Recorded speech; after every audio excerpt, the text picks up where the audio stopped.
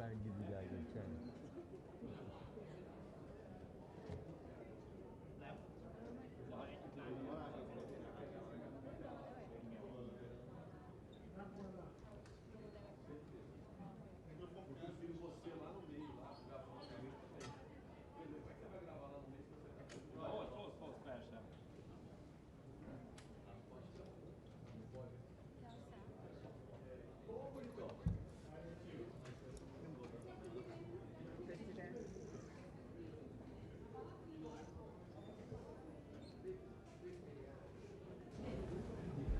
Audio. Mas diga-me, Sr. Presidente, o que é que Portugal traz a esta... São 80 anos de existência São das 80 Nações anos e nós queremos mais 80 anos. Mas, Sr. Presidente, sabia que é inédito? 80 anos e a África é o único continente que não está representado Mas no sabe o que é Conselho que de Portugal Segurança. pensa? Nós achamos que tem de haver uma reforma do Conselho de Segurança com presença permanente africana, com presença dos sírios, com países como o Brasil e a Índia presentes. Isto é, uma transformação profunda do Conselho de Segurança para corresponder ao mundo de hoje. O Conselho de Segurança corresponde ao mundo de 45. Exatamente. Já lá vai muito tempo. Então apoia a entrada. Claro, mas apoiamos há anos. Obrigada, Sempre. Presidente. Beijinhos. O discurso do presidente Lula junto ao presidente Trump, o senhor acha que os dois deveriam encontrar aqui e conversar? Aqui todo mundo se encontra com todo mundo. Ainda ontem encontrei o presidente Lula porque eu falei assim a ele e, portanto, cruzamos-nos.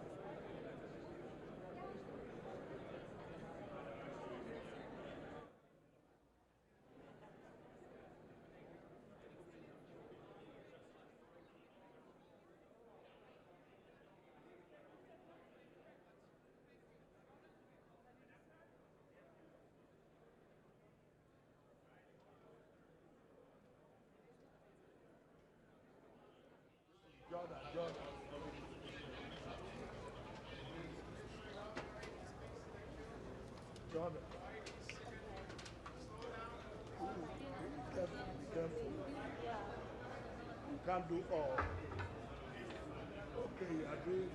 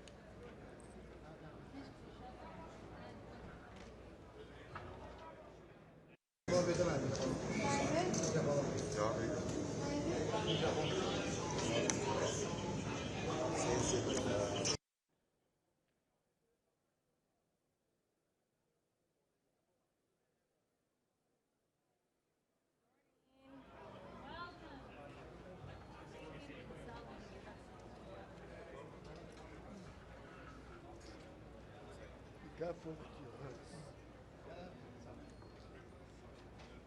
If you don't speak, do it. Yeah, you're right.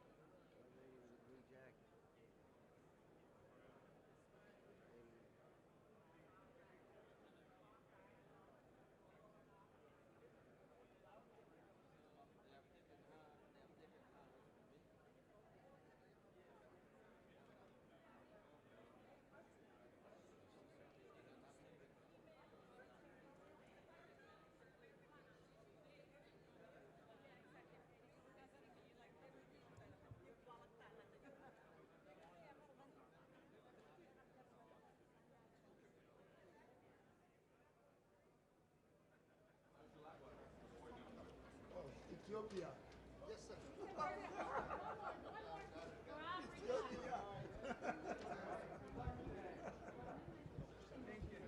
No, Oh, Mr. President, good morning. How are you? Could you speak at the end? I know, but maybe later. Thank you, sir.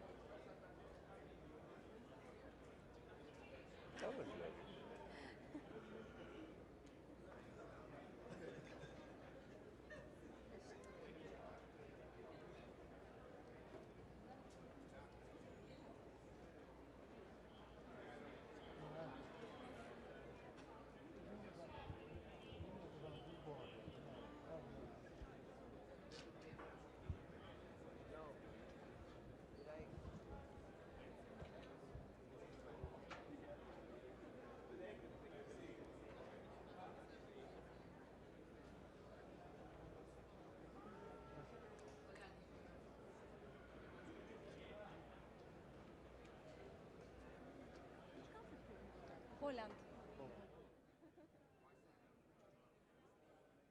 Yeah, the new one. Karuna Bradley.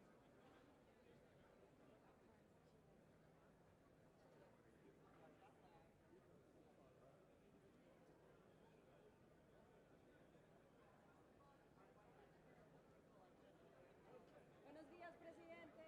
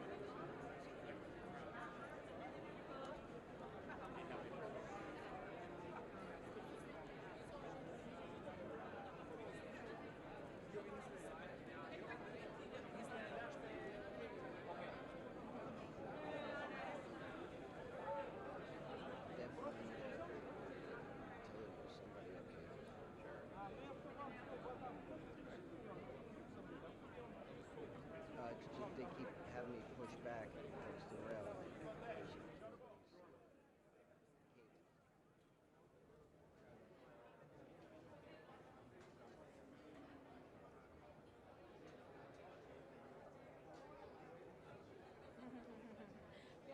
Be careful the camera.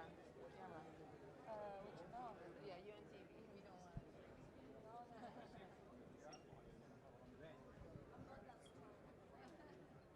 We don't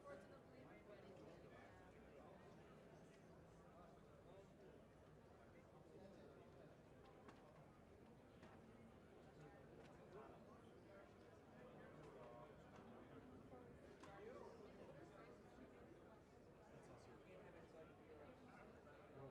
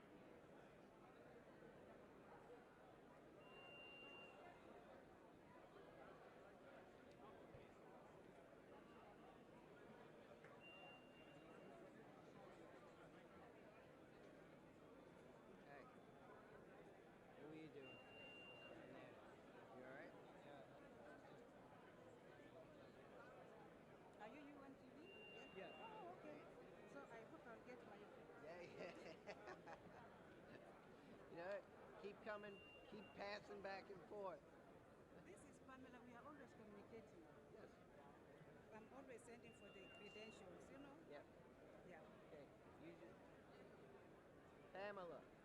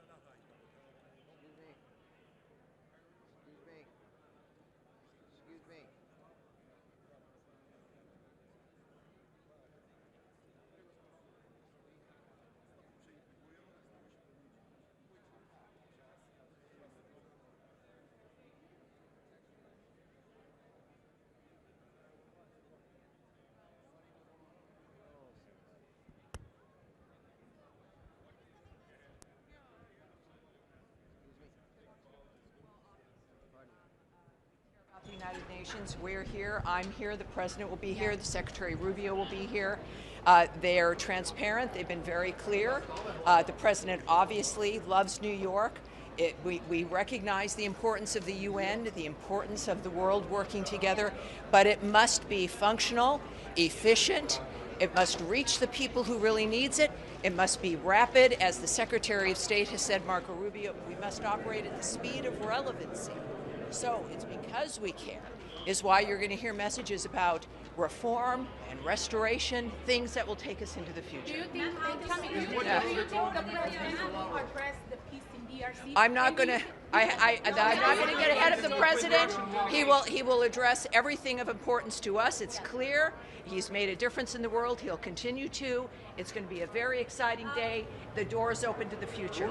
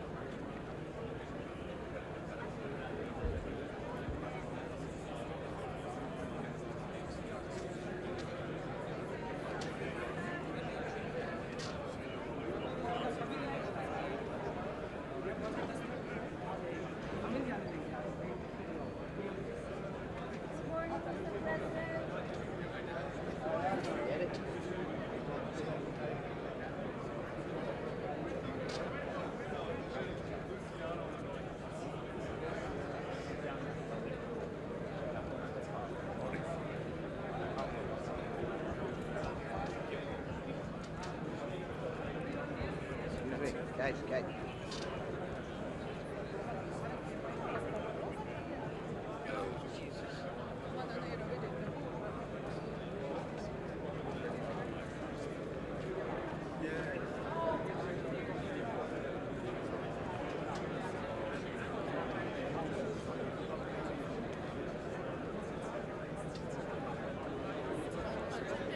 Pode sem ter acreditado, né?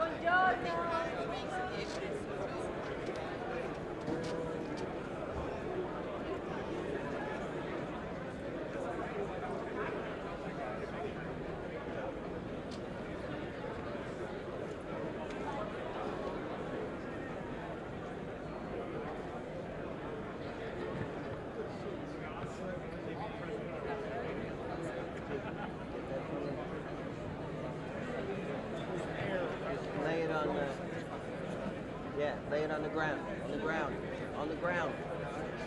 Thank you.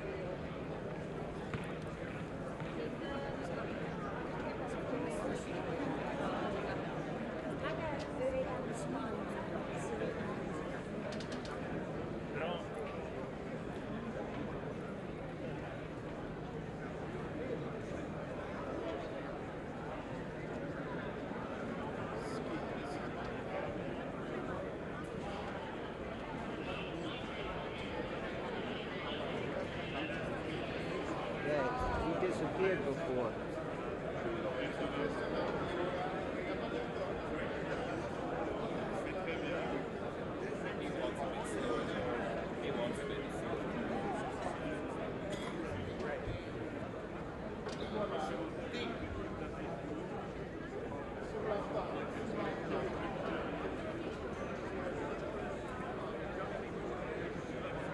Big motorcade's coming. I don't know who it is. Oh, really?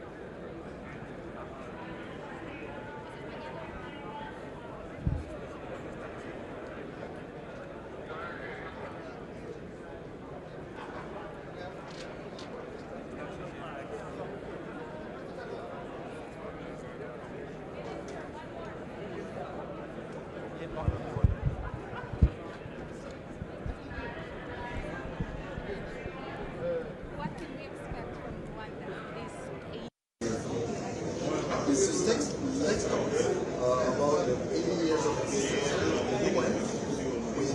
If you remember that the UN was created as a whole genocide, but there are facts during the last year, genocide was in Rwanda. So we are a bit concerned actually with the resurgence of genocide in our country, especially in Syria.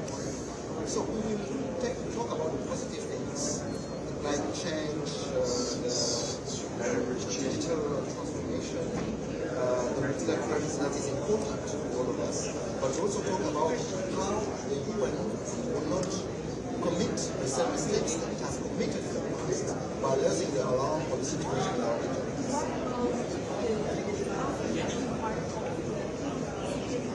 That is important because now you know that when the UN Charter was adopted, only 4 African countries were independent inside the Charter. And now, a third of the items on the agenda of Security Council is about African issues. Yet we don't have any single permanent mandate. So what we believe is that we need to have at least 2 African states as permanent member with all rights and privileges, including the electoral rights. So we believe in that. What about the ceasefire? We signed an important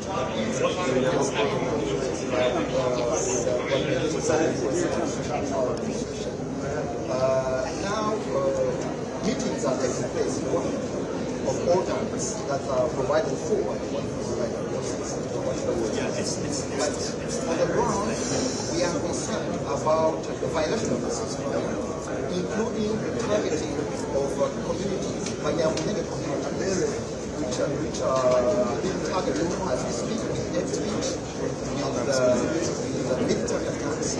So we hope that the US and Qatar and other agencies will help in putting back the agreement in the right way. Thank you very much. Mr. President, Mr. President,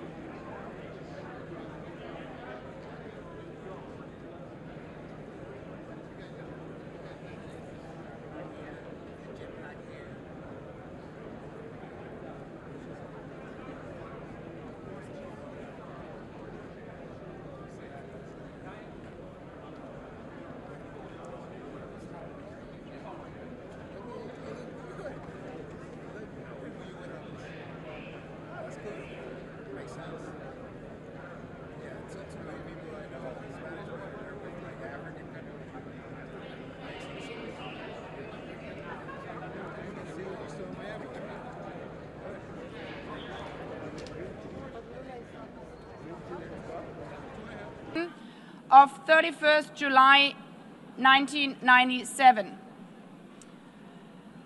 Please take your seat. I now give the floor to the Secretary General of the United Nations, His Excellency Antonio Guterres.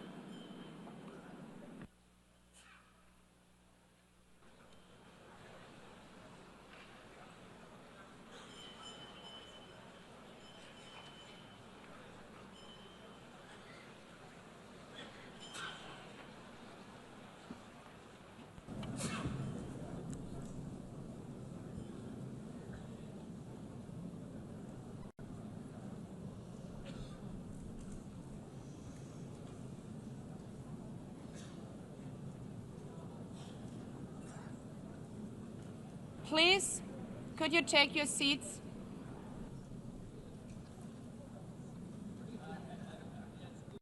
Let me begin with two words we have not been able to say often enough in this hall. Madam President.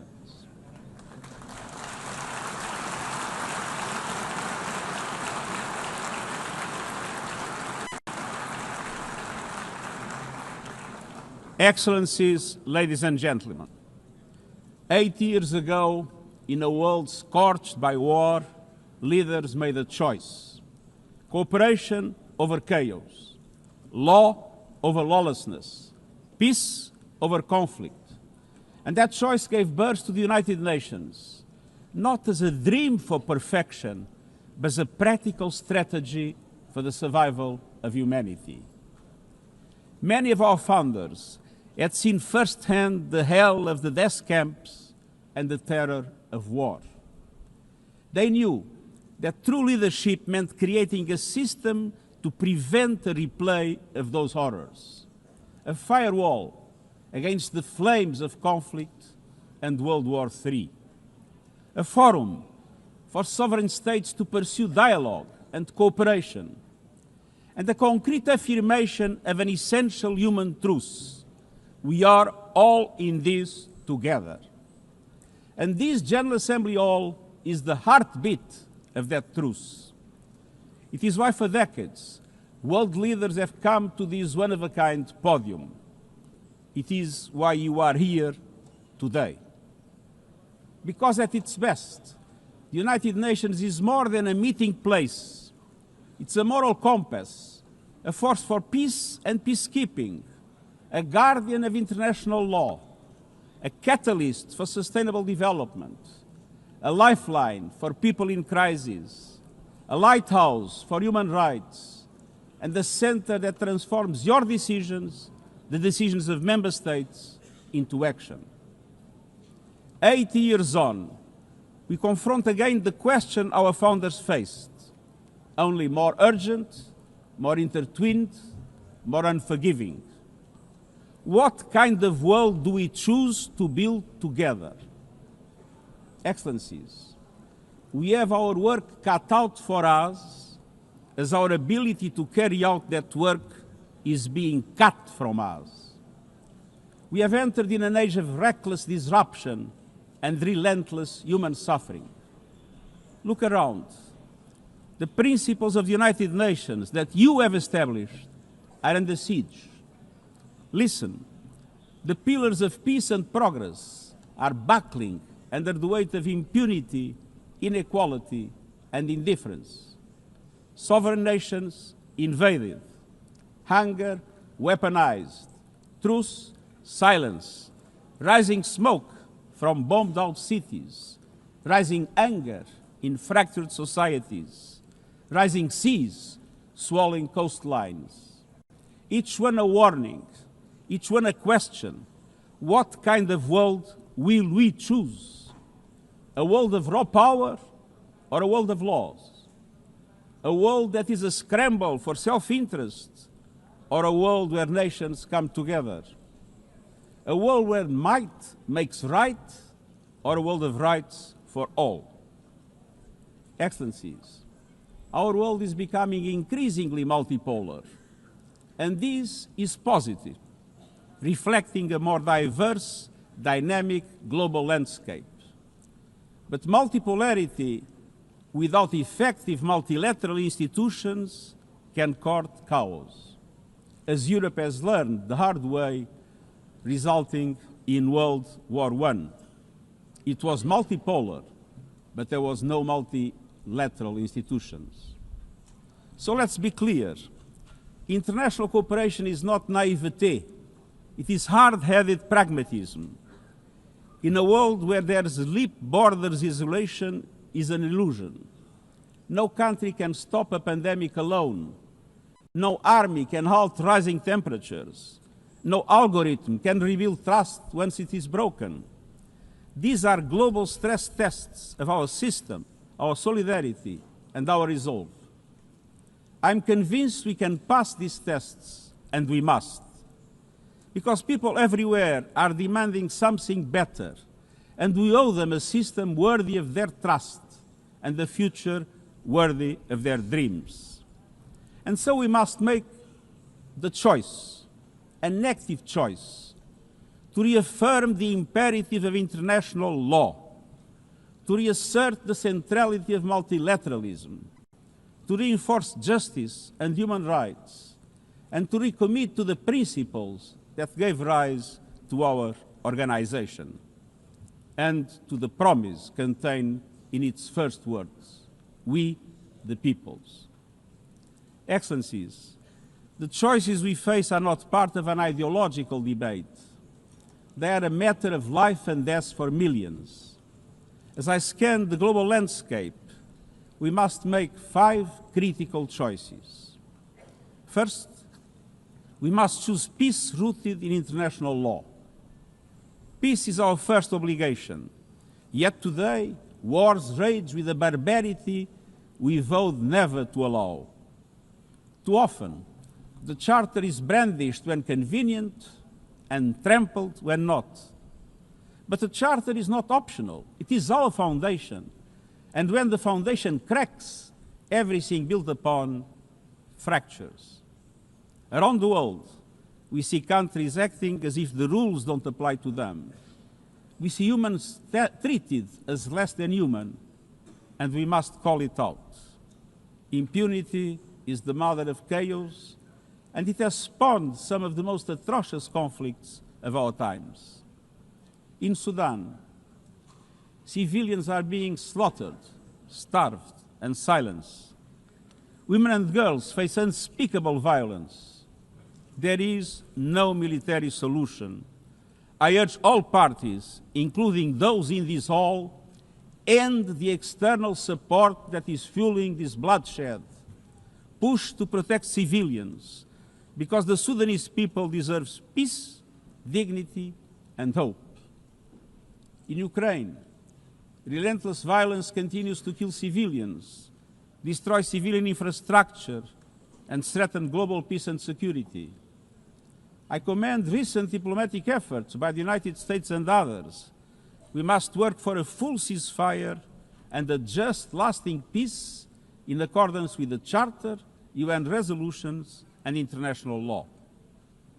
In Gaza, the horrors are approaching a third monstrous year. They are the result of decisions that defy basic humanity. The scale of death and destruction are beyond any other conflict in my years as Secretary General.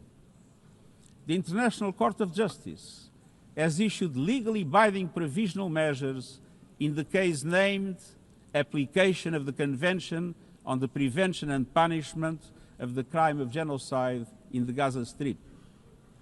Since then, a famine has been declared and the killing has intensified. The measures stipulated by the ICJ must be implemented fully and immediately.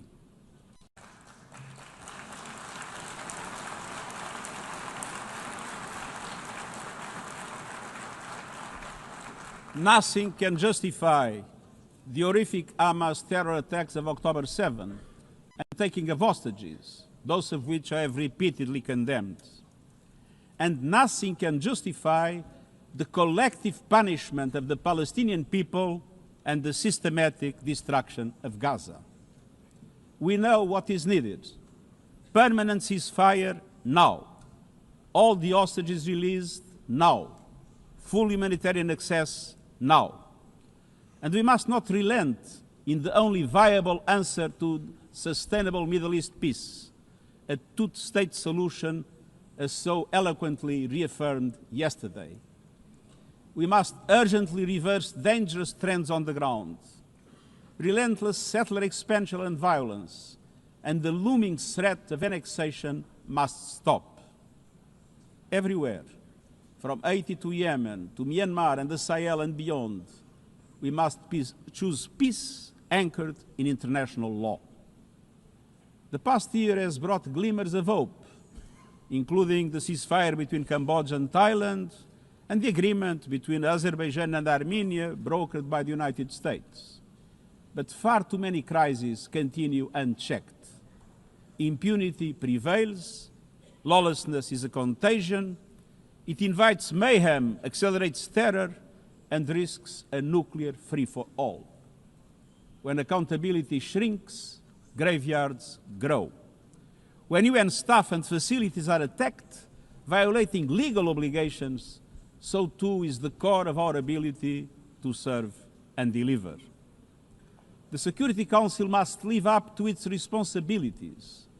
It must be more representative, more transparent, and more effective.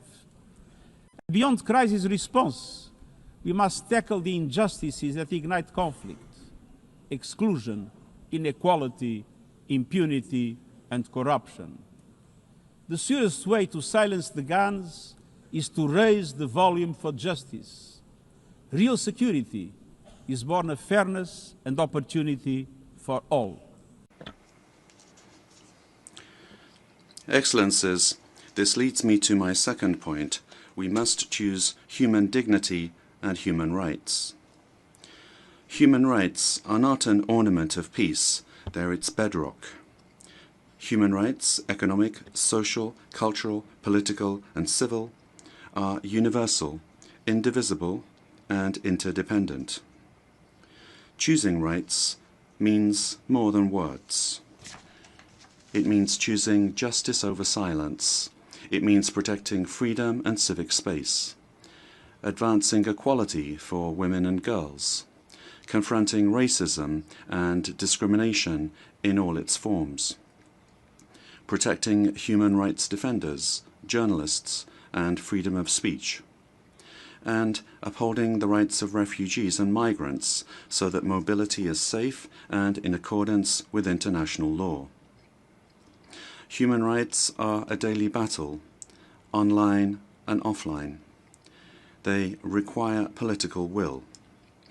But dignity is not only about the protection of rights. It is about rights fulfilled through inclusive and resilient development.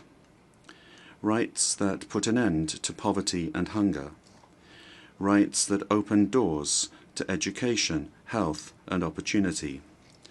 The Sustainable Development Goals are our shared roadmap for achieving these rights.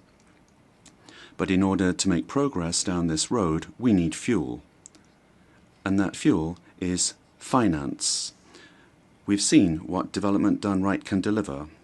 In the past decade, millions more have gained access to electricity, clean cooking solutions, and to the internet. Child marriage is in retreat. Women's representation is growing, but cuts to aid are wreaking havoc. They are a death sentence for many. For so many more, a stolen future. This is the great paradox of our time. We have the solutions, but we are siphoning off the fuel that would make it possible to make progress. To choose dignity, we must choose financial justice and solidarity. We need to reform the international financial architecture so that it drives development for all. With bigger and bolder multilateral development banks, lending more, and mobilizing more private capital for developing countries, with faster and fairer debt relief mechanisms, helping every country in crisis, including middle-income countries. protecting natural resources by tackling illicit financial flows and abusive tax practices that rob societies of their future, and global financial institutions that represent today's world, with far greater participation of developing countries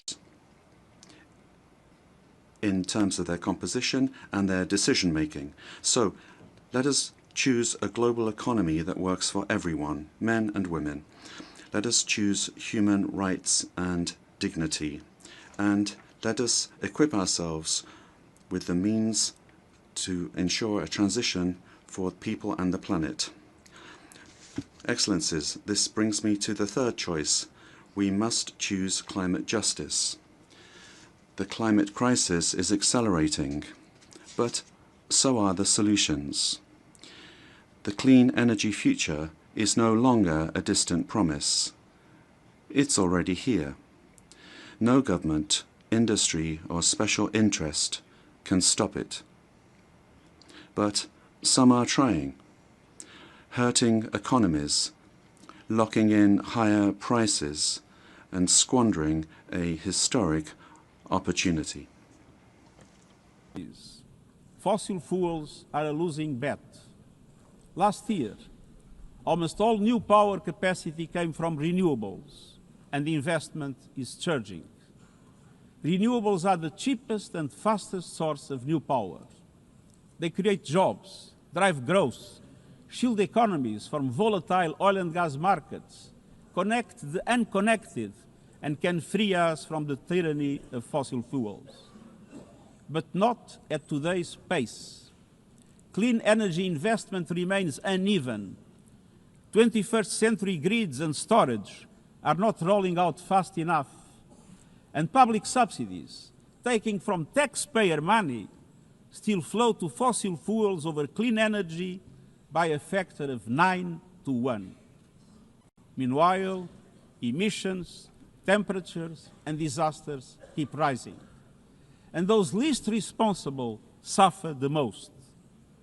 Science says limiting global temperature rise to 1.5 degrees by the end of this century is still possible, but the window is closing. The International Court of Justice has affirmed the legal obligation of states. We must step up action and ambition, especially through strengthened national climate plans. Tomorrow, I will welcome leaders to announce new targets.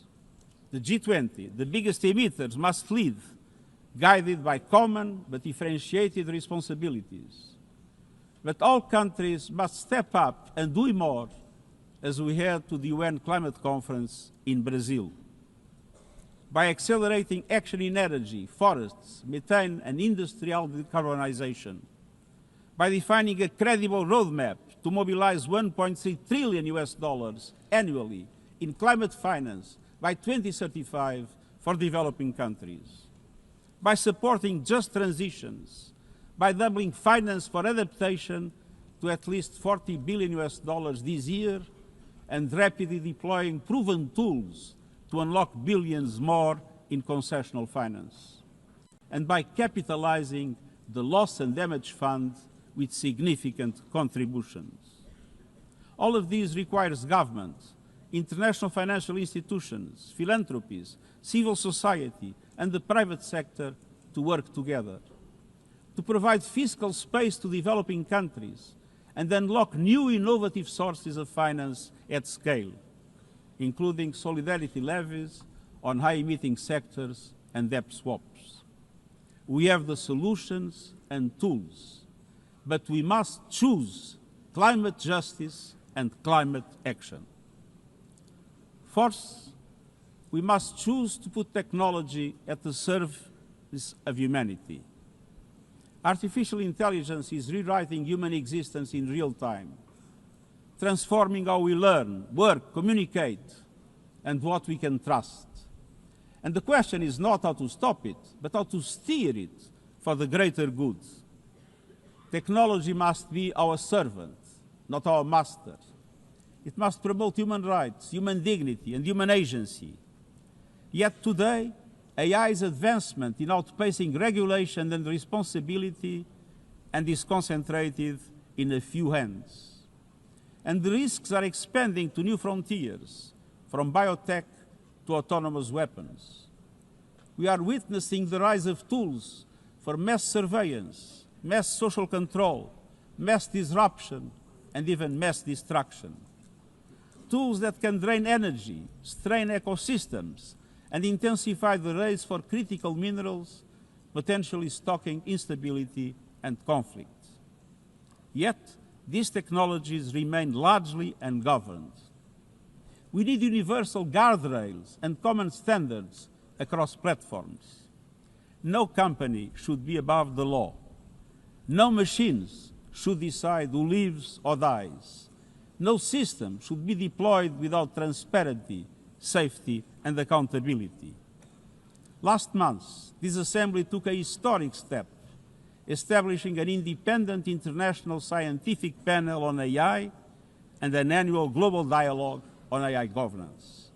Two new pillars of a shared architecture, connecting science with policy to bring clarity and foresight, enabling innovation to flourish while advancing our values and our rights, and ensuring governments, companies, and civil society can help shape common norms. We must build on these mechanisms and close the capacity gap. All countries must be able to design and develop AI, not just to consume it. I have proposed voluntary financing options to build AI computing power, data, and skills in developing nations. No country should be locked out of the digital future or locked into systems it cannot shape or trust. And governments must lead with vision, and companies must act with responsibility. And we, the international community, must ensure that technology lifts up humanity. So let us choose cooperation over fragmentation, ethics over expediency, and transparency over opacity. Technology will not wait for us, but we can still choose what it serves. So let us choose wisely. Fifth and finally, to meet all these goals, we must choose to strengthen the United Nations for the 21st century.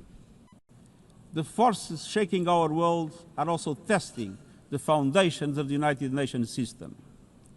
We are being hit by rising geopolitical tensions and divisions, chronic uncertainty, and mounting financial strain. But those who depend on the United Nations must not be made to bear the cost, especially now, when for every dollar invested to support our core work to build peace, the world spends $750 on weapons of war. This is not only unsustainable, it is indefensible. In this moment of crisis, the United Nations has never been more essential.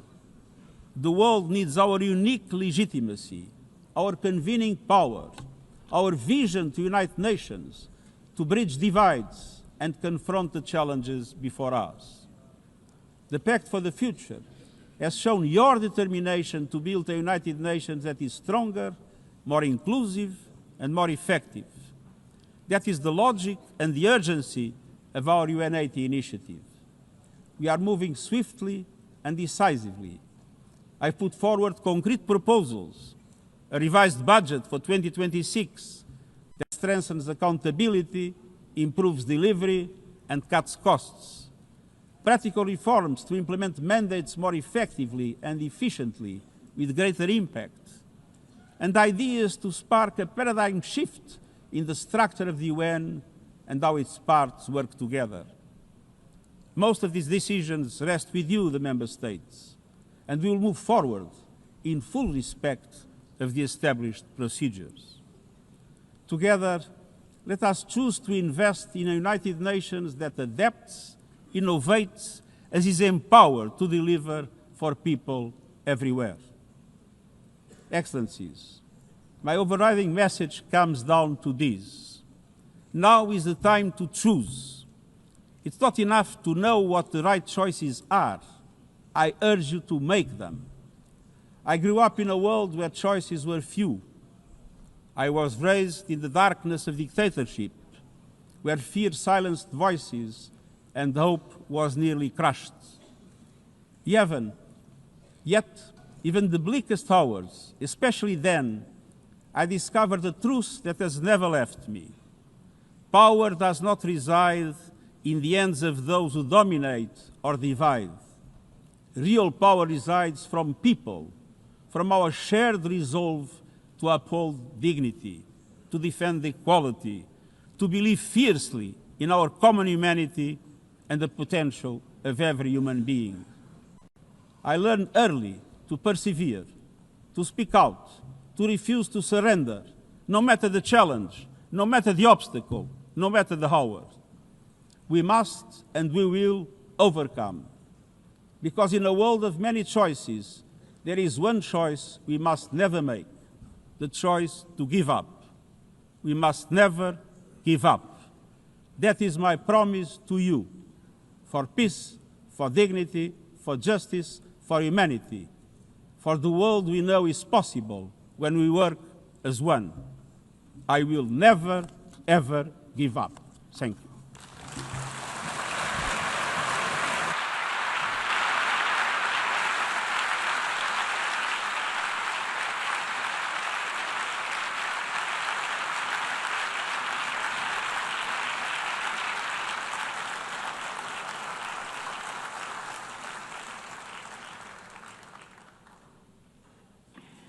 I thank the Secretary General. The Assembly will now turn to Agenda Item 8, entitled General Debate.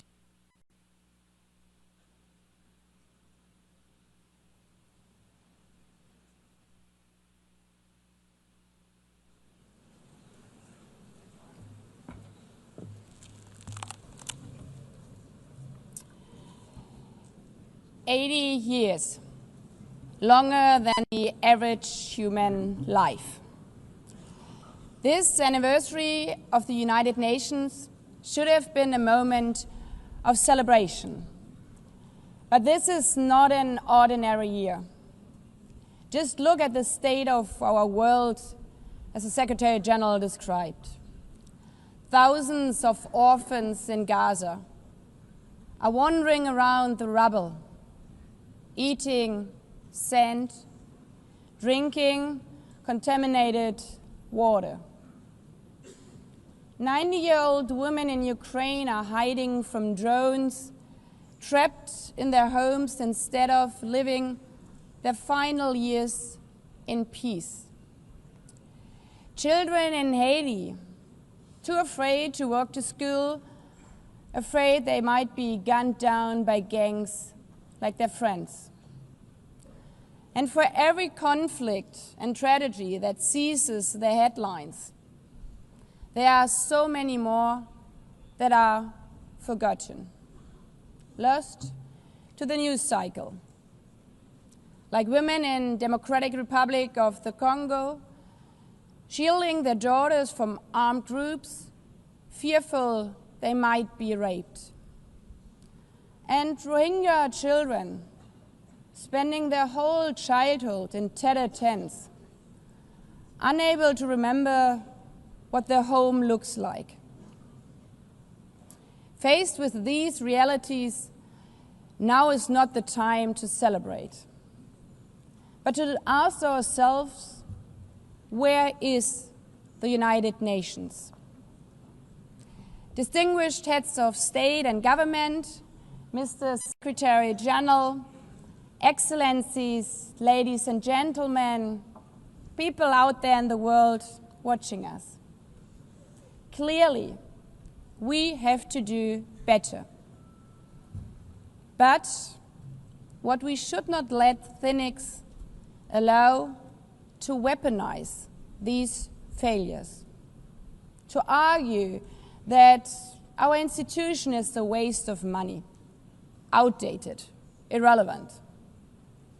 When the principles of the Charter are ignored, is it the UN that has failed?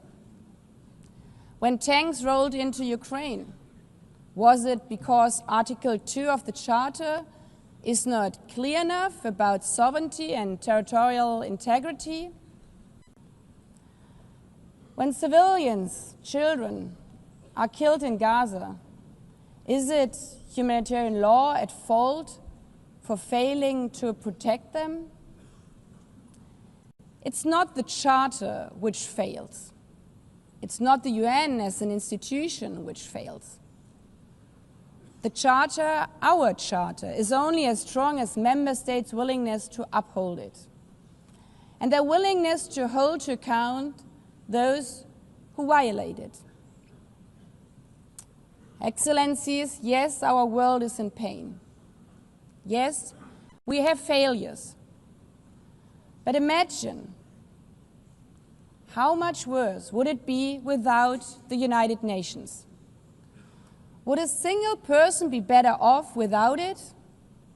Without UNICEF, 26 million children would not have received an education. Without the World Food Programme, nearly 125 million people would have lacked life-saving food assistance. Without the World Health Organization, over 1 billion vaccines would not have been supplied. Sometimes we could have done more, but we cannot let this dishearten us. If we stop doing the right thing, evil would prevail.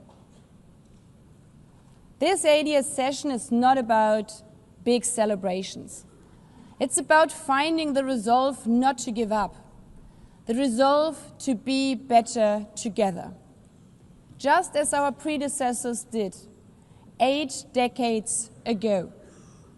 This institution was born in a world on fire and desperate for reprieve.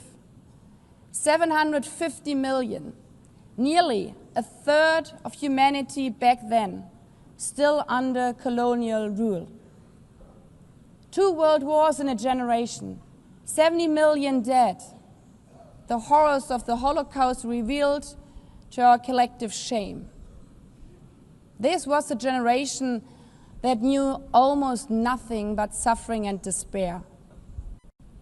The signing of the Charter in 1945 gave hope to millions, gave us a North Star that guided our path from the ashes of war, helped guide nations from colonial rule into independent states, helped end apartheid. Across the decades, the United Nations has been a compass pointing toward peace, humanity, and justice. We have not always succeeded, but the story of this institution is not a story of easy victories. It's a story of falling and rising, of pulling ourselves and each other back up and trying harder. We gather here for the 80th time, not for empty celebration, not out of ritual, not to hear our own voices. We gather to prove that this institution matters, and that through this institution, every nation represented here, no matter how big or small, can summon again the strength and unity first shown in San Francisco 80 years ago. The courage and resolve of world leaders who, even while some called them back then naive, believed they could build a better world from the wreckage of the old. They showed then what true leadership is. It's not about imposing your will or putting others down. True leadership is about lifting others up, not out of altruism, but for our mutual benefit, and even out of our self-interest. Because as our founders and every architect of peace since then has understood, helping others is what makes ultimately our own countries stronger. Could any state have faced the global pandemic alone? the virus did not have any passport. We were only able to solve it at the end with the support of the World Health Organization. The climate crisis does not stop at borders. CO2 emissions anywhere affect people everywhere. Even the wealthiest cities in the world cannot shield themselves from wildfires. And imagine coming here by plane, how safe would you feel to step into the next airplane if there were no International Civil Aviation Organization anymore, which is responsible for setting safety regulations for 5 billion passengers each year? How comfortable would you be with your children using the internet while AI is uncontrolled and unchecked, as the lines between what is real and fake start to blur? In this globalized, digitalized world, we work together or we suffer alone. Excellencies, the theme of this milestone session and the high-level week is therefore better together. 80 years and more for peace, development, and human rights. Will living up to that be easy? No. But this hall was not built for easy times. It was built to come together to confront the hardest topics. This session is a session where the high-level week is about resolving differences. We showed some of it yesterday already. But even the house of dialogue and diplomacy needs a renovation. That is why the UN80 initiative and the wider reform process are not luxuries, but necessities. We are literally now at a crossroads, a make it or break it moment, politically, financially. Therefore, we have to deliver a United Nations that is agile, cost-effective, and fit for purpose. Member States have to give the Secretary General and this process their full support, because reform cannot stop in New York. It must carry through to every capital. That includes delivering the Pact for the Future and accelerating progress on the Sustainable Development Goals. Again, this is not about charity. It's about addressing the core purposes of this institution, about strengthening our foundations across all 3 pillars: peace and security, human rights, and sustainable development. They are inseparable. Leaving hundreds of millions trapped in extreme poverty, vulnerable to crisis, and denied their human rights is not only a moral failure, it's a recipe for global unrest, terrorism, and a tragic waste of humanity's greatest resource, its people. Put it simply, without the SDGs, there cannot be lasting peace. Excellencies, our future as an institution will also be shaped by the selection of the next Secretary General. And here we must pause and reflect. In nearly 80 years, this organization has never chosen a woman for that role. One might wonder how out of 4 billion potential candidates, there could not be found a single one. Of course,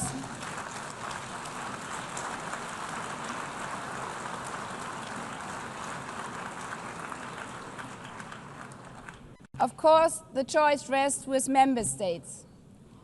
But those of you having been there yesterday celebrating Beijing, one strong female leader after the other from all our continents. Like 80 years ago, we are standing at a crossroads. And it's up to us, to every single member state, to live up to the same leadership as your predecessors did, to act when action is needed, to uphold the principles of our Charter, to be better together, to show the people around the world that this United Nation is there, today, tomorrow, and for the next 8 decades. Because, after all, it's the life insurance for every country.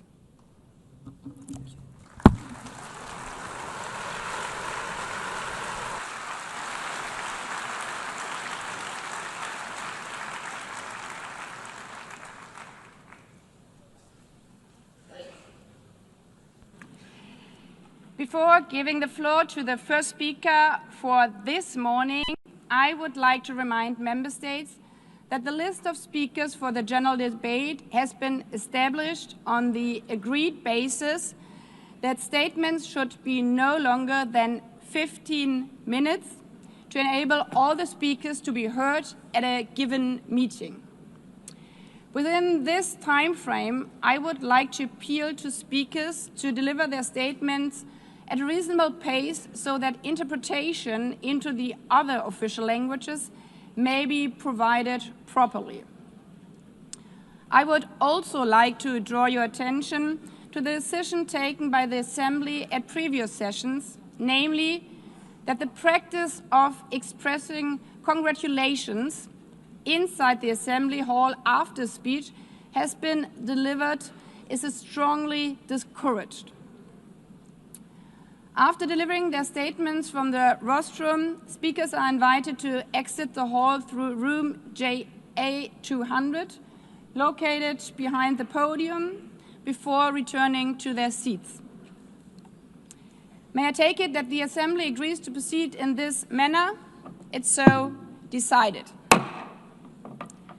Finally, I should like to draw the attention of Member States that during the general debate, official photographers are in the room and will take official photographs of all speakers by the Department of Global Communications. Members interested in obtaining these photographs are requested to contact the Photo Library of the United Nations. By this, the Assembly will hear an address by His Excellency Luiz Inácio Lula da Silva, President of the Federative Republic of Brazil. I request the protocol to escort His Excellency and invite him to address the Assembly.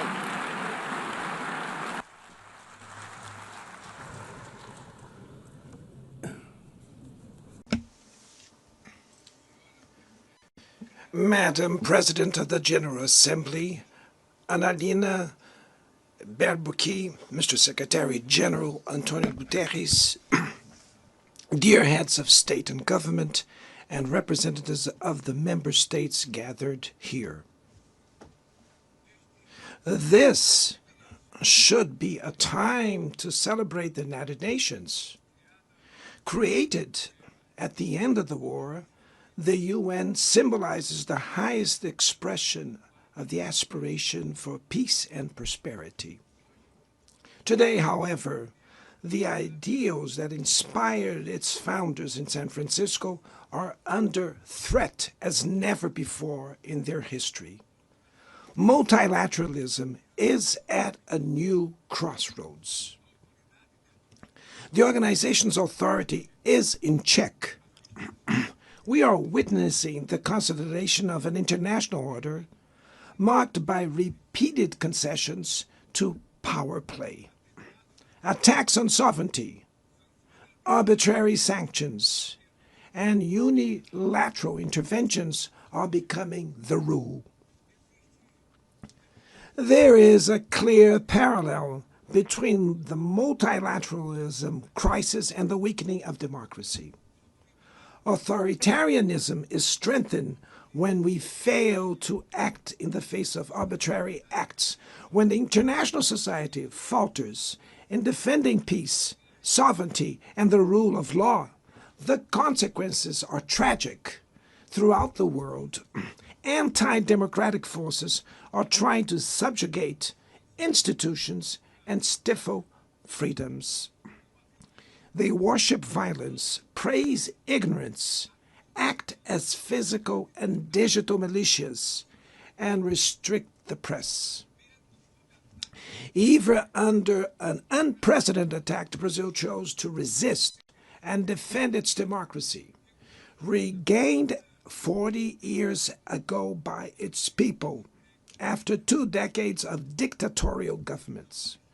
There is no justification for unilateral and arbitrary measures against our institutions and our economy. The aggression against the independence of the judiciary branch of power is unacceptable. This interference in domestic affairs is aided by a subservient far right who is nostalgic of past hegemonies.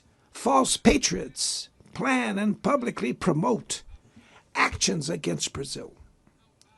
Peace cannot be achieved with impunity. A few days ago, and for the first time in 525 years of our history, a former head of state was convicted of attacking the democratic rule of law. He was investigated, indicted, trialed, and held accountable for his actions in a meticulous process. He has the right to defend himself was secured, a prerogative that dictatorships deny to their victims. Before the eyes of the world, Brazil sent a message to all aspiring autocrats and those who support them. Our democracy, our sovereignty are non-negotiable.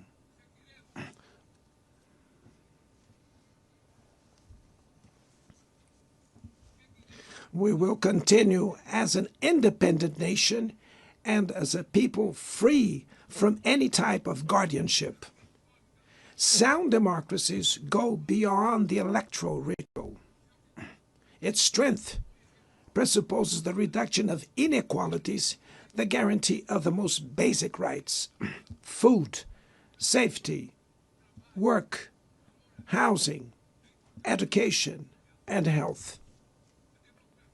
Democracy fails when women earn less than men or die at the hands of partners and family members. It loses when it closes its doors and blames migrants for the world's ills. Poverty is as much an enemy of democracy as extremism. Therefore, we were proud to receive confirmation from FAO that Brazil has once again left the hunger map in this year, 2025. But in the world, there are still 670 million hungry people, and about 2.3 billion face food insecurity. The only war of which everyone can emerge victorious is the one we wage against hunger and poverty. This is the goal of the global alliance we launched at the G20 and which has the support of 103 countries. The international community needs to revise its priorities, reduce arms spending, and increase development aid. Relieve the service of the foreign debt of the poorest countries, above all African nations, and set minimum global tax standards so that the super rich pay more taxes than workers. Democracy is also measured by the ability to protect families and the childhood. Digital platforms offer possibilities for us to come together in ways we never imagined. But they have been used for sowing intolerance, misogyny, xenophobia, and misinformation. The internet cannot be a land of lawlessness. It's up to governments to protect the most vulnerable. Regulating does not mean restraining freedom of expression. It's about ensuring that what is already illegal in the real world is treated the way in the virtual environment. Attacks on regulation serve to cover up hidden interests and provide shelter for crimes such as fraud, human trafficking, pedophilia, and attacks against democracy. The Brazilian parliament was right to rush to address this issue. Last week, I proudly enacted one of the world's most advanced laws for the protection of children and adolescents in the digital environment. Also, we sent draft bills to the National Congress to foster competition in digital markets and to encourage the installation of sustainable data centers.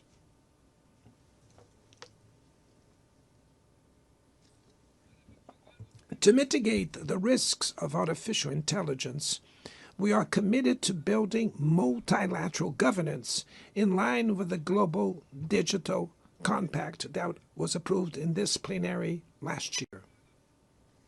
Ladies and gentlemen, Your Excellencies, in Latin America and the Caribbean, we are experiencing a time of growing polarization and instability. Maintaining the region as a zone of peace is and was our priority. We are a continent free of weapons of mass destruction, without ethnic or religious conflicts. The comparison between crime and terrorism is worrying. The most effective way to combat drug trafficking is to cooperate to suppress money laundering and limit arms trade. Using lethal force in situations that do not constitute armed conflict is tantamount to executing people without trial. Other parts of the planet have already witnessed interventions that cause greater damage than intended, with serious humanitarian consequences. The path to dialogue must not be closed in Venezuela. Haiti has the right to a violence-free future, and it is unacceptable that Cuba be listed as a country that sponsors terrorism. In the conflict in Ukraine,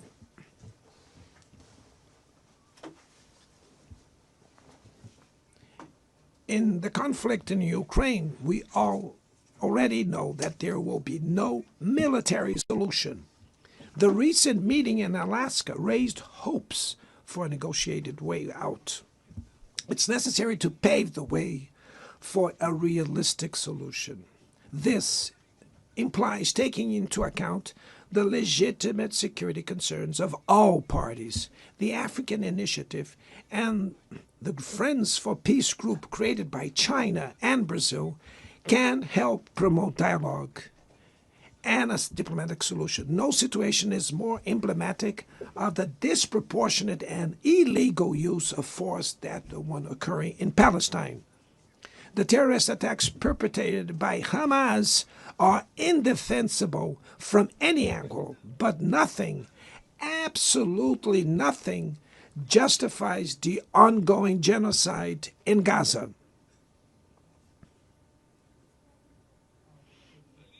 There, under tons of rubble, are buried tens of thousands of innocent women and children. There, we can see that international humanitarian law and the myth of ethical exceptionalism of the West are also being buried there. This massacre would not have happened without the complicity of those who could have prevented it. In Gaza, hunger is used as a weapon of war, and the forced displacement of populations goes on unpunished. I express my admirations to the Jews who, inside and outside Israel, oppose this collective punishment. The Palestinian people are at risk of disappearing. They will only survive with an independent state integrated to the international community. This is the solution defended by more than 150 UN members, reaffirmed yesterday here in this very plenary, but barred by a single veto. It is regrettable that President Mahmoud Abbas was prevented by the host country of occupying the Palestinian bench at this historical moment.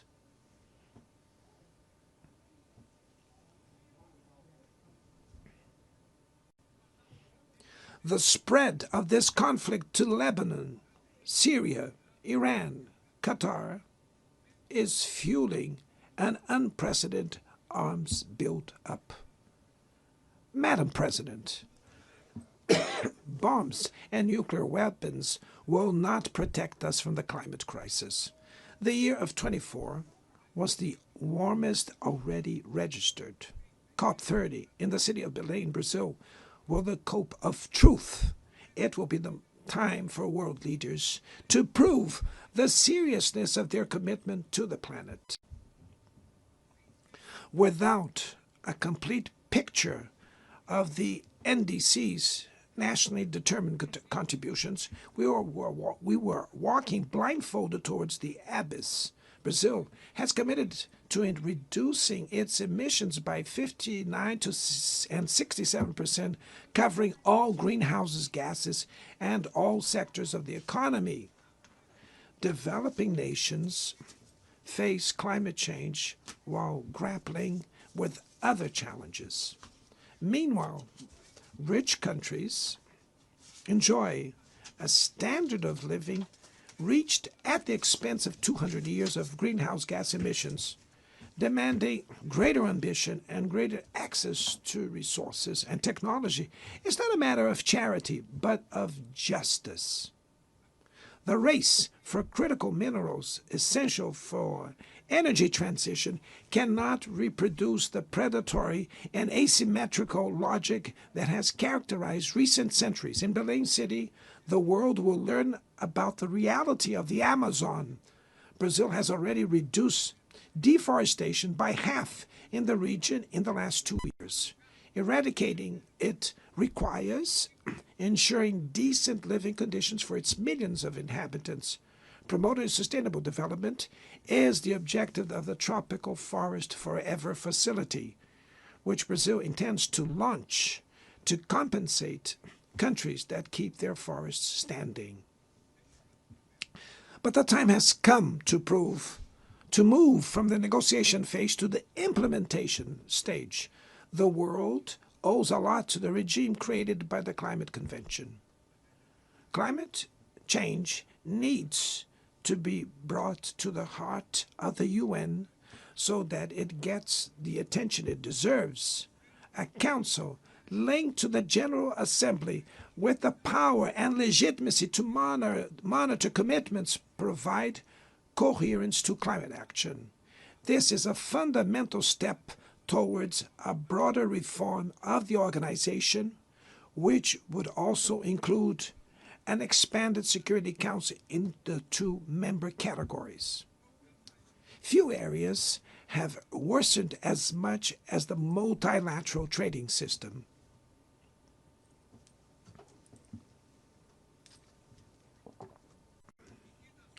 Unilateral measures have rendered fundamental principles, such as the most favored nations clauses, meaningless.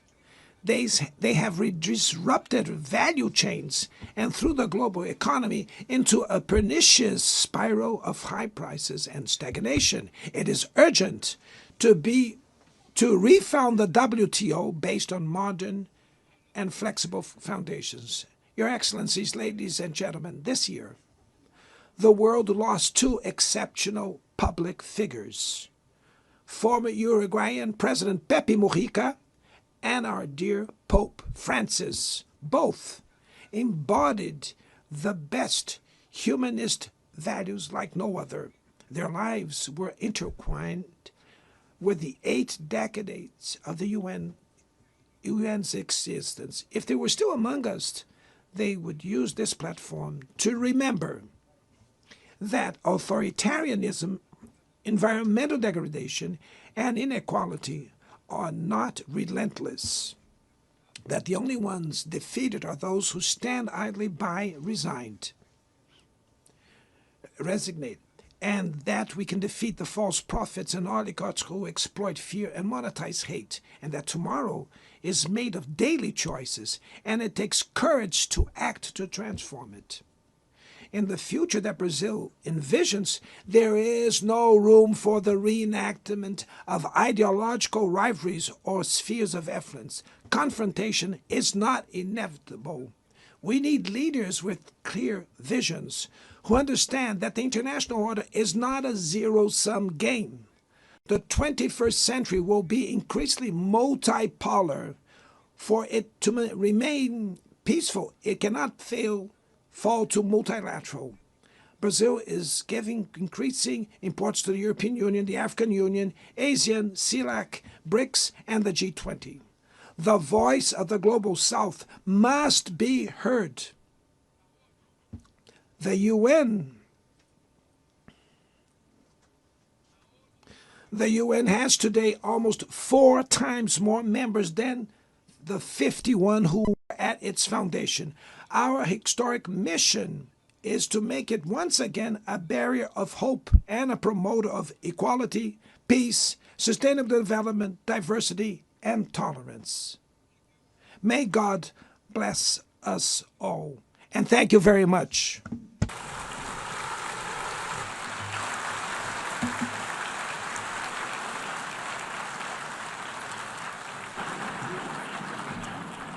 On behalf of the Assembly, I wish to thank the President of the Federative Republic of Brazil,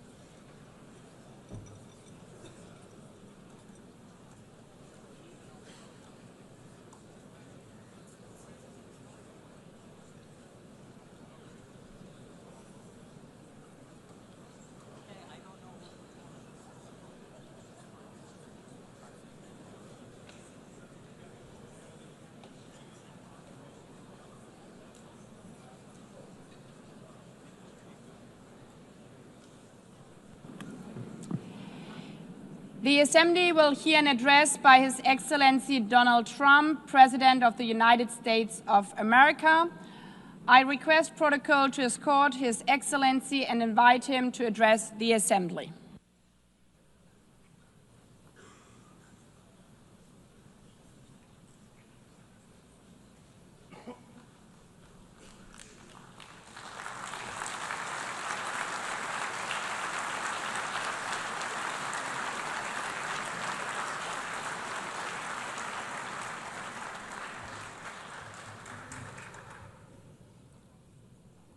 Thank you very much.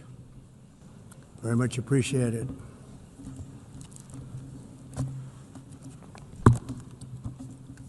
And I don't mind making this speech without a teleprompter, because the teleprompter is not working. I feel very happy to be up here with you nevertheless, and that way you speak more from the heart. I can only say that whoever's operating this teleprompter is in big trouble.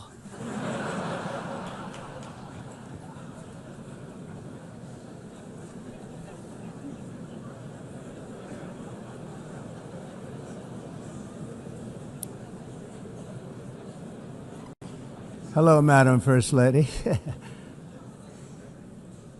Thank you very much for being here. And Madam President, Mr. Secretary General, First Lady of the United States, distinguished delegates, ambassadors, and world leaders. 6 years have passed since I last stood in this grand hall and addressed a world that was prosperous and at peace in my first term. Since that day, the guns of war have shattered the peace I forged on 2 continents. An era of calm and stability gave way to one of the great crises of our time. And here in the United States, 4 years of weakness, lawlessness, and radicalism under the last administration delivered our nation into a repeated set of disasters. 1 year ago, our country was in deep trouble, but today, just 8 months into my administration, we are the hottest country anywhere in the world, and there is no other country even close. America is blessed with the strongest economy, the strongest borders, the strongest military, the strongest friendships, and the strongest spirit of any nation on the face of the earth. This is indeed the golden age of America. We are rapidly reversing the economic calamity we inherited from the previous administration, including ruinous price increases and record-setting inflation like we've never had before. Under my leadership, energy costs are down, gasoline prices are down, grocery prices are down, mortgage rates are down, and inflation has been defeated. The only thing that's up is the stock market, which just hit a record high. In fact, it hit a record high 48 times in the last short period of time. Growth is surging, manufacturing is booming. The stock market, as I said, is doing better than it's ever done. And all of you in this room benefit by that, almost everybody. And importantly, workers' wages are rising at the fastest pace in more than 60 years. And that's what it's all about, isn't it? In 4 years of President Biden, we had less than $1 trillion of new investment into the United States. In just 8 months since I took office, we have secured commitments and money already paid for $17 trillion. Think of it, 4 years, less than $1 trillion, 8 months, much more than $17 trillion is being invested in the United States, and it's now pouring in from all parts of the world. We've implemented the largest tax cuts in American history and the largest regulation cuts in American history, making this once and again the best country on earth to do business. And many of the people in this room are investing in America, and it's turned out to be an awfully good investment during this 8-month period. In my first term, I built the greatest economy in the history of the world. We had the best economy ever, history of the world. And I'm doing the same thing again, but this time it's actually much bigger and even better. The numbers far surpass my record-setting first term. On our southern border, we have successfully repelled a colossal invasion. And for the last 4 months, and that's 4 months in a row, the number of illegal aliens admitted and entering our country has been 0. Hard to believe, because if you look back just a year ago, it was millions and millions of people pouring in from all over the world, from prisons, from mental institutions, drug dealers. All over the world they came. They just poured into our country with the ridiculous open border policy of the Biden administration. Our message is very simple. If you come illegally into the United States, you're going to jail, or you're going back to where you came from, or perhaps even further than that. You know what that means. I want to thank the country of El Salvador for the successful and professional job they've done in receiving and jailing so many criminals that entered our country. And it was under the previous administration that the number became record-setting, and they're all being taken out. You have no choice. And other countries have no choice, because other countries are in the exact same situation with immigration. It's destroying your country, and you have to do something about it. On the world stage, America is respected again like it has never been respected before. You think about 2 years ago, 3 years ago, 4 years ago, or 1 year ago, we were a laughingstock all over the world. At the NATO summit in June, virtually all NATO members formally committed to increase defense spending, at my request, from 2% to 5% of GDP, making our alliance far stronger and more powerful than it was ever before. In May, I traveled to the Middle East to visit my friends and rebuild our partnerships in the Gulf, and those valued relationships with Saudi Arabia, Qatar, and the UAE and other countries are now, I believe, closer than ever before. My administration has negotiated one historic trade deal after another, including with the United Kingdom, the European Union, Japan, South Korea, Vietnam, Indonesia, the Philippines, Malaysia, and many, many others. Likewise, in a period of just 7 months, I have ended 7 unendable wars. They said they were unendable. You're never going to get them solved. Some were going for 31 years, 2 of them, 31, think of it, 31 years. One was 36 years. One was 28 years. I ended 7 wars. And in all cases, they were raging with countless thousands of people being killed. This includes Cambodia and Thailand, Kosovo and Serbia, the Congo and Rwanda, a vicious, violent war that was, Pakistan and India, Israel and Iran, Egypt and Ethiopia, and Armenia and Azerbaijan. It included all of them. No president or prime minister, and for that matter, no other country has ever done anything close to that. And I did it in just 7 months. It's never happened before. There's never been anything like that. I'm very honored to have done it. It's too bad that I had to do these things instead of the United Nations doing them. And sadly, in all cases, the United Nations did not even try to help in any of them. I ended 7 wars, dealt with the leaders of each and every one of these countries, and never even received a phone call from the United Nations offering to help in finalizing the deal. All I got from the United Nations was an escalator that on the way up stopped right in the middle. If the First Lady wasn't in great shape, she would have fallen, but she's in great shape. We're both in good shape. We both stood. And then a teleprompter that didn't work. These are the 2 things I got from the United Nations, a bad escalator and a bad teleprompter. Thank you very much. And by the way, it's working now. It just went on. Thank you. I think I should just do it the other way. It's easier. Thank you very much. I didn't think of it at the time because I was too busy working to save millions of lives. That is the saving and stopping of these wars. But later I realized that the United Nations wasn't there for us. They weren't there. I thought of it really after the fact, not during these negotiations, which were not easy. That being the case, what is the purpose of the United Nations? The UN has such tremendous potential. I've always said it.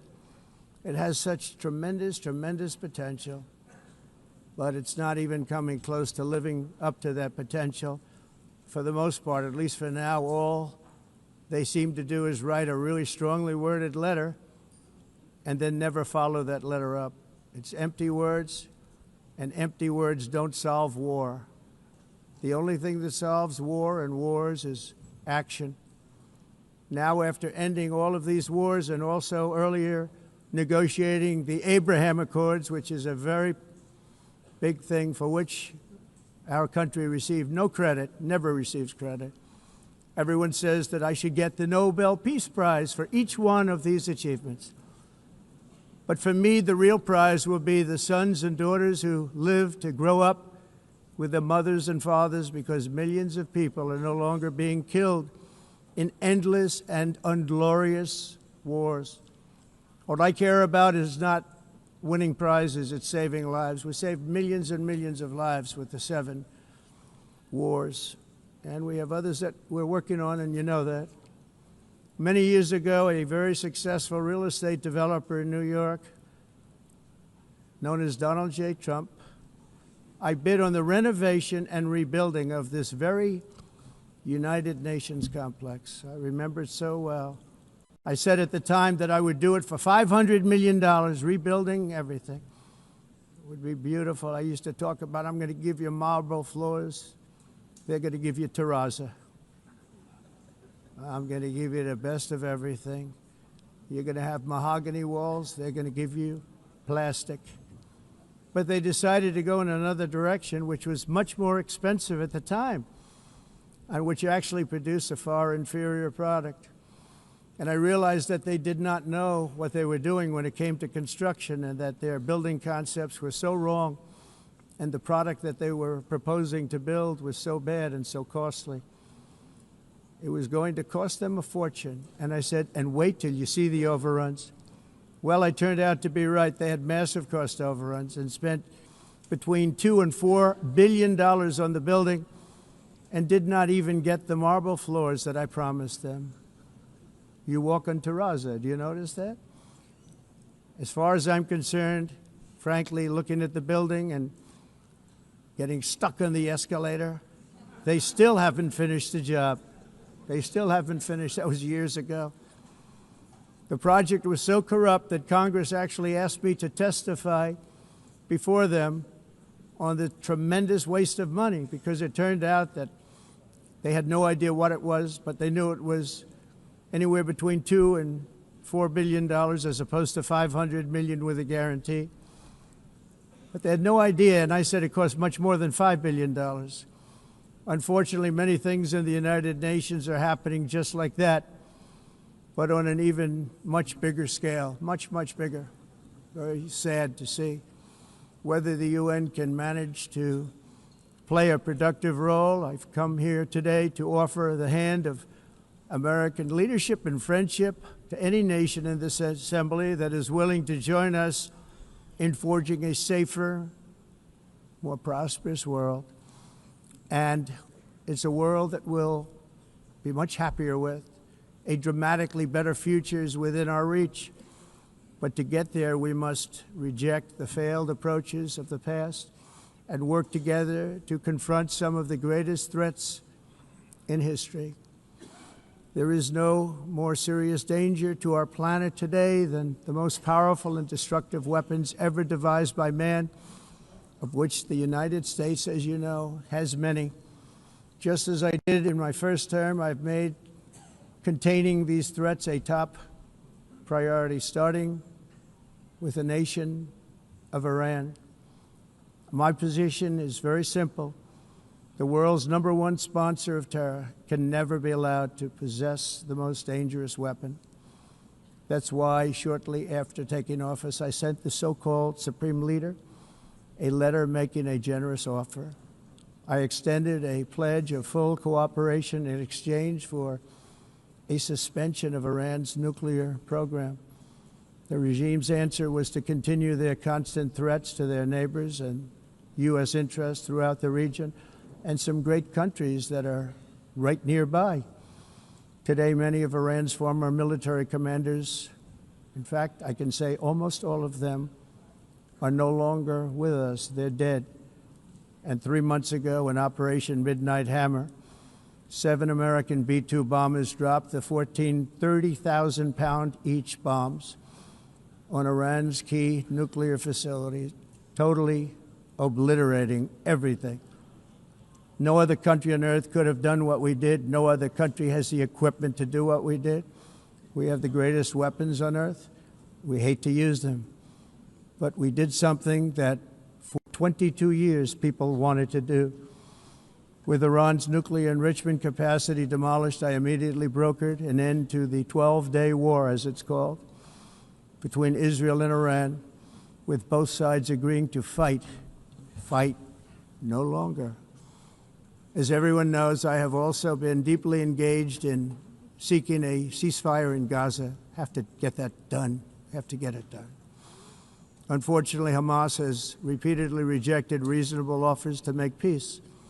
We can't forget October 7th, can we?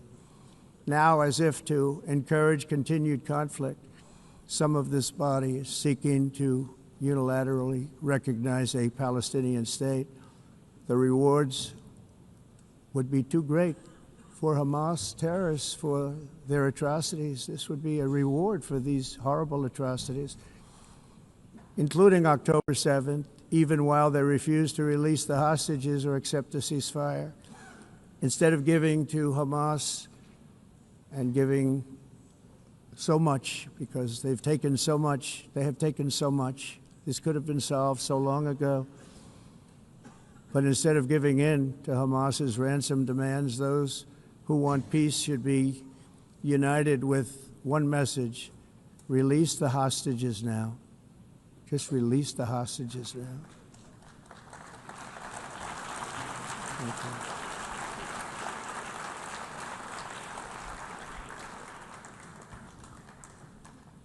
Thank you. As we have got to come together, and we will come together, get it done, we have to stop the war in Gaza immediately. We have to stop it. We have to get it done.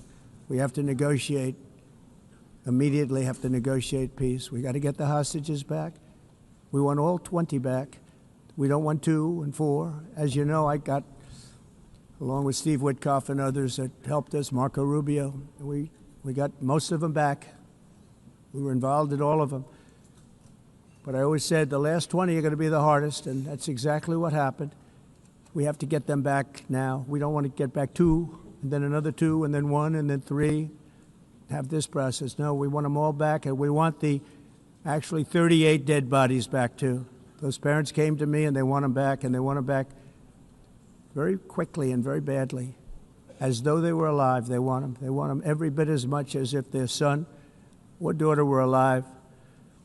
I've also been working relentlessly, stopping the killing in Ukraine. I thought that would be, of the 7 wars that I stopped, I thought that would be the easiest because of my relationship with President Putin, which had always been a good one. I thought that was going to be the easiest one. But you know, in war, you never know what's going to happen. There are always lots of surprises, both good and bad. Everyone thought Russia would win this war in 3 days, but it didn't work out that way. It was supposed to be just a quick little skirmish. It's not making Russia look good. It's making them look bad. No matter what happens from here on out, this was something that should have taken a matter of days, certainly less than a week, and they've been fighting for 3.5 years and killing anywhere from 5,000 to 7,000 young soldiers, mostly soldiers, on both sides, every single week, from 5,000 to 7,000 dead young people, and some in cities, much smaller numbers, where rockets are shot, where drones are dropped. This war would never have started if I were president. This was a war that should have never happened. It shows you what leadership is, what bad leadership can do to a country. Look what happened to the United States, and look where we are right now in just a short period of time. The only question now is how many more lives will be needlessly lost on both sides. China and India are the primary funders of the ongoing war by continuing to purchase Russian oil. But inexcusably, even NATO countries have not cut off much Russian energy and Russian energy products, which, as you know, I found out about 2 weeks ago, and I wasn't happy. Think of it. They're funding the war against themselves. Who the hell ever heard of that one? In the event that Russia is not ready to make a deal to end the war, then the United States is fully prepared to impose a very strong round of powerful tariffs, which would stop the bloodshed, I believe, very quickly. But for those tariffs to be effective, European nations, all of you are gathered here right now, would have to join us in adopting the exact same measures. I mean, you're much closer to this. We have an ocean in between. You're right there. And Europe has to step it up. They can't be doing what they're doing. They're buying oil and gas from Russia while they're fighting Russia.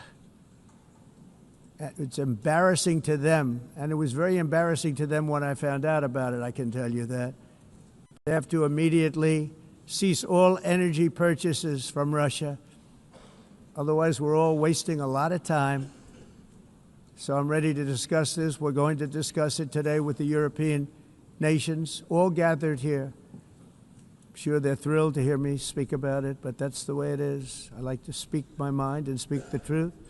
As we seek to reduce the threat of dangerous weapons today, I'm also calling on every nation to join us in ending the development of biological weapons once and for all.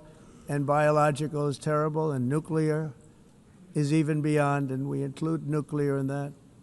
We want to have a cessation of the development of nuclear weapons. We know, and I get to view it all the time. Sir, would you like to see? And I look at weapons that are so powerful that we just can't ever use them.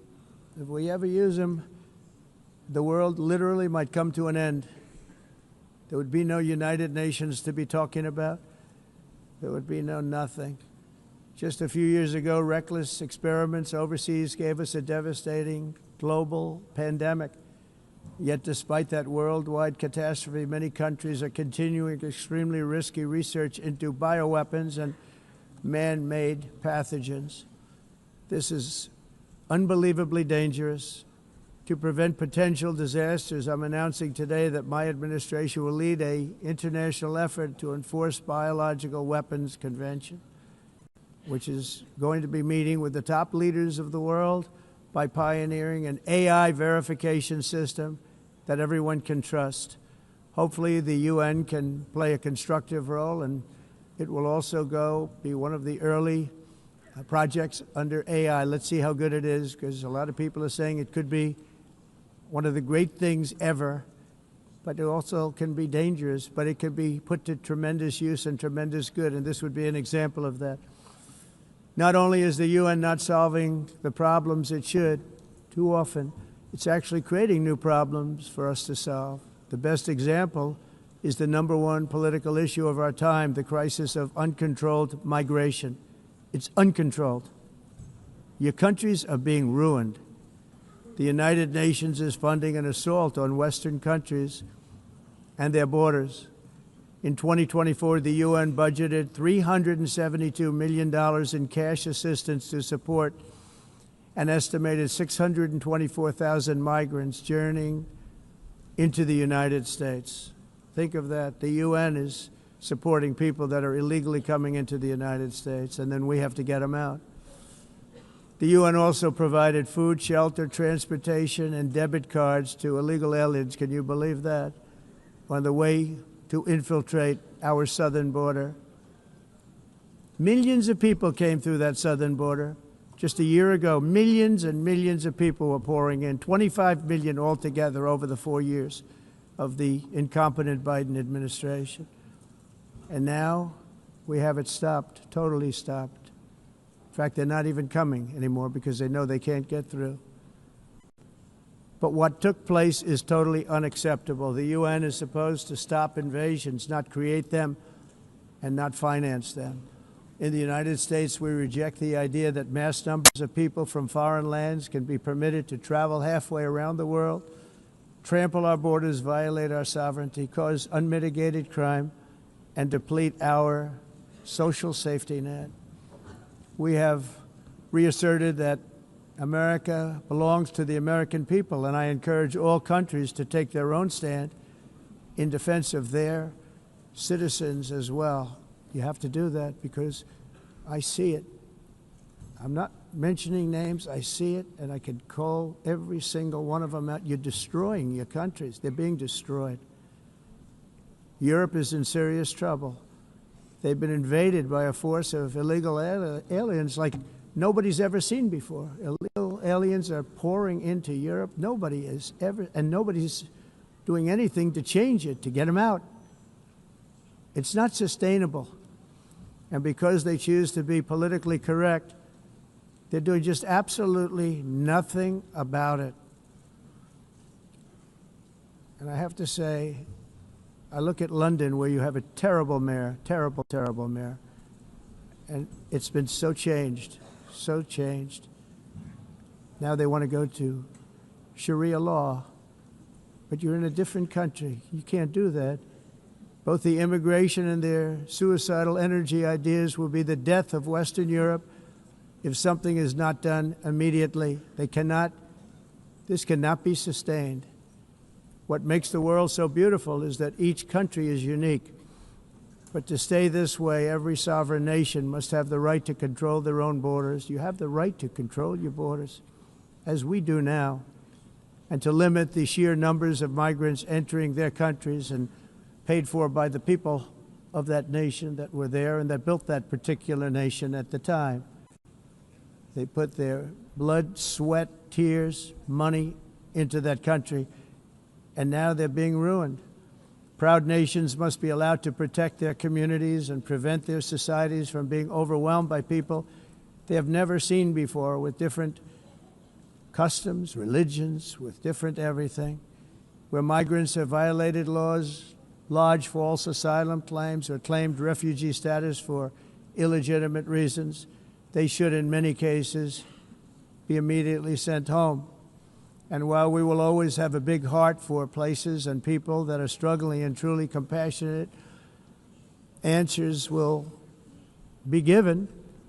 We have to solve the problem, and we have to solve it in their countries, not create new problems in our countries. And we are very helpful to a lot of countries that are just not able to send their people anymore. They used to send them to us in caravans of 25,000, 30,000 people each. These massive caravans of people pouring into our country, totally unchecked and unvetted. But not anymore. According to the Council of Europe, in 2024, almost 50% of inmates in German prisons were foreign nationals or migrants. In Austria, the number was 53% of the people in prisons were from places that weren't from where they are now. In Greece, the number was 54%, and in Switzerland, beautiful Switzerland, 72% of the people in prisons are from outside of Switzerland. When your prisons are filled with so-called asylum seekers who repaid kindness, and that's what they did, they repaid kindness with crime. It's time to end the failed experiment of open borders. You have to end it now. See, I can tell you. I'm really good at this stuff. Your countries are going to hell. In America, we've taken bold action to swiftly shut down uncontrolled migration. Once we started detaining and deporting everyone who crossed the border and removing illegal aliens from the United States, they simply stopped coming. They're not coming anymore. We're getting a lot of credit, but they're not coming anymore. This was a humanitarian act for all involved, because on the trips up, thousands of people a week were dying. Women were being raped. Nobody's ever seen anything like it. Raped, horribly beaten, raped. On the trip up, the journey up, it was a long walk. It was a long, arduous journey, indeed.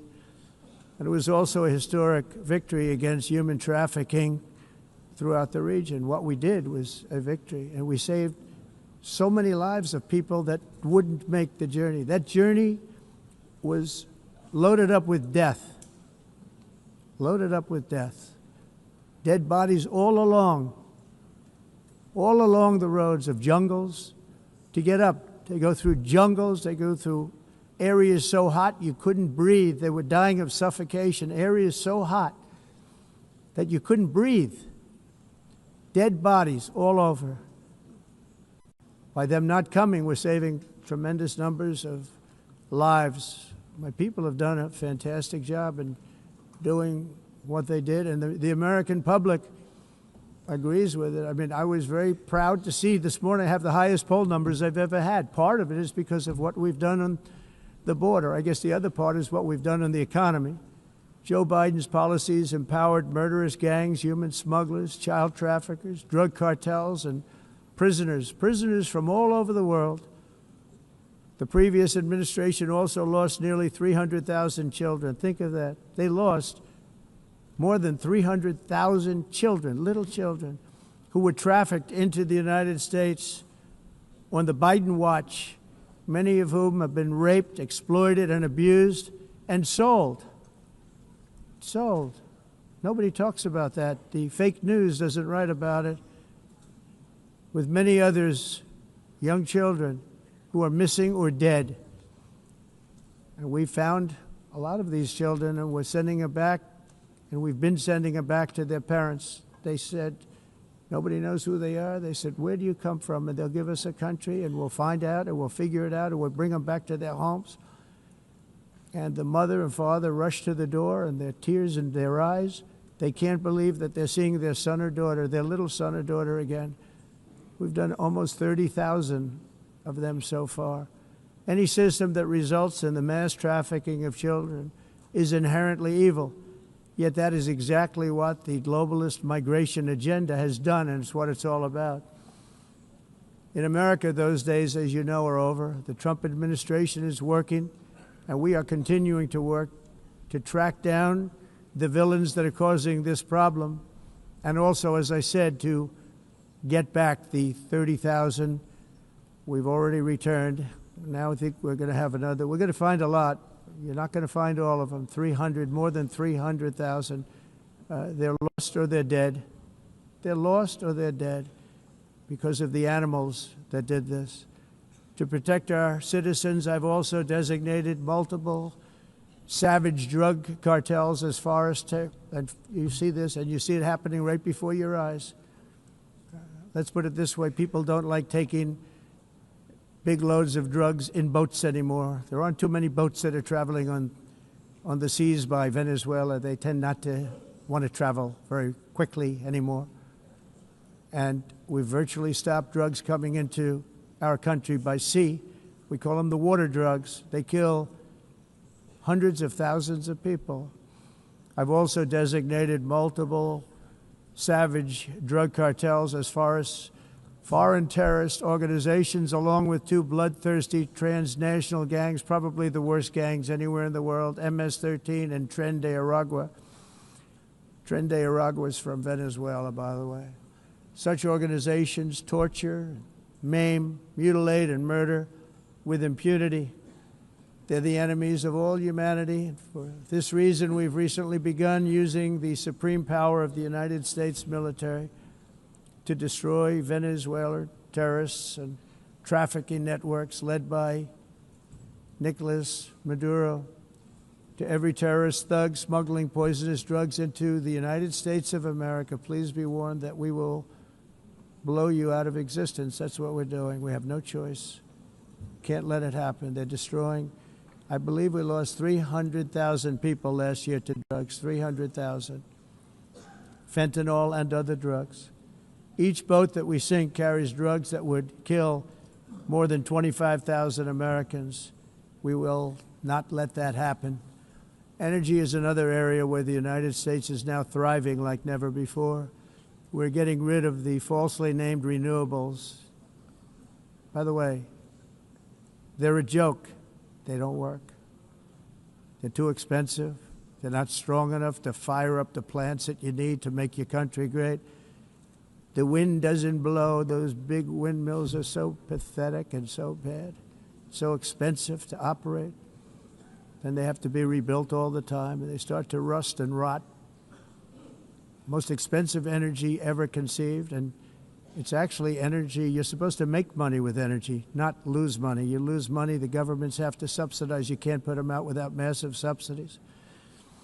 And most of them are built in China, and I give China a lot of credit. They build them, but they have very few wind farms. So why is it that they build them and they send them all over the world, but they barely use them?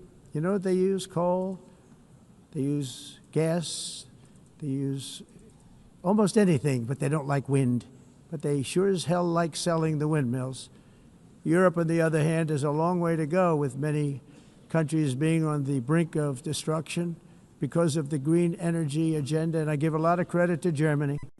Germany was being led down a very sick path, both on immigration, by the way, and on energy.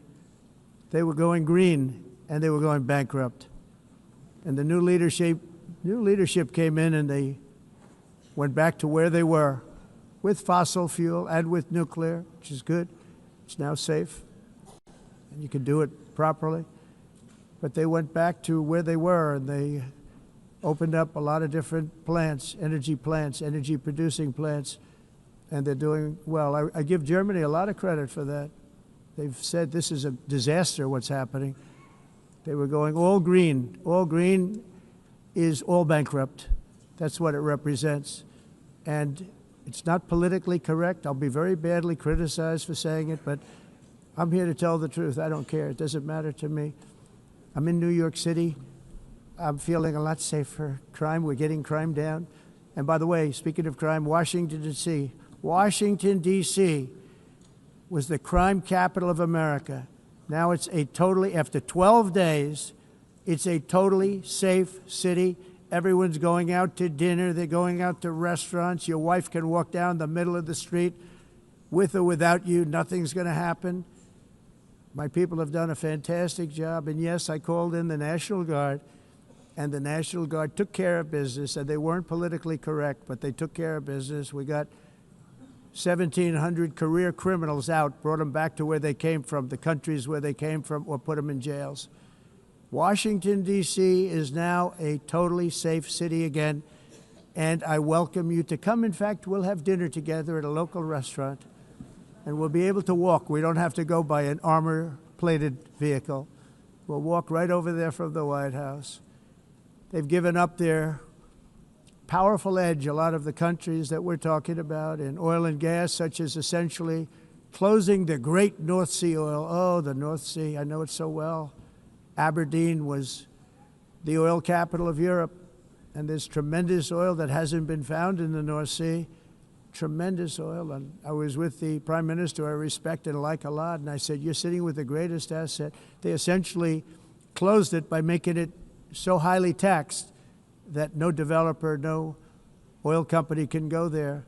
They have tremendous oil left, and more importantly, they have tremendous oil that hasn't even been found yet. And what a tremendous asset for the United Kingdom. And I hope the Prime Minister is listening, because I told it to him 3 days in a row. That's all he heard. North Sea oil, North Sea, because I want to see them do well.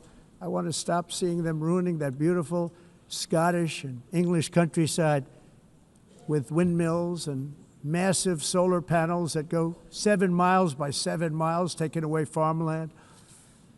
But we're not letting this happen in America. In 1982, the executive director of the United Nations Environmental Program predicted that by the year 2000, climate change would cause a global catastrophe. He said that it will be irreversible, as any nuclear holocaust would be. This is what they said at the United Nations. What happened? Here we are. Another UN official stated in 1989 that within a decade, entire nations could be wiped off the map by global warming. Not happening. You know, it used to be global cooling. If you look back years ago in the 1920s and the 1930s, they said, global cooling will kill the world. We have to do something. Then they said global warming will kill the world, but then it started getting cooler, so now they could just call it climate change, because that way they can't miss. It's climate change, because if it goes higher or lower, whatever the hell happens, there's climate change. It's the greatest con job ever perpetrated on the world, in my opinion. Climate change, no matter what happens, you're involved in that. No more global warming, no more global cooling. All of these predictions made by the United Nations and many others, often for bad reasons, were wrong. They were made by stupid people that have cost their countries fortunes and given those same countries no chance for success. If you don't get away from this green scam, your country is going to fail. And I'm really good at predicting things, you know. They actually said during the campaign they had a hat, the best-selling hat. Trump was right about everything. And I don't say that in a braggadocious way, but it's true. I've been right about everything. And I'm telling you that if you don't get away from the green energy scam, your country is going to fail. And if you don't stop people that you've never seen before, that you have nothing in common with, your country is going to fail. I'm the President of the United States, but I worry about Europe. I love Europe. I love the people of Europe. And I hate to see it being devastated by energy and immigration. This double-tailed monster destroys everything in its wake, and they cannot let that happen any longer. You're doing it because you want to be nice. You want to be politically correct, and you're destroying your heritage. They must take control strongly and immediately of the unmitigated immigration disaster and the fake energy catastrophe before it's too late.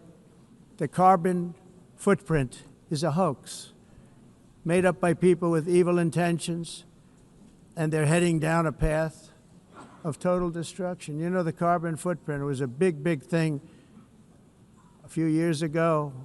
I remember hearing about the carbon footprint, and then President Obama would get into Air Force One, a massive Boeing 747, and not a new one, an old one with old engines that spew everything into the atmosphere.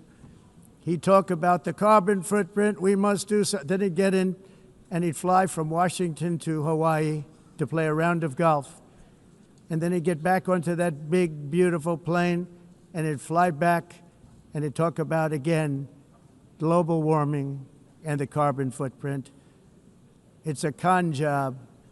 At extreme cost and expense, Europe reduced its own carbon footprint by 37%. Think of that. Congratulations, Europe. Great job. You cost yourself a lot of jobs, a lot of factories closed, but you reduced the carbon footprint by 37%. However, for all of that sacrifice and much more, it's been totally wiped out and then some by a global increase of 54%. Much of it coming from China and other countries that are thriving around China, which now produces more CO2 than all the other developed nations in the world. So all of these countries are working so hard on the carbon footprint, which is nonsense, by the way. It's nonsense. You know, it's interesting. In the United States, we have still radicalized environmentalists, and they want the factories to stop. Everything should stop. No more cows. We don't want cows anymore. I guess they want to kill all the cows. They want to do things that are just unbelievable, and you have it too. But you know, we have a border, strong, and we have a shape, and that shape doesn't just go straight up. That shape is amorphous when it comes to the atmosphere. And if we had the most clean air, and I think we do, we have very clean air. We have the cleanest air we've had in many, many years. But the problem is that other countries, like China, which has air that's a little bit rough, it blows. And no matter what you're doing down here, the air up here tends to get very dirty because it comes in from other countries where their air isn't so clean. And the environmentalists refuse to acknowledge that. Same thing with garbage. In Asia, they dump much of their garbage right into the ocean. And over about a 1 week and 2 week journey, it flows right past Los Angeles. You've seen it. Massive amounts of garbage, almost too much to do anything about, flowing past Los Angeles, past San Francisco, and then somebody will get in trouble because he dropped a cigarette on the beach. The whole thing is crazy. The primary effect of these brutal green energy policies has not been to help the environment, but to redistribute manufacturing and industrial activity from developed countries that follow the insane rules that are put down to polluting countries that break the rules and are making a fortune. They're making a fortune. European electricity bills are now 4 to 5 times more expensive than those in China, and 2 to 3 times higher than the United States. And our bills are coming way down. You probably see that our gasoline prices are way down. You know, we have an expression, drill. Nós reduzimos os custos de energia porque nós faremos, como a expressão, vamos fazer tudo isso, reduzir os custos de energia, e os custos diminuíram nos Estados Unidos. Common to see one. Por exemplo, se você olhar nos países em faturas de energia, nós não mas nós nos Estados Unidos conseguimos usar eles e evitar aumento da temperatura, porque é muito caro também usar nada e ninguém usa. Tudo isso a mudança. Esse agenda mundialista não tem nenhum sentido. País and it must be immediate. That's why in America I withdrew from the fake Paris Climate Accord. where, by the way, America was paying so much more than every country. Others weren't paying. China didn't have to pay until 2030. Russia was given an old standard that was easy to meet, a 1990 standard. But for the United States, we're supposed to pay like $1 trillion. And I said, this is another scam. The fact is, the United States has been taken advantage of by the world for many, many years, but not any longer, as you probably noticed. I unleashed massive energy production and signed historic executive orders to hunt for oil, but we don't have to do much hunting because we have the most oil of any nation anywhere, oil and gas in the world. And if you add coal, we have the most of any nation in the world. Clean, I call it clean, beautiful coal. You can do things today with coal that you couldn't have done 10 years ago, 15 years. So I have a little standing order in the White House. Never use the word coal, only use the words clean, beautiful coal. Sounds much better, doesn't it? But we stand ready to provide any country with abundant, affordable energy supplies if you need them, when most of you do. We're proudly exporting energy all over the world. We're now the largest exporter. In the United States, we want trade and robust commerce with all nations, everybody. We want to help nations. We're going to help nations. But it must also be fair and reciprocal. The challenge with trade is much the same with climate. The countries that followed the rules, all their factories have been plundered. It's really sad to watch. They've been broken. They've been broken by countries that broke the rules. That's why the United States is now applying tariffs to other countries, and much as these tariffs were for many years applied to us, uncontrollably applied to us. We've used tariffs as a defense mechanism under the Trump administration, including my first term, where hundreds of billions of dollars in tariffs were taken in. And by the way, we had the lowest inflation, and now we have very low inflation. The only thing different is that we have hundreds of billions of dollars flowing into our country. But this is how we will ensure that the system works for everyone and is sustainable into the future. We're also using tariffs to defend our sovereignty and security throughout the world, including against nations that have taken advantage of former U.S. administrations for decades, including the most corrupt, incompetent administration in history, the sleepy Joe Biden administration. Brazil now faces major tariffs in response to its unprecedented efforts to interfere in the rights and freedoms of our American citizens and others, with censorship, repression, weaponization, judicial corruption, and targeting of political critics in the United States. I have a little problem saying this because I must tell you, I was walking in and the leader of Brazil was walking out. We saw him, and I saw him, he saw me, and we embraced. And then I'm saying, can you believe I'm going to be saying this in just 2 minutes? We actually agreed that we would meet next week. We didn't have much time to talk, like about 20 seconds. They were in retrospect, I'm glad I waited because this thing didn't work out too well. But we did talk. We had a good talk, and we agreed to meet next week, if that's of interest. But he seemed like a very nice man, actually. He liked me, I liked him. But if you, and I only do business with people I like. When I don't like them, I don't like them. But we had, at least for about 39 seconds, we had excellent chemistry. It's a good sign.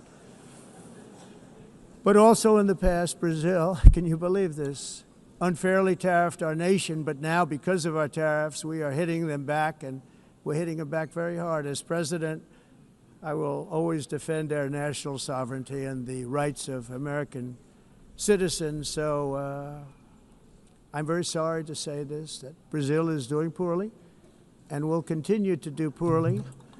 They can only do well when they're working with us. Without us, they will fail, just as others have failed. It's true. Next year, the United States will celebrate the 250th anniversary of our glorious independence, a testament to enduring power and American freedom and spirit. We will also be proudly hosting the 2026 FIFA World Cup, and shortly thereafter the 2028 Olympics, which is going to be very exciting. I hope you all come. I hope that countless people from all over the globe will take part of these will be great celebrations of liberty and human achievement, and that together we all can rejoice in the miracles of history that began in July 4th, 1776, when we founded the light to all nations. And it's something really that an amazing thing came out of that date. It's called the United States of America.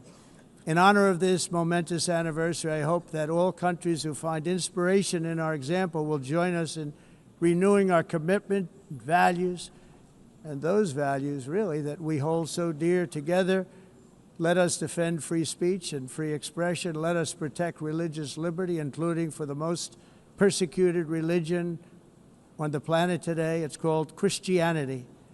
And let us safeguard our sovereignty and cherish qualities that have made each of our nations so special, incredible, and extraordinary.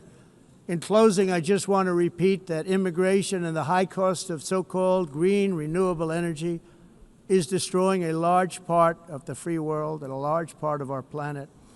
Countries that cherish freedom are fading fast because of their policies on these two subjects. You need strong borders and traditional energy sources if you are going to be great again. Whether you have come from north or south, east or west, near or far, every leader in this beautiful hall today represents a rich culture, a noble history, and a proud heritage that makes each nation majestic and unique, unlike anything else in human history or any other place on the face of the earth. From London to Lima, from Rome to Athens, from Paris to Seoul, from Cairo to Tokyo and Amsterdam to right here in New York City, we stand on the shoulders of the leaders and legends, generals and giants, heroes and titans who won and built our beloved nations, all of our nations, with their own courage, strength, spirit, and skill. Our ancestors climbed mountains, conquered oceans, crossed deserts, and trekked over wide open plains. They charged into thunderous battles, plunged into grave dangers, and they were soldiers and farmers and workers and warriors and explorers and patriots. They built towns into cities, tribes into kingdoms, ideas into industries, and small islands into mighty empires. You're a part of all of that. They were champions for their people who never gave up and who never, ever gave in. Their values defined our national identities. Their visions forged our magnificent destiny. Everybody in this room is a part of it in your own way. Each of us inherits the deeds and the myths, the triumphs, the legacies of our own heroes and founders who so bravely showed us the way. Our ancestors gave everything for homelands that they defended with pride, with sweat, with blood, with life, and with death. Now the righteous task of protecting the nations that they built belongs to each and every one of us. So together let us uphold our sacred duty to our people and to our citizens. Let us protect their borders, ensure their safety, preserve their cultures, treasure, and traditions, and fight, fight, fight for their precious dreams and their cherished freedoms. And in friendship and really a beautiful vision, let us all work together to build a bright, beautiful planet, a planet that we all share, a planet of peace and a world that is richer, better, and more beautiful than ever before. That can happen. It will happen. It will happen, and I hope it can happen and start right now, right at this moment.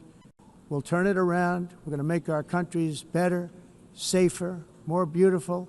We're going to take care of our people. Thank you very much. It's been an honor. God bless the nations of the world. Thank you very much. Bye.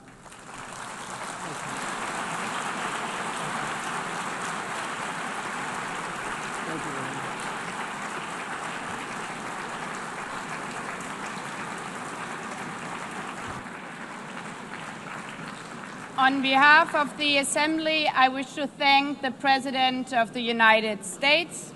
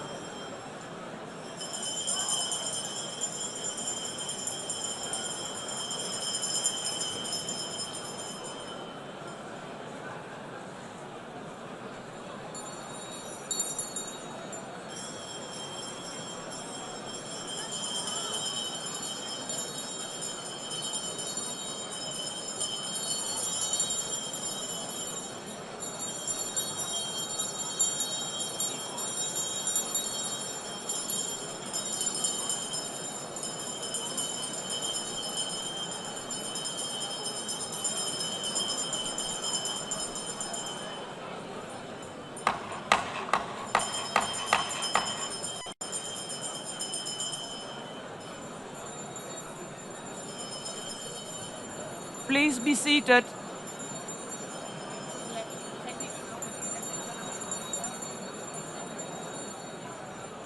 Please be seated.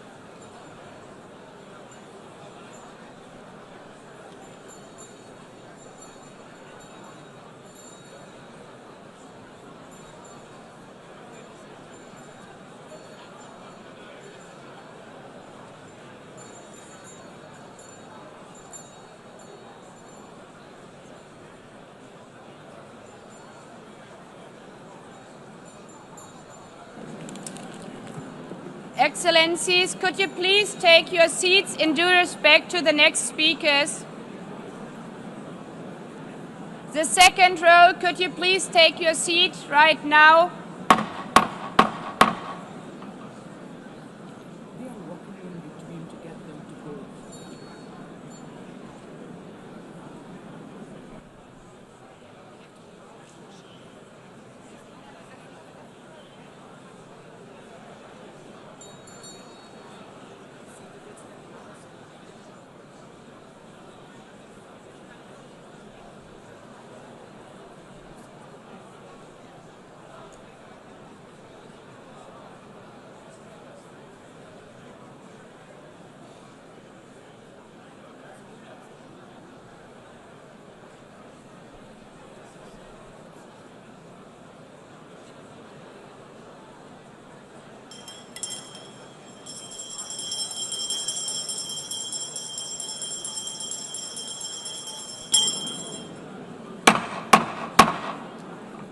Please take a seat now.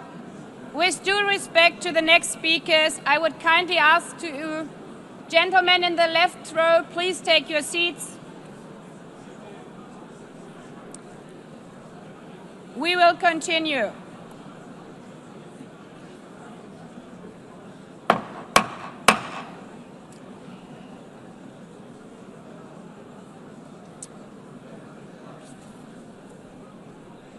Excellencies, as we are receiving queries, I would like to assure you that don't worry, the UN teleprompters are working perfectly. And by this technical note, I would like to call on the next speaker. The Assembly will hear an address by His Excellency Prabowo Subianto, President of the Republic of Indonesia. I request protocol to escort His Excellency and invite him to address the Assembly.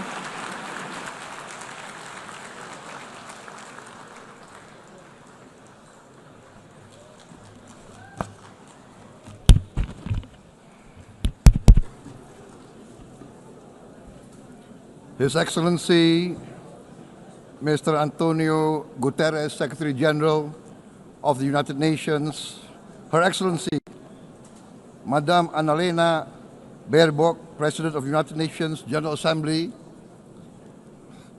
His Excellency Mr.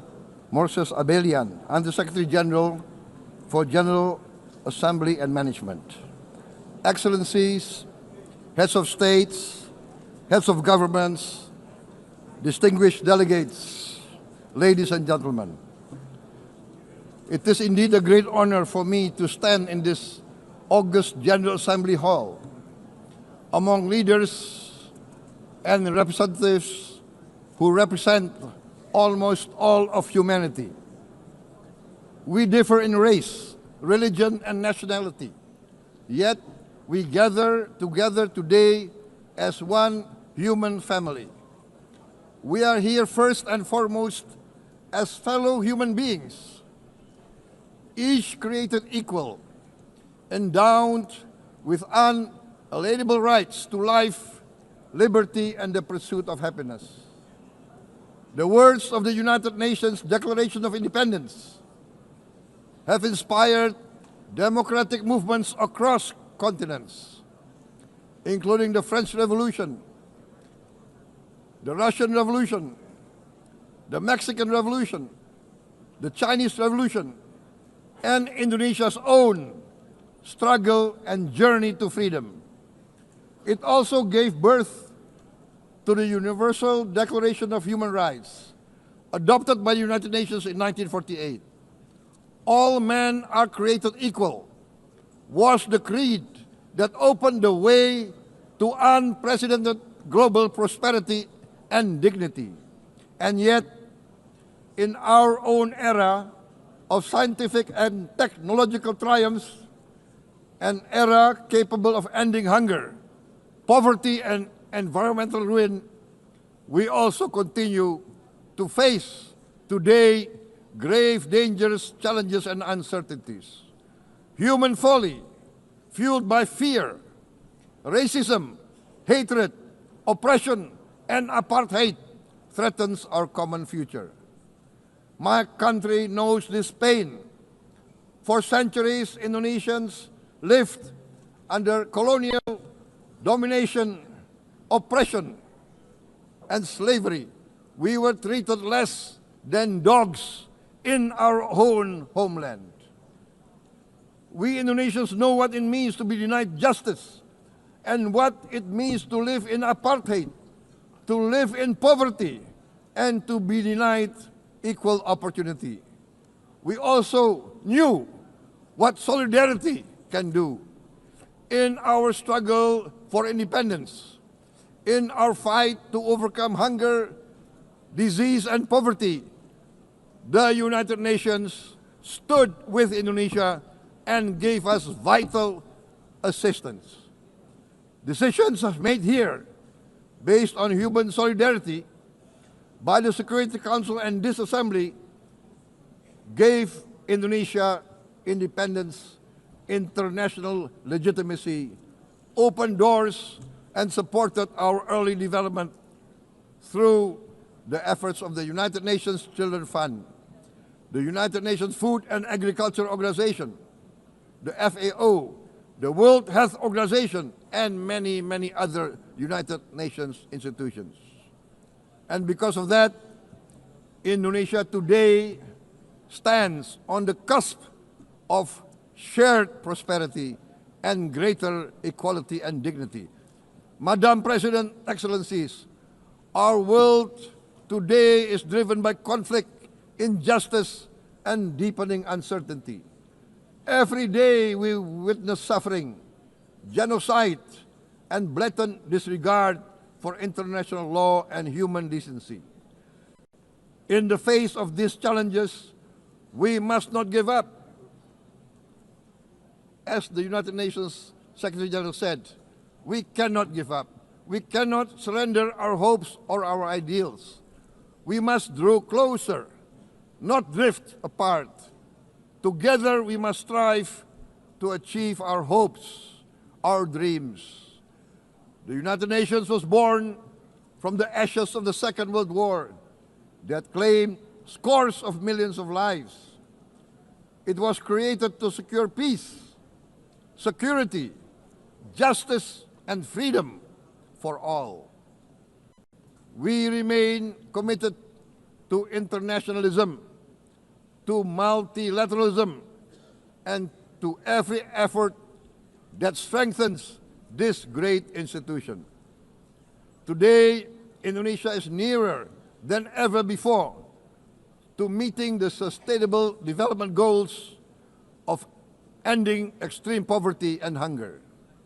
Because years ago, this very chamber chose to listen and uphold social and economic justice. We will never forget. And today, we must never be silent while Palestinians are denied that same justice and legitimacy in this very hall. Excellencies, Thucydides warned, the strong do what they can, the weak suffer what they must. We must reject this doctrine. The United Nations exist to reject this doctrine. We must stand for all, the strong and the weak. Might cannot be right. Right must be right. Indonesia today is one of the largest contributors to United Peacekeeping Forces. We believe in the United Nations. We will continue to serve where peace needs guardians, not with just words, but with boots on the ground. If and when the United Nations Security Council and this great assembly decide Indonesia is prepared to deploy 20,000 or even more of our sons and daughters to help secure peace in Gaza or elsewhere, in Ukraine, in Sudan, in Libya, everywhere when the peace needs to be enforced, peace needs to be guarded, we are ready. We will take our share of the burden, not only with our sons and daughters, we are also willing to contribute financially to support the great mission to achieve peace by the United Nations. Madam President, Excellencies, I propose to this Assembly a message of hope and optimism, grounded in action and execution. Today, we heard the speech of Madam President, the President of the United Nations General Assembly. Yes, it is true what she said. Without the International Civil Aviation Organization, will we be here today? Will we sit in this great hall? Without the United Nations, we cannot be safe. No country can feel secure. We need the United Nations, and Indonesia will continue to support the United Nations. Even though we still struggle, but we know the world needs a strong United Nations. The world's population is growing. Our planet is under strain. Food, energy, and water insecurity haunt many nations. We choose to answer these challenges directly at home and to help abroad wherever we can. This year, Indonesia recorded the highest rice production and grain reserves in our history. We are now self-sufficient in rice, and we are starting now to export rice to other nations in need, including providing rice for Palestine. We are building resilient food supply chains, strengthening farmer productivity, investing in climate-smart agriculture to ensure food security for our children and for the children of the world.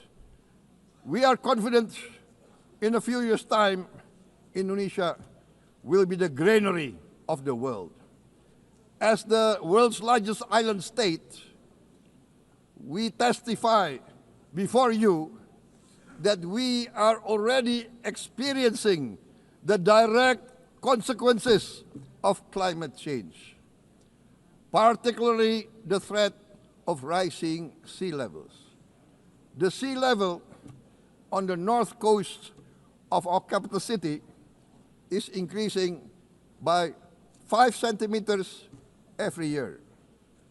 Can you imagine in 10 years? Can you imagine in 20 years? For this, we are forced to build a giant seawall, 480 kilometers in length. It will take us maybe 20 years, but we have no choice. We have to start now.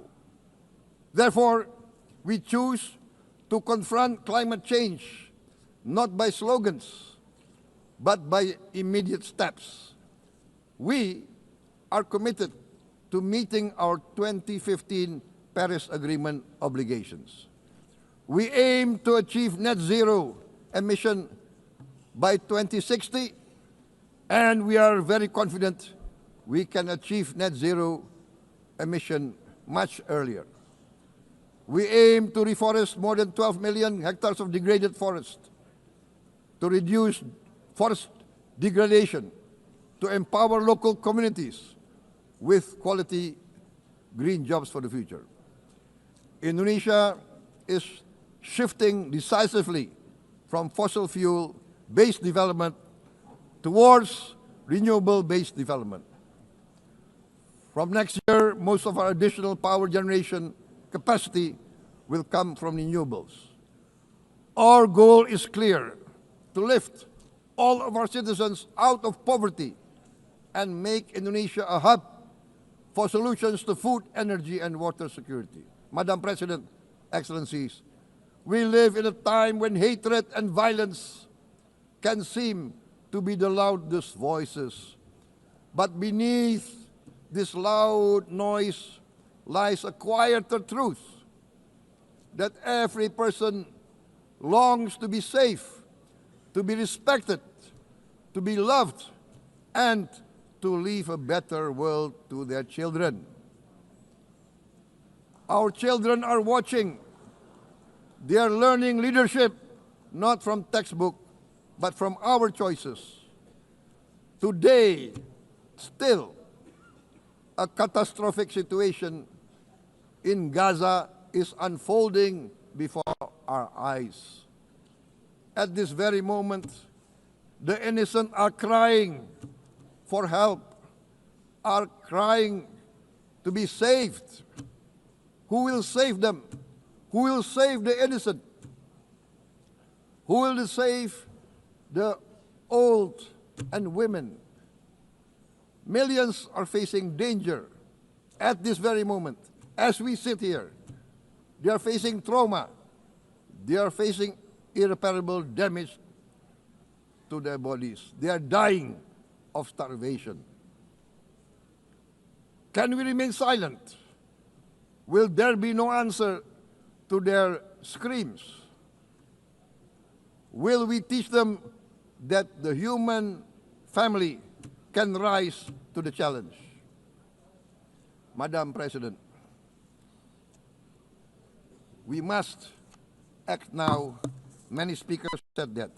We must stand for a multilateral order where peace, prosperity, and progress are not the privilege of a few, but the right of all. With a strong United Nations, we can build a world where the weak do not suffer what they must, but live the justice that they deserve. Let us continue humanity's great journey of ideals, the selfless aspirations that created the United Nations. Let us use science to uplift, not use science to destroy. Let rising nations help others to lift themselves. I am convinced that the leaders of the great world civilizations, civilizations of the West, of the East, of the North, of the South, leaders of America, Europe, of India, China, the Islamic world, the whole world, I am convinced they will rise to their role demanded by history. We are all hopeful that the leaders of the world will show great statesmanship, great wisdom, restraint, humility, overcome hate, overcome suspicion.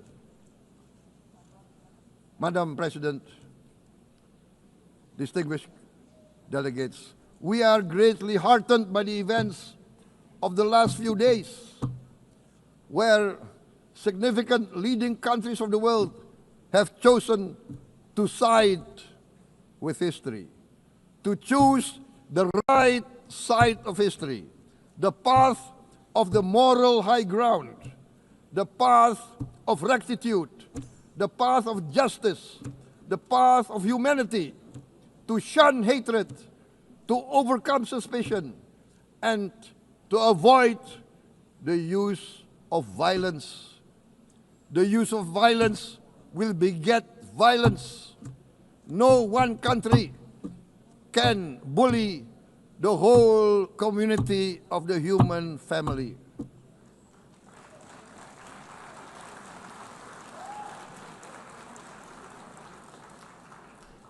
We may be weak individually, but the sense of oppression, the sense of injustice has proven in the history of mankind that this sense of injustice, this sense of oppression will unite into a strong force that will overcome this oppression, that will overcome this injustice.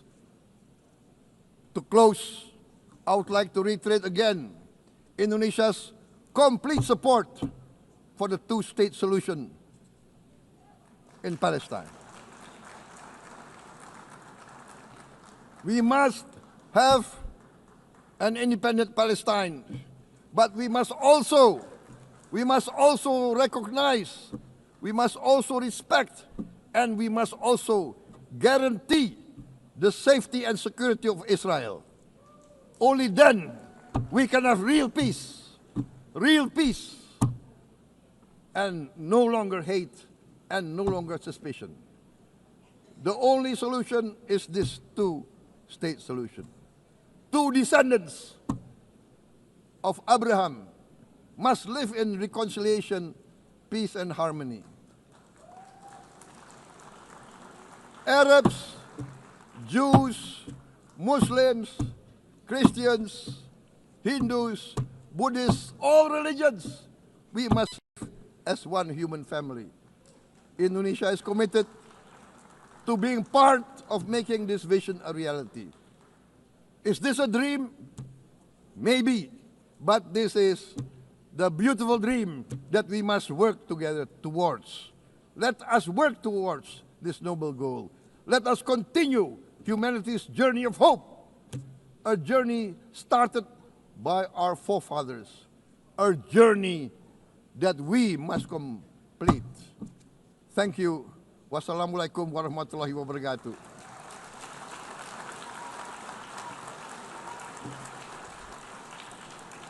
Shalom.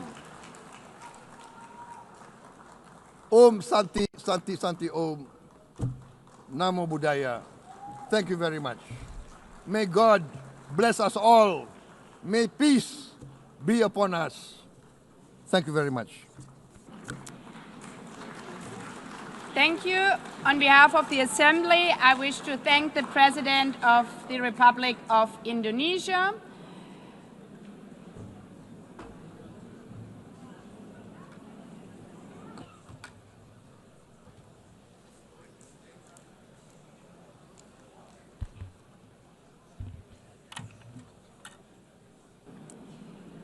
The Assembly will hear an address by His Excellency Recep Tayyip Erdogan, President of the Republic of Turkey. I request protocol to escort His Excellency and invite him to address the Assembly.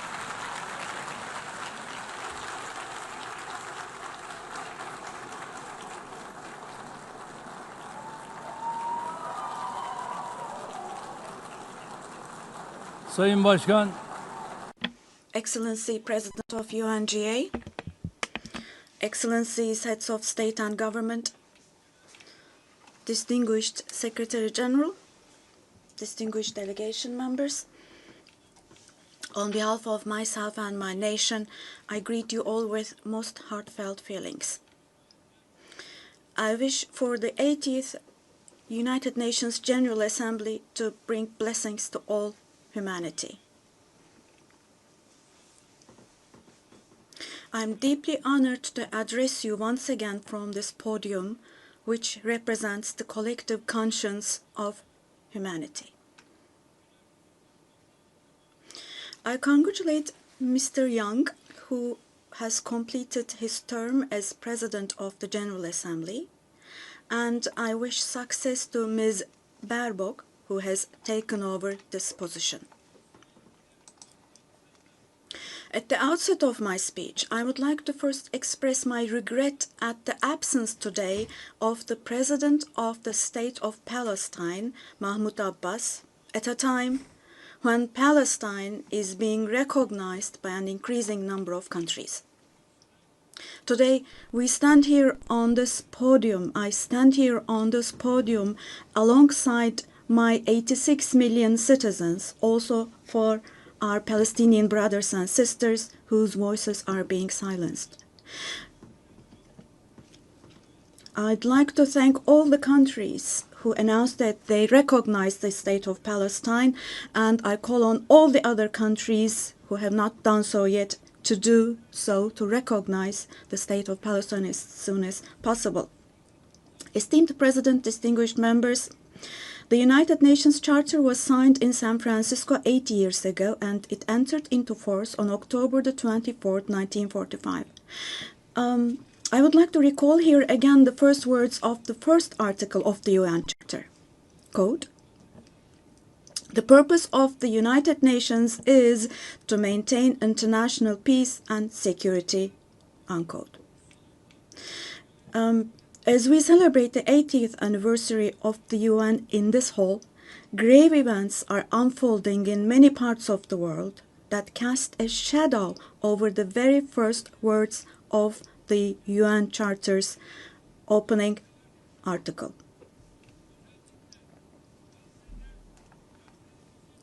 Particularly in Gaza, right before our very eyes, genocide has been going on for over 700 days now. Even as we gather here, as we speak now, Israel is currently massacring civilians in Gaza. The number of civilian casualties in Gaza has surpassed 65,000. Unfortunately, the number of people who are still trapped under the rubble is not yet known, and more than 20,000 of those who died were children. For the last 23 months, a child has been murdered by Israel in Gaza every hour. Yes, every hour. These are not just figures, dear friends. All of these, each one of these is a person, a human being, innocent people. People are now being killed not with weapons, but with the weapon of starvation. In the 21st century, under the gaze of the civilized world, 428 people died of starvation. Out of those 428, 146 were children, and this number is increasing every day. Now, I will show you a photo, which is a picture from daily life in Gaza. The first photo, as you see, these are people.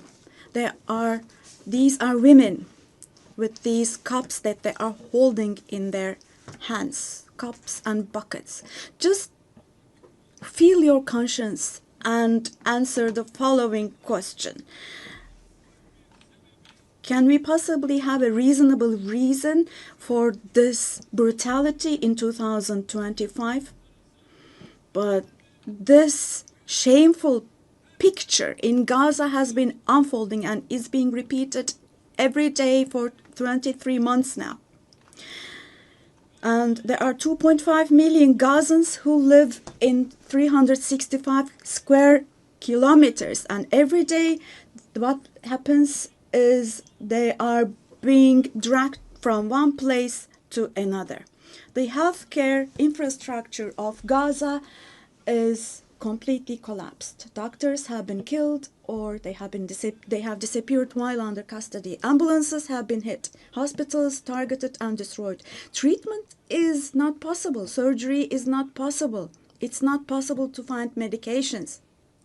Now, dear friends, now as Tayyip Erdogan, with a heavy heart, with my heart bleeding here, I am telling you, innocent little ones, just 2 or 3 years old, without hands, arms, or legs, have become, unfortunately, a common sight to see in Gaza.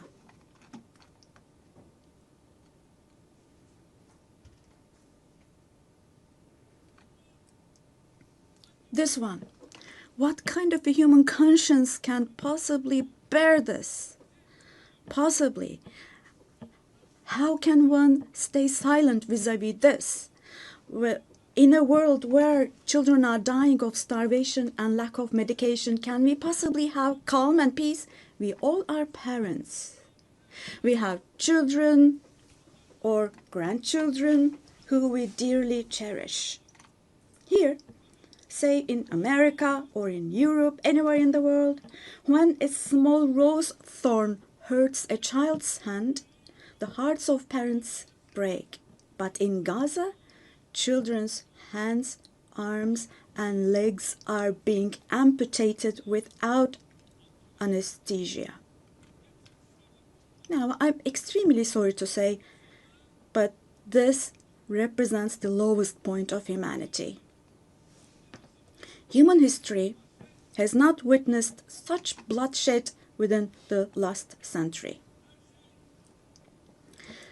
All of this is happening before our very eyes. The genocide in Gaza is being broadcast live every moment through the media and social media. So far, Israel has deliberately killed 250 journalists working in national and international media in Gaza.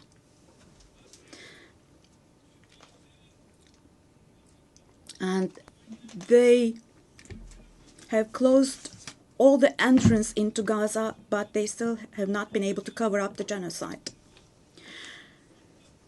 I wholeheartedly support Secretary General Guterres because he consistently draws attention to the ongoing genocide in Palestinian territories, and I would like to once again congratulate him for his courage.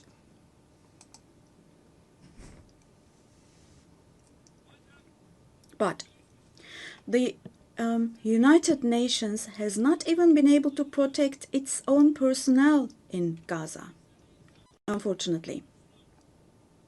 In Gaza, 500 people rushing to help others have been killed. Out of those 500, 326 were UN staff members. Esteemed President, distinguished members, now, genocide, like the Holocaust, is a shameful concept which refers to the mass extermination of people. It's a barbaric concept. But today, it's not only people who are being killed in Gaza, mind you. Animals are being targeted and killed in Gaza. In Gaza, agricultural land, gardens, trees, grass, century-old olive trees are being destroyed. In Gaza, water supplies are being destroyed and polluted. Buildings, homes, libraries, hospitals, schools, mosques, churches, and historical structures in Gaza are being deliberately destroyed. The soil of Gaza is being rendered useless for humans, for animals, and for plants. So, Now, let me show you yet another photo. And let me ask you here. Look at this photo. What could this photo here possibly have to do with security concerns? This is being against life, don't you think? Let me state this openly from this podium. There is no war in Gaza. We cannot possibly talk about the presence of two sides in Gaza. Because in Gaza, on one side, there is a regular army with the most modern, most lethal weapons, and on the other hand, there are innocent civilians, innocent children. This is not fight against terrorism. This is an occupation, deportation, exile, genocide, and life destruction, mass destruction policy carried out by invoking the events of October the 7th. Today, while Gaza is being destroyed under the pretext of Hamas, concurrently, simultaneously, the West Bank, where Hamas is not in power, is also being occupied step by step, and innocent civilians are being massacred through executions. Moreover, Israel is not limiting itself to Gaza and the West Bank only. By launching attacks on Syria, on Iran, Yemen, and Lebanon, Israel is also threatening regional peace. Just recently, an Israeli attack took place against a delegation meeting in Qatar for ceasefire negotiations. The attack on Qatar has also shown that the Israeli leadership is now completely out of control. Netanyahu is not obviously interested in forging peace or releasing the hostages. Not only Israel's neighbors, but all countries in the Middle East are subject to the Israeli government's reckless threats. And we must realize the following. Due to the increasing aggression of Israel, in Europe and the West in general, the values that emerged after the Second World War have been eroded. The most fundamental human rights, such as freedom of expression, freedom of the press, freedom of assembly and protest, women's rights, children's rights, democracy, equality, and justice, have been shelved away. At this point, we all have to see the following truth, my dear friends. The Israeli government, driven by an obsession with the promised lands, is openly threatening regional peace and the shared values of humanity.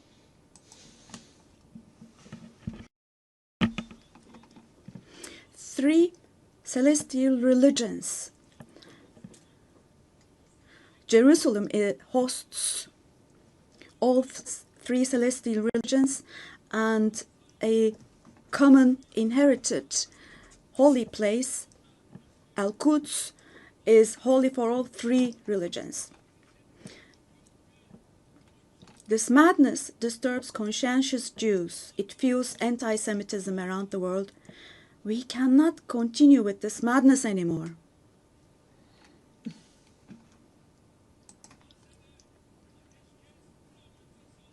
We have to have ceasefire in Gaza as soon as possible. Attacks should stop. Humanitarian aid should be able to enter with no obstacles. The genocide team should be held accountable vis-à-vis international law. And God willing, this will definitely happen. Vis-à-vis the barbarity taking place in Gaza, everyone who is keeping silent is accomplice to this barbarity. From here, I would like to call on all the heads of state and government. Today is the day. Today is the day to stand firm alongside the oppressed Palestinians and alongside humanity. while your peoples back home are reacting to the barbarity in Gaza, do show the courage to take action here. Fulfill your humanitarian duty toward Gaza, where children are raising children. On this occasion, I would like to say the following. There are peoples all around the world who are taken to the streets. Unarmed activists and volunteers from different countries of the world, academicians, students, journalists, everyone, all the defenders of Palestine. I would like to say to them, thank you so much, and clear bows and favorable winds for their actions. Esteemed delegation members, for 13 years, I have spoken to you from this platform about the oppression and conflicts in our neighbor, Syria. Just as I raise my voice today for the oppressed people of Gaza, likely for 13 years, I have also drawn attention to the cries of the Syrians, and here I became their voice and breath as well. The persecution that caused the death of 1 million people and that forced millions more to flee their homeland has, thankfully, become a thing of the past with the December 8th revolution. Our Syrian brothers and sisters opened the doors to a new period as of December the 8th. I believe that the people of Syria who fought against a bloodthirsty regime will also be able to carry the victory they achieved at great cost to its rightful place, God willing. We'll support with all our means the vision of a one and unified Syria with no forms of terrorism, especially ISIS, being present. A free Syria where security is established is what we want. As stability takes root in Syria, the winners for sure will be all the neighboring countries, our entire region, along with Syrians. And the brotherly countries in the Gulf. I would like to thank them for their contributions for Syria to recuperate. All the regional and international actors who share the same principles with us, God willing, we will continue with our cooperation with all those actors in the same manner. Esteemed friends, we hope that the nuclear issue with our neighbor Iran will be resolved through diplomacy as soon as possible. It should not be forgotten that our region cannot tolerate yet another crisis. Meanwhile, the stability, security, and prosperity of our neighbor Iraq are extremely important for the well-being of our region.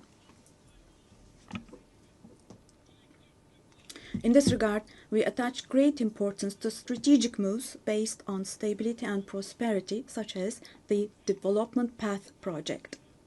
In the north, we are hosting with great enthusiasm the Istanbul process between Russia and Ukraine, both of which are our neighbors. Through direct talks, we facilitated the exchange of several prisoners and corpses, and we worked to identify the modalities of peace negotiations between the parties. Don't forget, there is no winner of war and no losers of a just peace. So with this motto in mind, in the coming days also, we will continue to work hard for a ceasefire.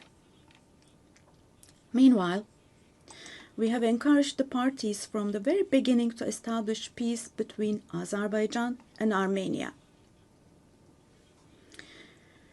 We are pleased that steps were taken on August the 8th, steps that will enable the establishment of lasting peace between the two countries. I would like to once again congratulate the President of Azerbaijan, Ilham Aliyev, the Prime Minister of Armenia, Nikol Pashinyan, and the American President Donald Trump, who contributed to this process, and I would like to congratulate them. On this occasion, I would also like to state that the normalization process between our country and Armenia is progressing as planned. Within the scope of the Ankara process, which is another of our mediation activities, we continue our efforts to resolve the conflict between Somalia and Ethiopia. I hope that the parties will successfully conclude this genuine initiative as soon as possible. Distinguished delegation members, we have been implementing the Montreux Convention, which guarantees security in the Black Sea. And we have been implementing this convention impartially and to the letter for exactly 89 years now. We want to see the Aegean Sea and the Eastern Mediterranean as a basin of stability and prosperity where the legitimate interests of all parties involved are respected. We are ready for constructive cooperation on all issues, particularly on energy and the environment, and we expect the same approach from our neighbors. On this occasion, I would like to particularly underline that projects which exclude Turkey and the Turkish Republic of Northern Cyprus in the Eastern Mediterranean, such projects which exclude us will not be successful. Turkey has rights and authority in the western part of the island of Cyprus, while the Turkish Cypriots have legitimate rights in the area surrounding the island.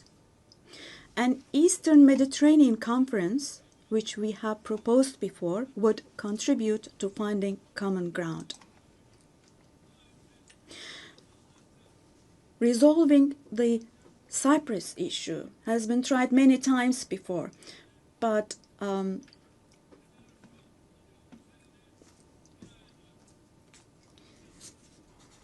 due to the rigid stance of the Greek Cypriot side, no resolution has been found. We cannot possibly have this as a foundation for a resolution of the issue. There are two separate states and two separate peoples on the island of Cyprus. Turkish Cypriots are equal owners of the island, and they will not accept being a minority. The international community must put an end to the unfair and inhumane isolation that the Turkish Cypriots have been subjected to for half a century now. I reiterate the call I made at the last 3 UN General Assemblies. Let me repeat. I call on the international community to recognize the Turkish Republic of Northern Cyprus and to establish diplomatic, political, and economic relations with it. Esteemed President,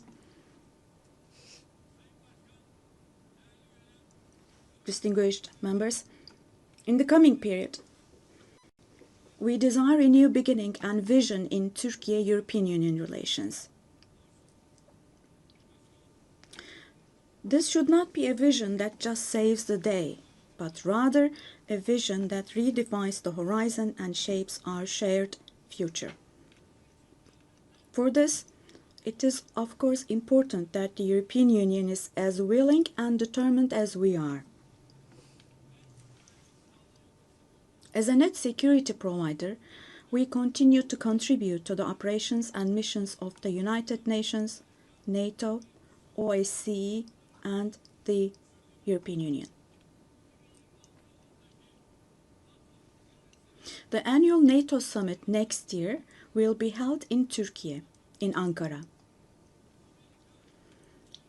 The USA, who is our NATO ally, our relations with them are continuing on trade, investments, energy, defense industry, in addition to other many areas, and we're strengthening our relations with them. Meanwhile, we attach great importance to the peace, stability, and prosperity of our brotherly countries in Central Asia, which is our ancestral homeland. Our Organization of Turkic States is moving forward with confidence on the path to becoming a global actor, going beyond being merely a regional umbrella. We are making intensive efforts to ensure the continuation of peace and stability in the Balkans, where we have strong historical, cultural, and people ties. The Balkan Peace Platform, which we established in July, is the newest and most concrete manifestation of our efforts in this direction. And this October, we'll once again assume the command of KFOR forces. In Afghanistan, our fundamental desire is that the current administration demonstrates an approach that embraces the society and that takes human values into consideration. In this process, it is essential that the international community does not leave Afghan people alone, and as Turkey and as the Turkish nation will stand by the Afghan people at all times. Esteemed friends, in South Asia, we consider the preservation of peace and stability to be of utmost importance. We are pleased with the ceasefire achieved following the tensions last April between Pakistan and India, the tension which had escalated into a conflict. It is important to see a cooperation between the two countries when it comes to counterterrorism. The issue of Kashmir should be resolved on the basis of resolutions of the UN for the best for our brothers and sisters in Kashmir through dialogue, we hope. In the continent of Africa, from education to health, from infrastructure to in other areas, our relations are improving annually. And while providing all possible support to Somalia, we are also continuing our humanitarian aid activities. In Sudan, the conflict that has been going on for over 2 years saddens us deeply. Stopping the bloodshed in Sudan and establishing sustainable peace is the shared responsibility of the international community. And Turkey's efforts in this direction will continue. The Great Lakes region has suffered greatly from years of ongoing instability and conflict. Our hope is that these conflicts in the east of the Democratic Republic of the Congo will give way to lasting peace and stability. We wholeheartedly support the efforts being carried out under the mediation of the US and the facilitation of Qatar. The increasing terrorist activities in West Africa, particularly in the Sahel Basin, are also of great concern to us. We will continue our unwavering efforts to ensure peace, tranquility, and stability for the peoples of this region with whom we share historical ties.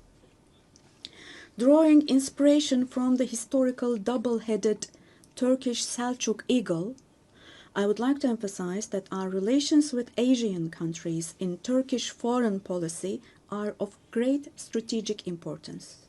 We pursue a 360-degree approach in this policy. Within the framework of our Return to Asia initiative, we are deepening our engagement with regional organizations such as ASEAN, the Indian Ocean Rim Association, for example. We will continue to develop new partnerships with Asian countries, and we attach great importance to developing our relations with Latin America and the Caribbean region in a spirit of partnership and a win-win approach. We are determined to further strengthen the friendly ties we have established with all the countries in the region. Esteemed delegation members, increasing protectionist trends in international trade and disruptions in supply chains are leading to fundamental changes in the global economy. To successfully address current challenges, we support the reform of rules-based international trade, including the World Trade Organization. I believe access to affordable, safe, and sustainable energy is essential, particularly for developing countries, to be able to achieve their development goals.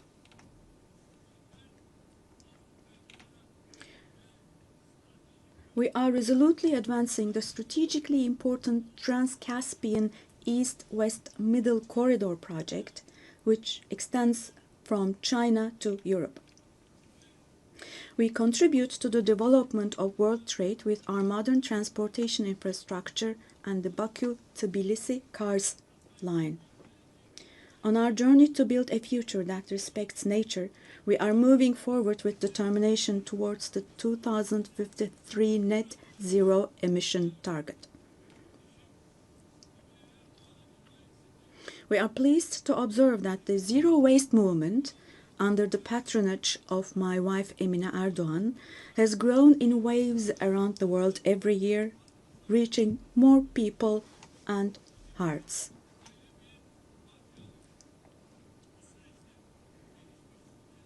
In this process, it is no longer a choice for developed countries to fulfill their responsibilities. It has now become an obligation for them. As one of the countries providing the most development aid in the world, we are striving to achieve the UN Sustainable Development Goals.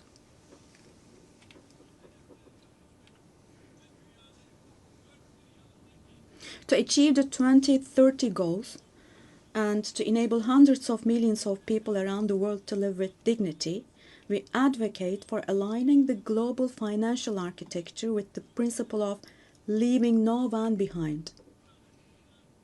And here, let me also particularly draw your attention to the following. While we grapple with geopolitical challenges, humanity is also witnessing an extraordinary leap forward in artificial intelligence, AI. The transformative power and the benefits offered by these technologies, no society should be deprived of these benefits. AI technologies should be used for the benefit of humanity, not as a new tool of domination. The UN Technology Bank for the Least Developed Countries, which we host in Turkey, plays a critical role in closing the digital and technological gap.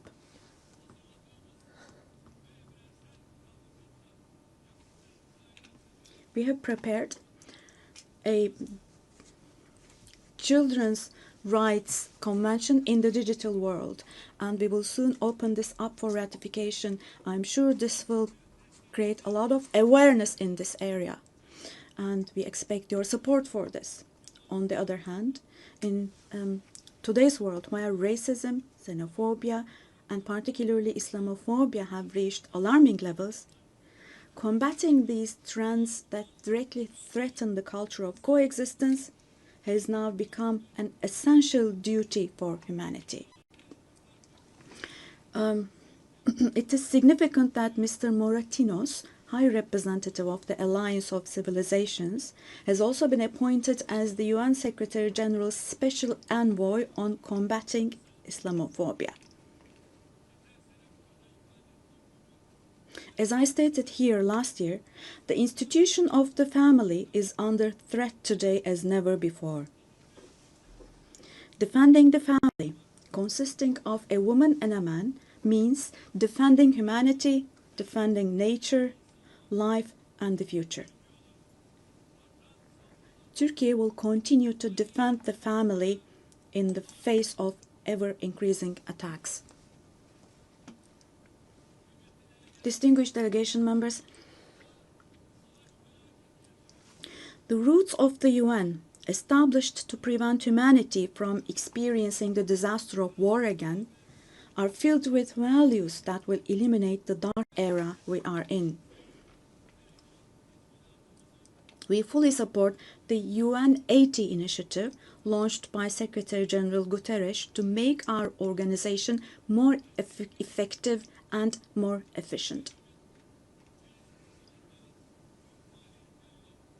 I hope this initiative succeeds as a process that will further strengthen all the activities of the UN. I express our readiness to provide strong support to this process, also driven by our vision of making Istanbul a UN hub. I sincerely believe that it is our shared responsibility to take steps that will restore the founding spirit of the UN in its 80th year. We will continue to say, the world is bigger than 5 until a system is established where the righteous are powerful, not the powerful are righteous. Our duty is not to abandon the system, but rather to repair it and to make it work again. Without a doubt, a more just, a fairer world is possible. Turkey will patiently continue its fight for the construction of a more just world. So may God help and aid us all. Once again, let me greet you all with kind regards and thank you.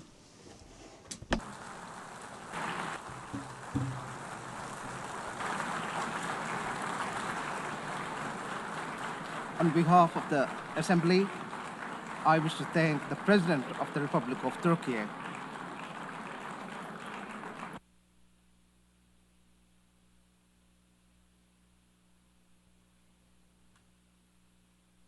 Assembly will hear an address by Her Excellency Dina Ercilia Boluarte Segarra, President of the Republic of Peru. I request protocol to escort Her Excellency and invite her to address the Assembly.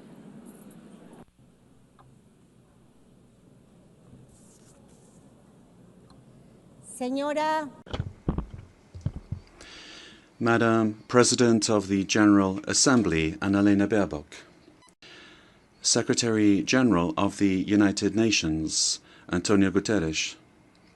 Ladies and gentlemen, heads of state,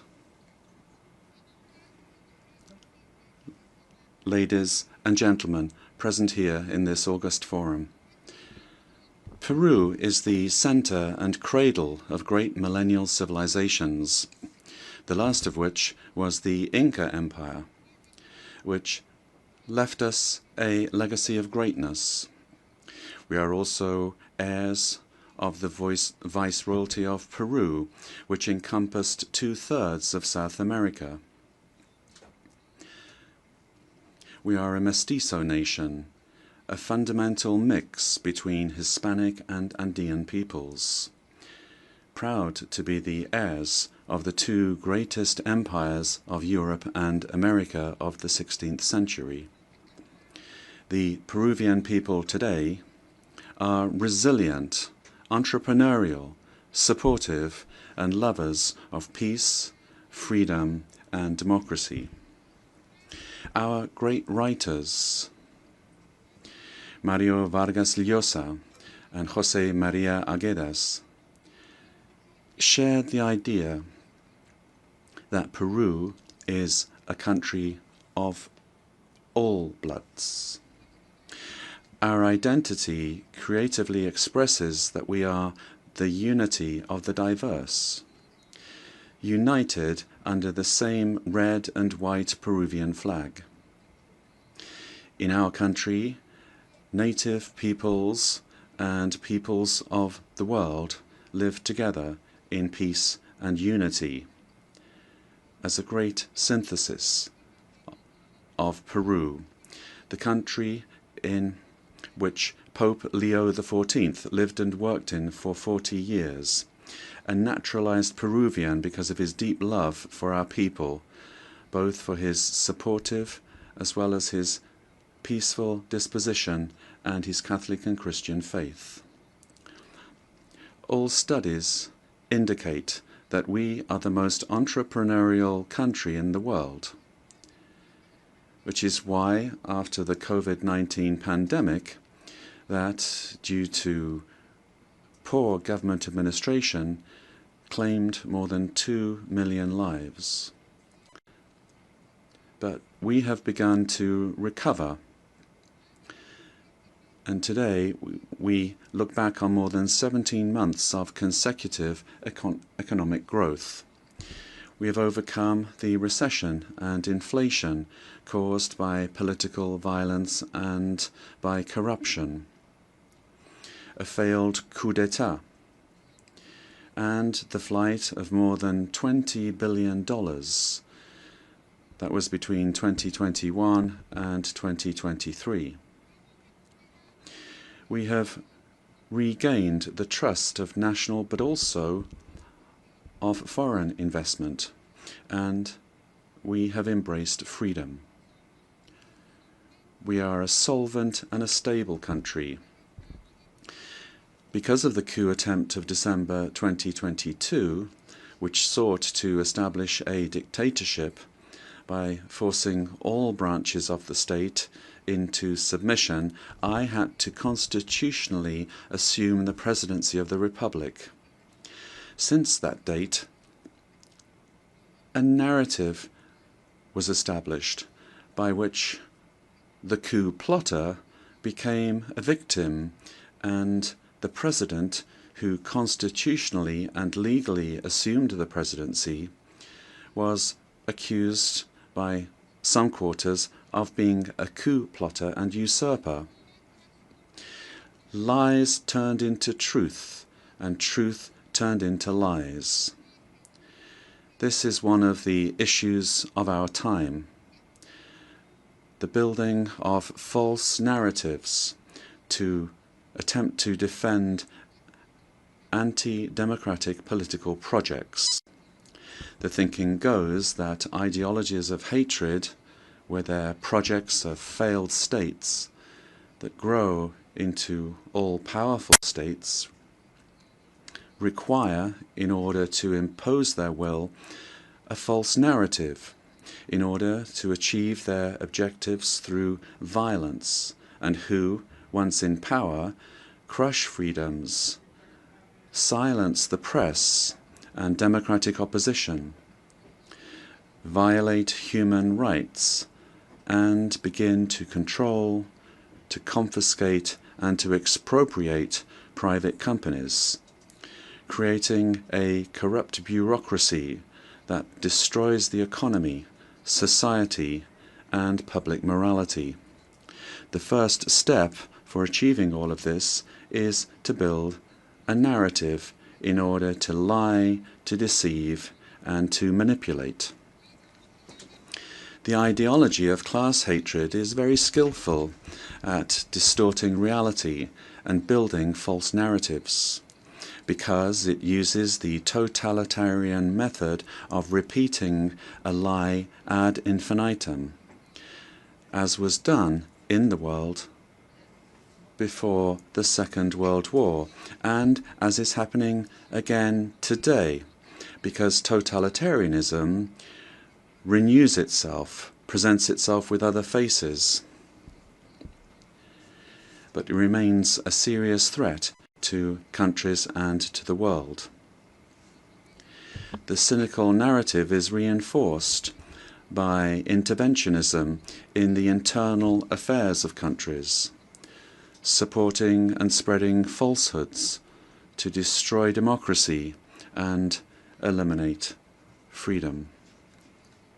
In Peru, we have overcome strong, organized and persistent political violence that sought the return of the coup plotters' government, and since 2024, progress has been made in restoring stability and confidence.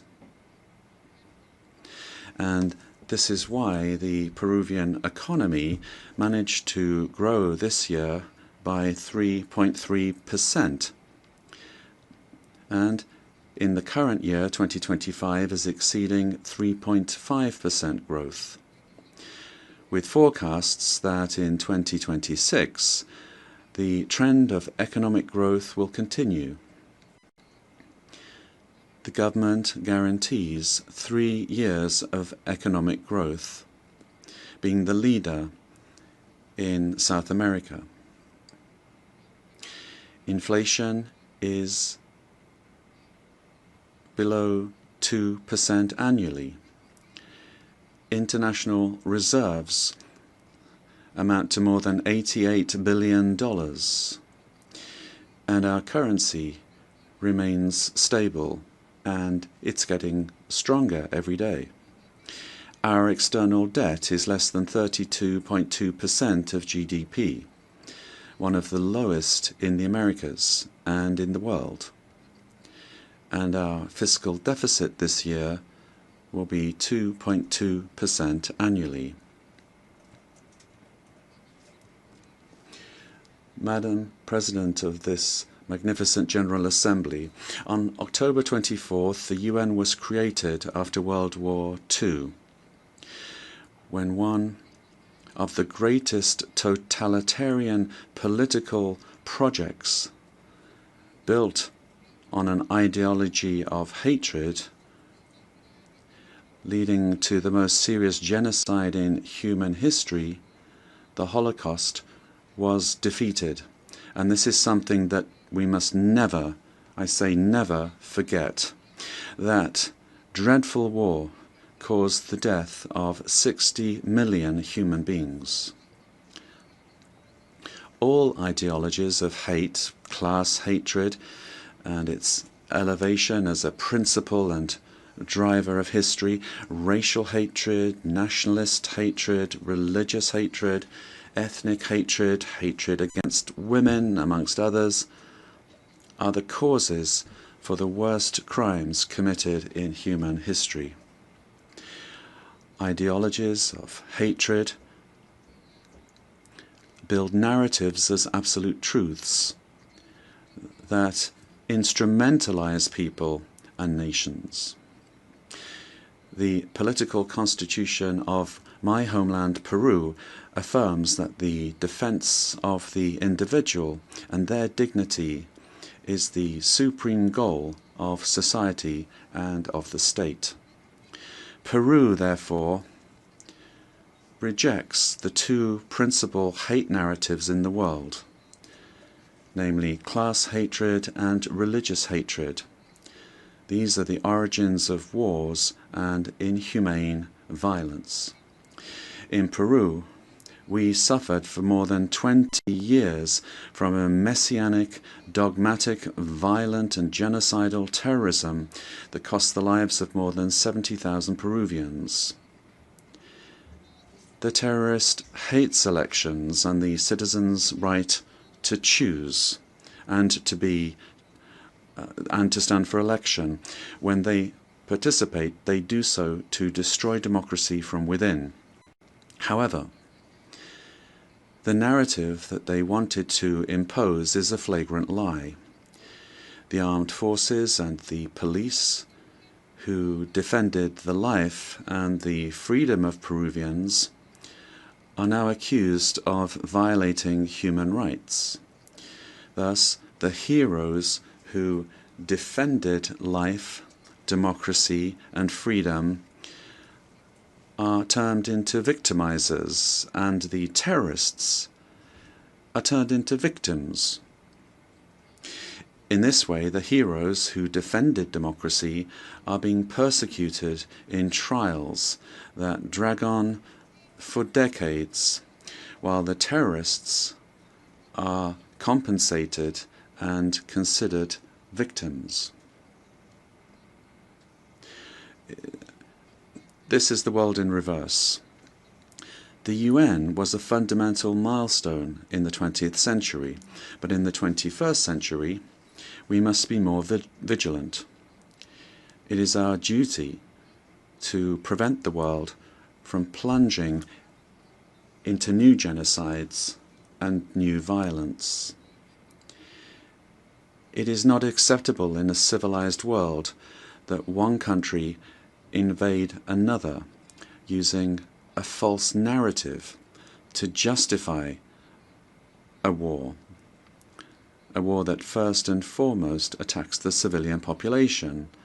It is not acceptable to slaughter civilians, to capture hundreds of young people, women, and even children, and use them as hostages. We live under the threat of international organized crime. In Peru, international crime based on extortion uses terrorist methods such as bomb attacks to submit citizens to its will. These criminal organizations that use weapons of war have created financial mechanisms to launder blood-stained money, sending large sums back to their countries of origin. They seek to normalize this violence, which requires, in order to be defeated, recognition by the UN as terrorist organizations and new national and international legislation to stop them being a threat to the democratic system and to the development of peoples. It is also imperative that we act against drug trafficking and illegal mining that destroys the environment, pollutes rivers, and condemns peoples and individuals to slavery. International crime has subjected thousands of women taken from their home countries through violence and deception and being exploited and deprived of their freedom. Ladies and gentlemen, we are living through times that recall the darkest chapters of our modern history, and Peru is convinced that the world does not need less UN, but more and a better UN, one that is in tune with the times. In times in which ideologies of hatred that caused and cause so much damage to humanity have taken refuge in lies, in misinformation, and which have penetrated democratic societies. Peru, as a founding member, is committed to an open multilateral system based on international law and the principles of the UN Charter. And we see in the UN the pillar of the model that has brought peace and prosperity. But we have to look at what's happening around us in the world. At this time, as we're meeting here, in other parts of the world, they are killing children, girls, boys, innocent people.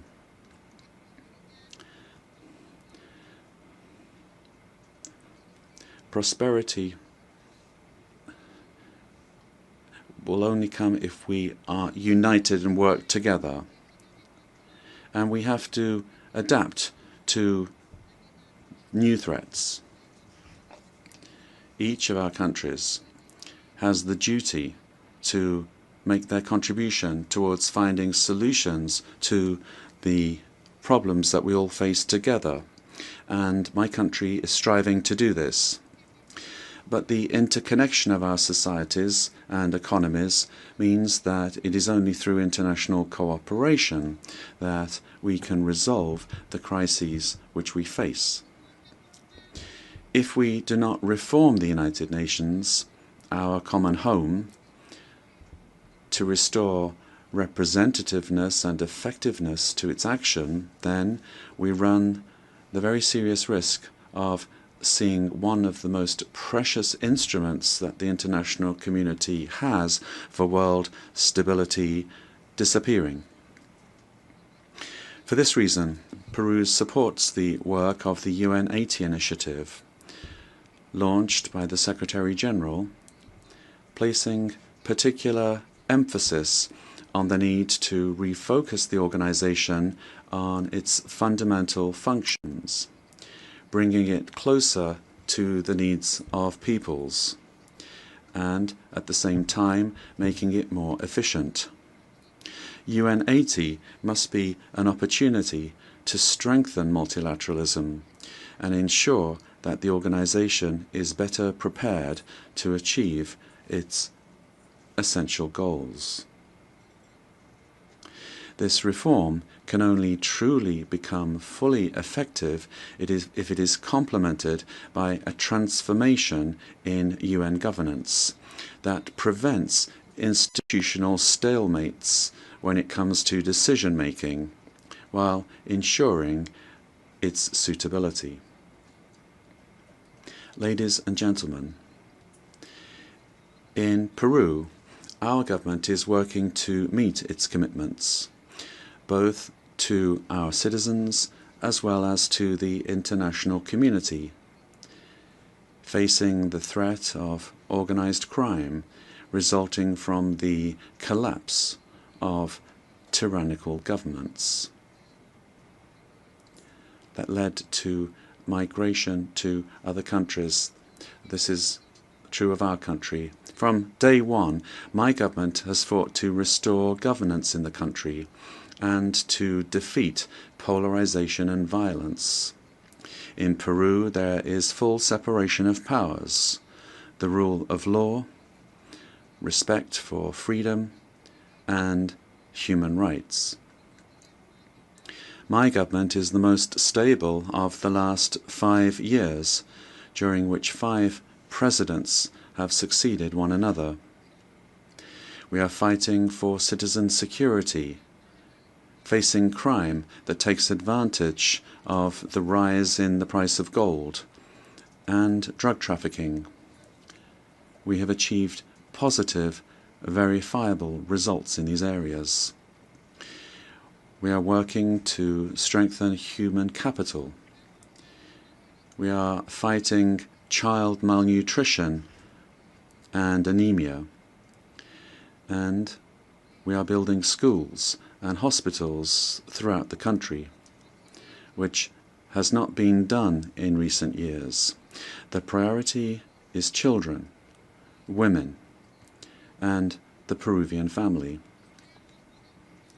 We are modernizing the country's infrastructure, ports, airports, roads, bridges, designing an economy that is better connected to the world, as well as a firm policy for fighting corruption. Our goal is to guarantee free and impartial elections, defeating the attempt of a violent minority that seeks their failure.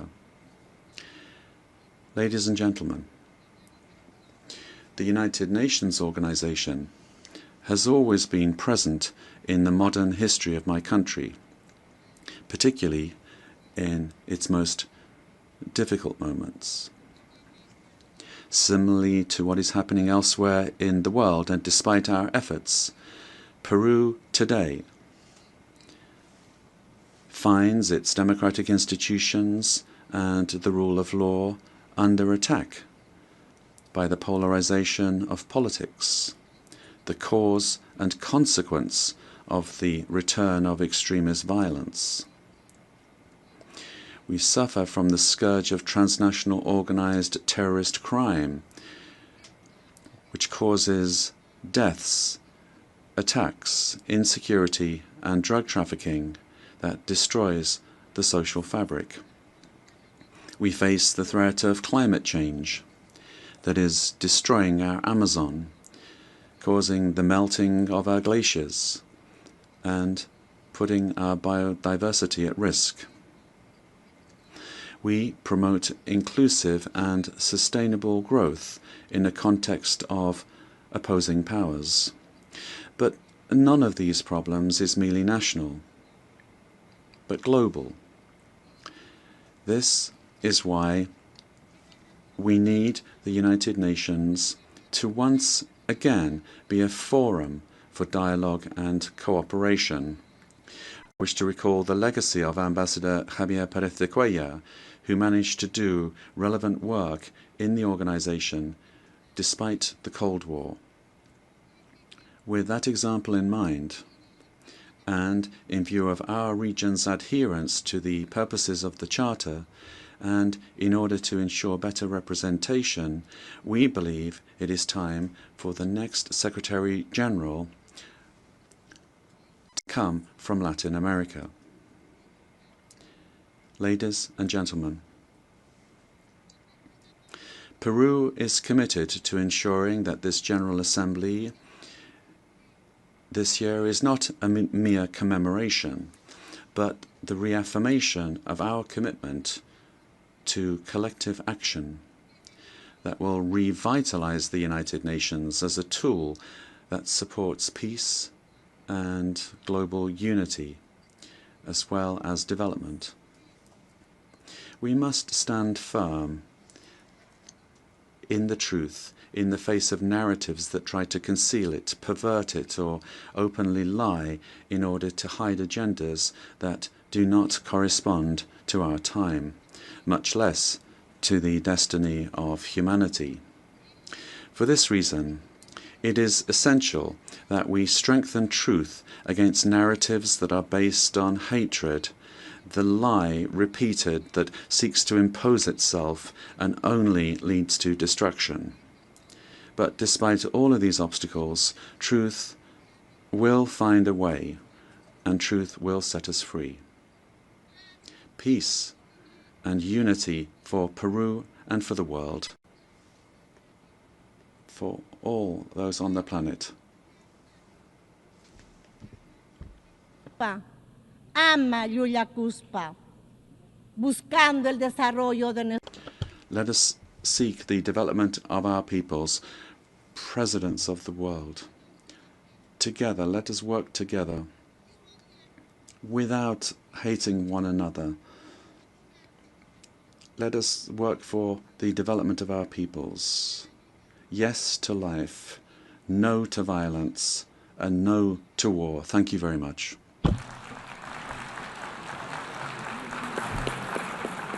On behalf of the General Assembly, I wish to thank the President of the Republic of Peru.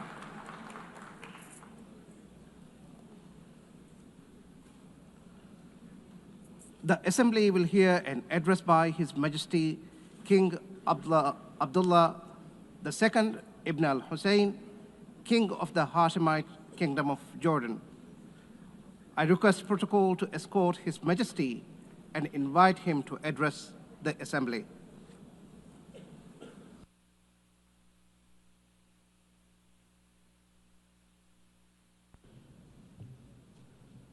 Bismillah ar-Rahman ar-Rahim. In the name of God, the compassionate, the merciful. General Assembly, at another occasion when I stand before you to address the same issue, the conflict in the Middle East. And not for the first time, developments on the ground have made me question the worth and utility of words in capturing the magnitude of the crisis. Yet not speaking about it would signal acceptance of the situation and abandonment of our humanity. And that I will not do. Our UN General Assembly was born 80 years ago, pledging to learn from, not repeat, history. The world vowed never again. However, for almost as long, Palestinians have been living through a cruel cycle of yet again, bombed indiscriminately, yet again, killed, injured, and maimed, yet again, displaced and dispossessed, yet again, denied rights, dignity, their basic humanity, yet again.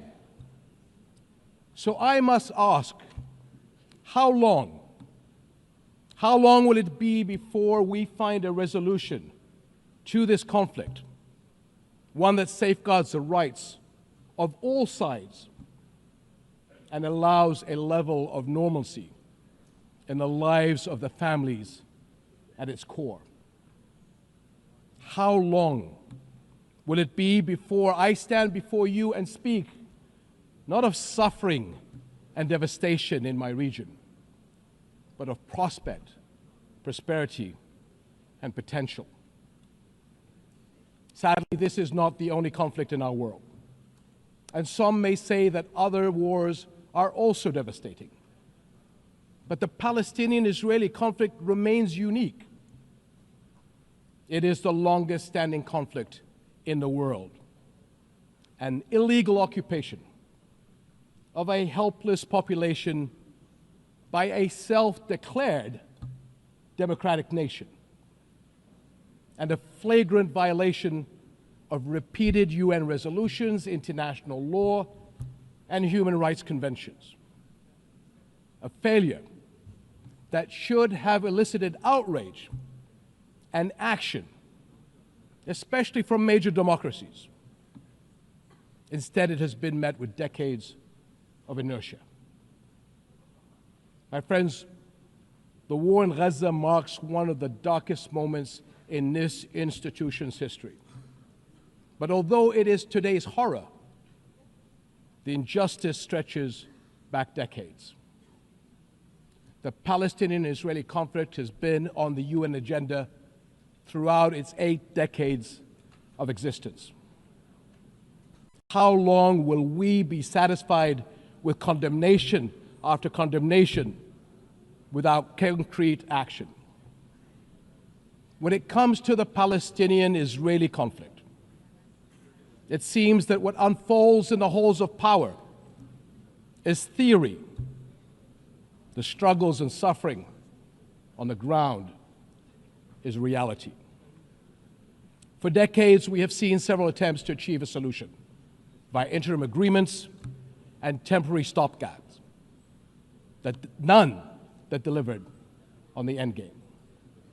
In fact, many would argue these processes served as a distraction as Israel grabbed more land, expanded illegal settlements, demolished homes, and displaced entire neighborhoods.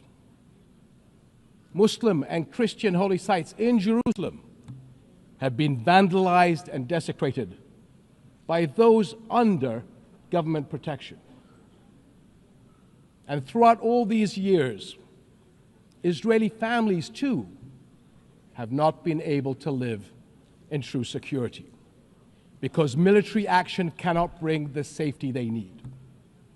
Nowhere is that more evident than in Gaza. More than 60,000 Palestinians killed, 50,000 children injured or killed, miles of burnt out rubble. Neighborhoods, hospitals, schools, farms, even mosques and churches in ruins. Widespread starvation. And what we are seeing is only a glimpse, because never in our modern history has the lenses of international media been obstructed like this from capturing the reality on the ground. Almost 2 years in, and the cruelty of this military campaign continues unabated. Furthermore, the current Israeli government's provocative calls for a so-called Greater Israel can only be realized through the blatant violation of the sovereignty and territorial integrity of its neighbors.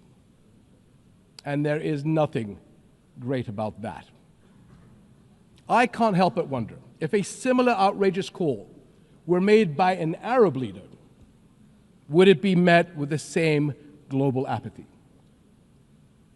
The international community must stop entertaining the illusion that this government is a willing partner for peace. Far from it. Its actions on the ground are dismantling the very foundations on which peace could stand, and intentionally burying the very idea of a Palestinian state. It has shown how little it respects the sovereignty of other countries, as we have seen in flagrant violations in Lebanon, Iran, Syria, Tunisia, and most recently, Qatar. And its hostile rhetoric calling for the targeting of Al-Aqsa Mosque will incite a religious war that would reach far beyond the region and lead to an all-out clash that no nation would be able to escape. How long before we hold all nations to the same standards? How long before we recognize the Palestinians as people who aspire to the same things you and I do? and we act on that recognition. How long before we recognize that statehood is not something Palestinians need to earn? It is not a reward. It is an indisputable right.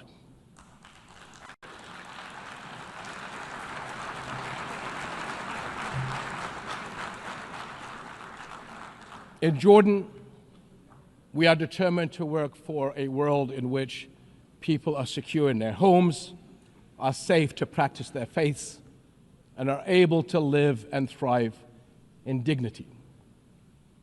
As custodians of Muslim and Christian holy sites in Jerusalem, we safeguard these holy places against actions that violate the city's legal and historical status quo. Compromising the delicate balance in the holy city will turn it into a tinderbox that ignites global conflict.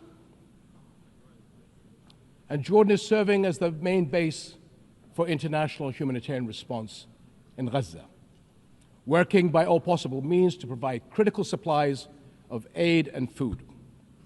And we appreciate our regional and international partners. I'm also immensely proud of the many Jordanians, including men and women of Jordan Armed Forces, who are at the heart of this effort. Ground convoys, aircraft crews, doctors, nurses, and mobile medical staff who work even under fire to provide relief. These and countless others carry forward Jordan's deep heritage of compassion and generosity to a people in grave need. My friends, amid such darkness, there is a glimmer on the horizon. We are seeing more nations stepping up on behalf of a permanent ceasefire in Gaza, one that ensures the release of all hostages, unhindered humanitarian aid, and support for the Palestinian people as they rebuild. We all know that force is no foundation for security. It is a prelude for greater violence. Repeated wars are teaching generations of Israelis and Palestinians that their only recourse is the gun. Security will only come when Palestine and Israel begin to coexist. Seems I have the same problem as President Trump. Begin to coexist side by side. This is the two-state solution, in line with international law and UN resolutions. An independent and viable Palestinian state with East Jerusalem as its capital, alongside a secure Israel living in peace with its neighbors. For almost a quarter of a century, this has been the promise of the Arab Peace Initiative, in which Arab and Muslim partners around the globe extended their hand. My friends, for the past 2 years, we have finally seen the world's conscience stirring in the courage of ordinary people from every walk of life and every corner of the globe, raising their voices as one and declaring, it has been too long.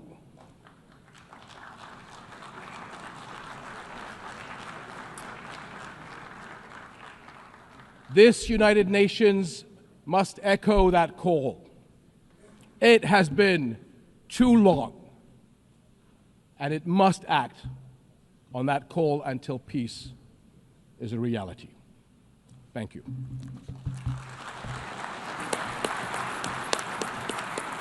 On behalf of the Assembly, I wish to thank the King of the Hashemite Kingdom of Jordan. The Assembly will hear an address by His Excellency Lee Jae-myung, President of the Republic of Korea, I request Protocol to escort His Excellency and invite him to address the Assembly.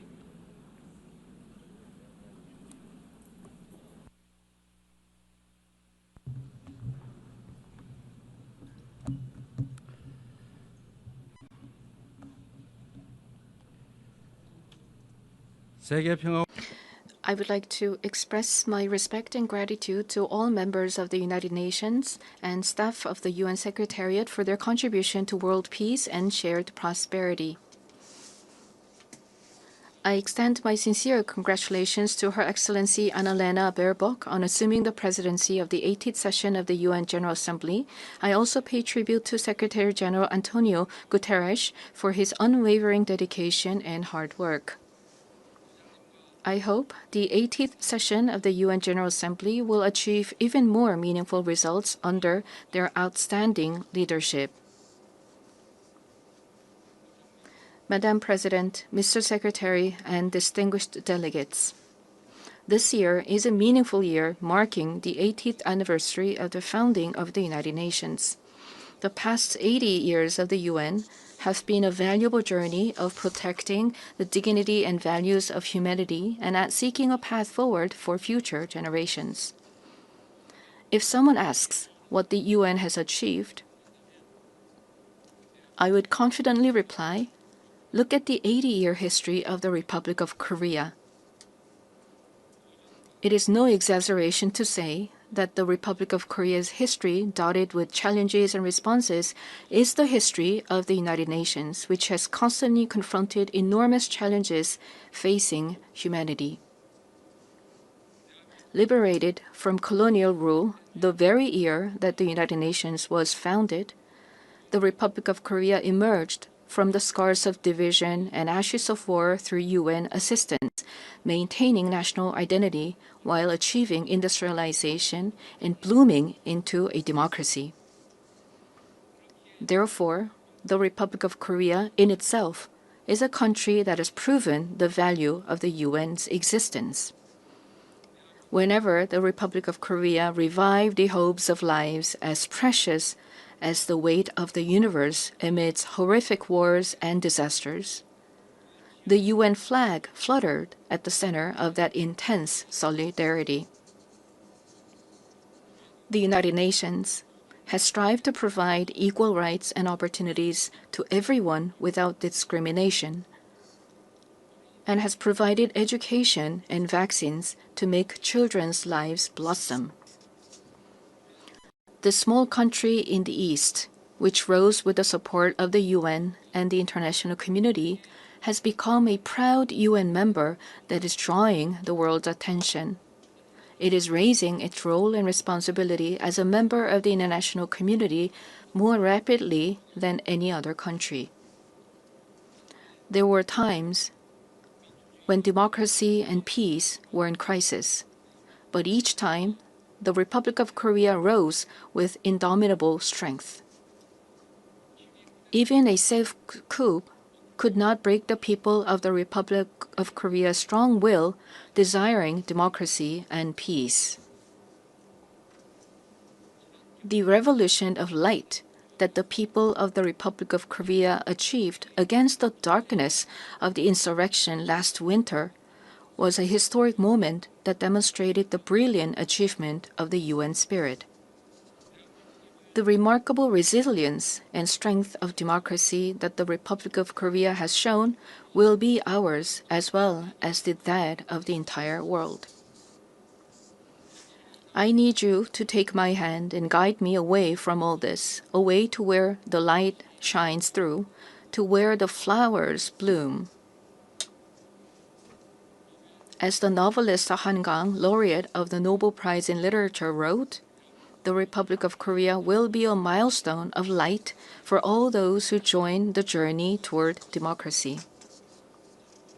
Today, at the UN General Assembly, where world peace and humanity's shared prosperity is discussed, I proudly announce that a new Republic of Korea, which will be a beacon of light for global citizens, has completely returned to the international community. Thank you.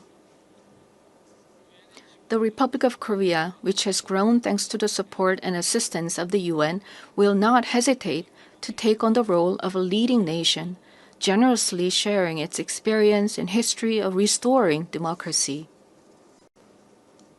Despite ceaseless efforts from all corners of the world, the international community's determination and aspiration to maintain international peace and security 80 years ago still remains an unfinished task for everyone.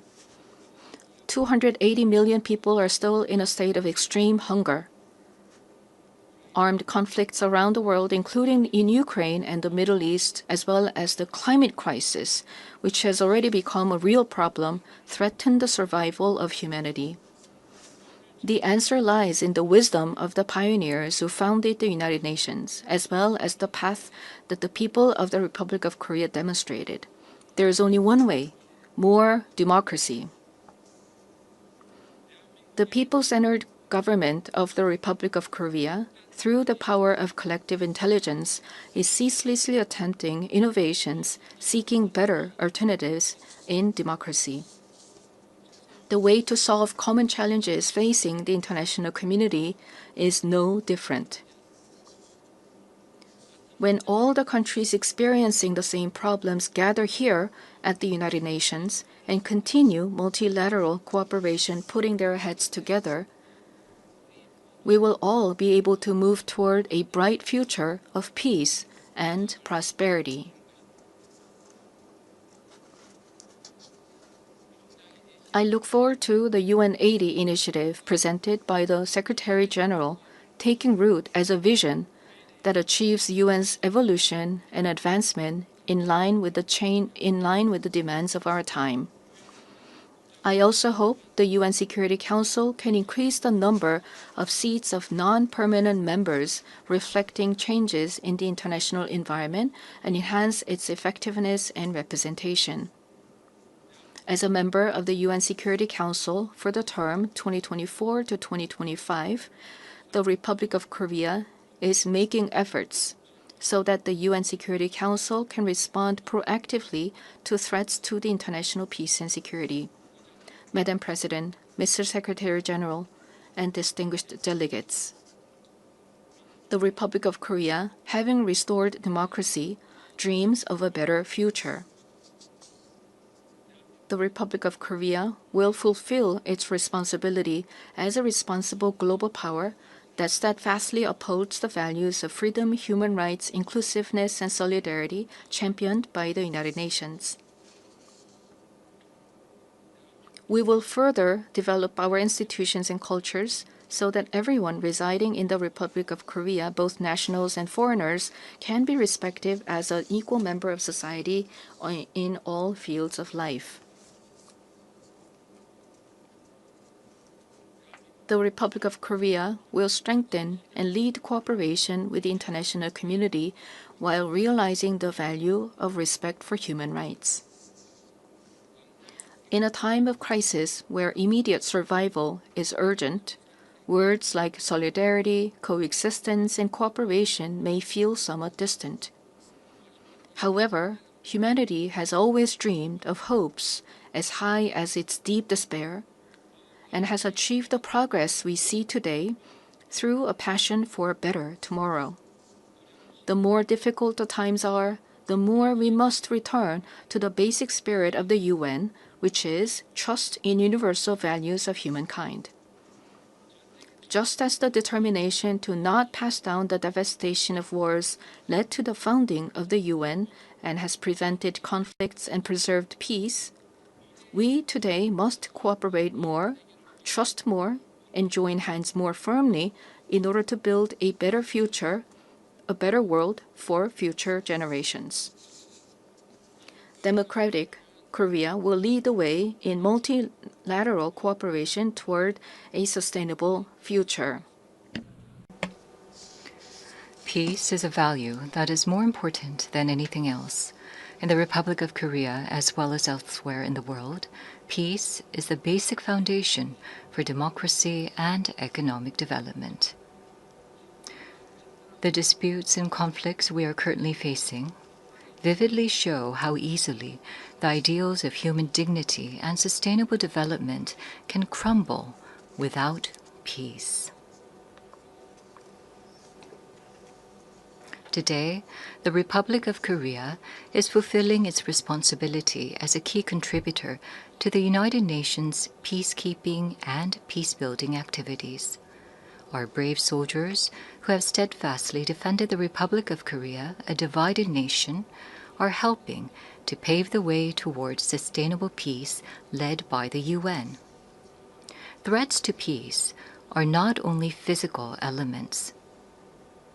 In an era where artificial intelligence technology is critical to security capabilities and cyber attacks threaten national security, we must confront not only visible enemies, but also invisible enemies. If we passively let ourselves be dragged along by the changes of the AI era, we will meet a dystopia of deepening polarization and inequality, unable to shake off the dark shadows of human rights abuses caused by the misuse of technology. However, if we proactively respond to these changes, we can use the high productivity as a driving force to build a foundation for innovation and prosperity, and create a useful base for strengthening direct democracy. I hope the open debate that I will preside over as UN Security Council President tomorrow will significantly contribute to the international community's efforts to promote the responsible use of AI. Furthermore, we intend to share our vision for the future of AI through the APEC AI initiative at the APEC Economic Leaders Meeting, which will be held in Gyeongju, Korea next month. We will strive to ensure that the vision of AI for all, where advances in cutting-edge technology contribute to the universal values of humanity, becomes a new normal for the international community. AI-driven technological innovations will be an important new tool for solving global challenges like the climate crisis. Over the past 80 years, the United Nations has paved the way for sustainable development and spearheaded efforts to address climate crisis threatening the survival of humanity. Nations around the world must respond to these efforts. The Republic of Korea is pursuing a great energy transition, leveraging science and technology and digital innovation to increase energy efficiency and expand the share of renewable energy. We will submit a responsible, nationally determined contribution within this year, joining the united will of the international community.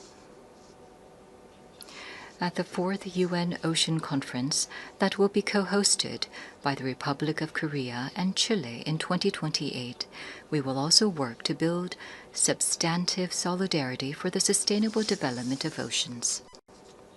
Such efforts by the Republic of Korea to actively address global challenges are based on a firm commitment to fulfilling humanity's shared promise of sustainable development.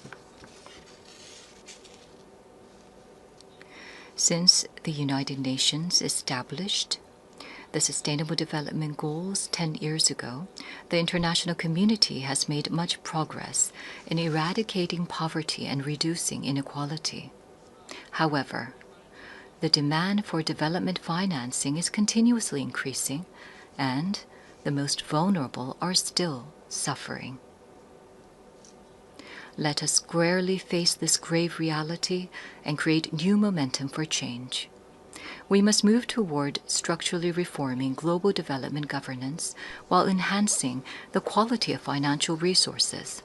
I trust that we will pull together in order to bring about more cases like the Republic of Korea growing and developing from an aid recipient country to an aid donor country. This year marks the 80th anniversary of the founding of the United Nations, as well as the 80th anniversary of the division of the Korean Peninsula. New challenges, as well as unresolved tasks, await us. Democratic Korea will begin a new journey toward peaceful coexistence and shared growth on the Korean Peninsula. The first step will be to restore broken inter-Korean trust and shift to a stance of mutual respect. The government of the Republic of Korea clearly reaffirms that it respects the North's current system, that it will not pursue any form of unification by absorption, and that it has no intention of engaging in hostile acts.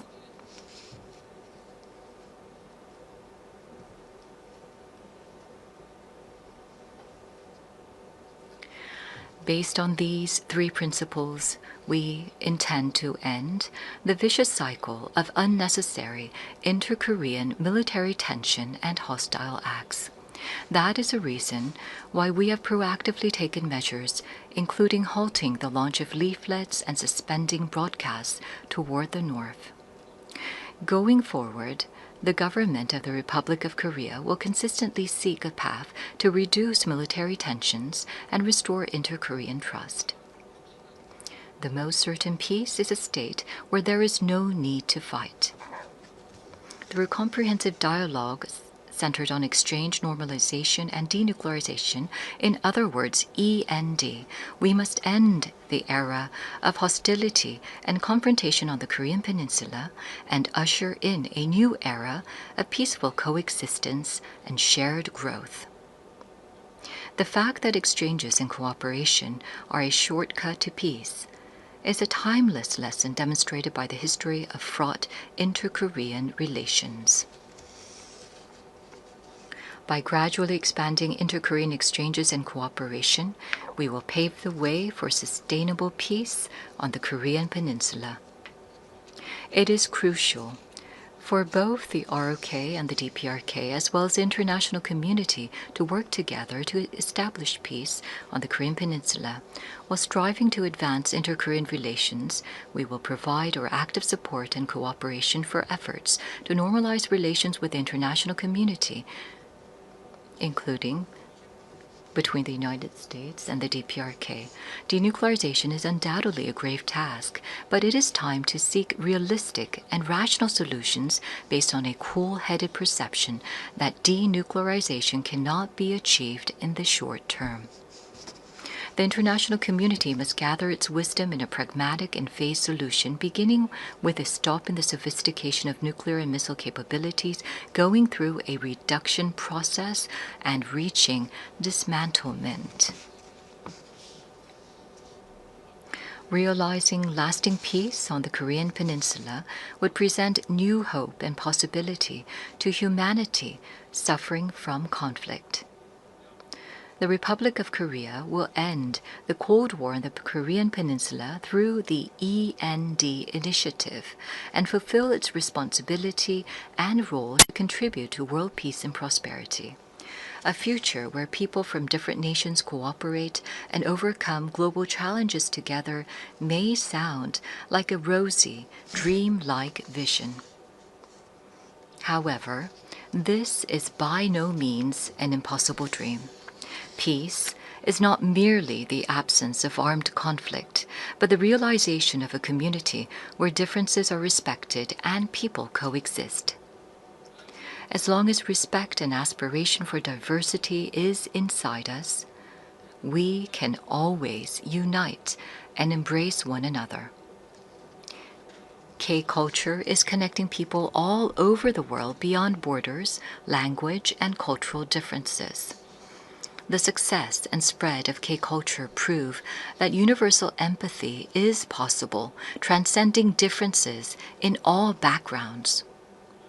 Gathering the energy of solidarity, coexistence, and consideration, the Republic of Korea, having ushered in a new diplomatic republic, is ready to move toward a sustainable future and a new page in human history. Though a difficult journey is expected, humanity has been able to grow and come this far by not giving up on challenges, even in the face of adversity. As the people of the Republic of Korea raised colorful cheering sticks in the face of a crisis in democracy, I call on the international community and the United Nations to lift the lantern of hope that will light the future of humanity. the Republic of Korea will boldly lead the way toward a new era of peaceful coexistence and shared growth on the Korean Peninsula toward a better future together. Thank you very much for your attention. On behalf of the Assembly, I wish to thank the President of the Republic of Korea.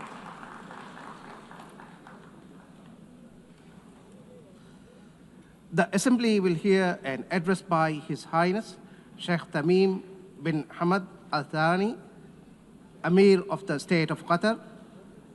I request protocol to escort His Highness and invite him to address the Assembly.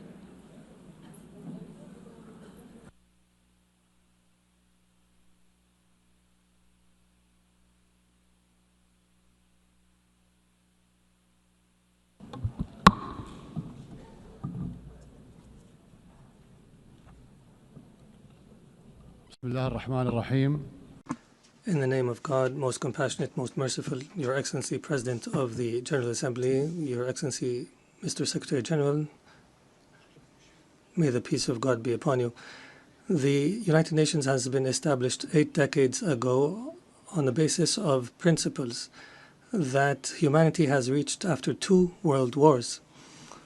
These rules are based on the maintenance of international peace and security and the respect for human dignity and state sovereignty and a non-interference in internal affairs, and to cooperate for the benefit of our peoples. This means if we allow violations to continue, it means allowing the rule of the jungle, where perpetrators and violators enjoy benefits just because they can. This is the political realism that we are facing, that has been reduced to the ability to impose a status quo. This is a crisis.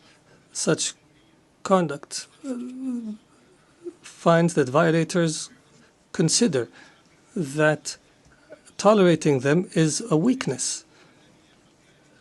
What must prioritize the discussion in the international community now is how to restore collective security as per the UN Charter, and how to restore the legitimacy of the international system. Your Excellencies, as you know, Doha on the 9th of September has suffered a treacherous attack that targeted the negotiating delegation of Hamas in a residential neighborhood that includes schools and diplomatic missions. As a result of this attack, 6 martyrs have fallen, including a Qatari national who serves in the internal security forces, and 18 people have been injured. This aggression was a violation against our sovereignty and a blatant violation that is unjustified of international law. But the whole world was shocked because of the circumstances of this heinous act, which we have classified as state terrorism. Unlike the claim of the Prime Minister of Israel, this attack is not a legitimate right to follow perpetrators of terrorism. It is an act of a diplomacy that is dedicated to political assassinations, and it undermines any diplomatic efforts aimed at ending the genocide against the people in Gaza. It is also an attempt to kill politicians who are members of a delegation that engages in negotiations with Israel while they were studying an American proposal. As you know, Qatar hosts, as a mediator during the negotiations, hosts delegations of Hamas and Israel. Qatari mediation has, in fact, achieved, in cooperation with Egypt and the USA, the release of hostages. And the last agreement was negated by Israel unilaterally. preventing an ability to reach a permanent ceasefire and the release of all hostages and the withdrawal of the occupying forces from the Gaza Strip and the humanitarian access and the release of Palestinian prisoners. They visit our country and plot to attack it. They negotiate with delegations and plot to assassinate the members of the negotiation teams.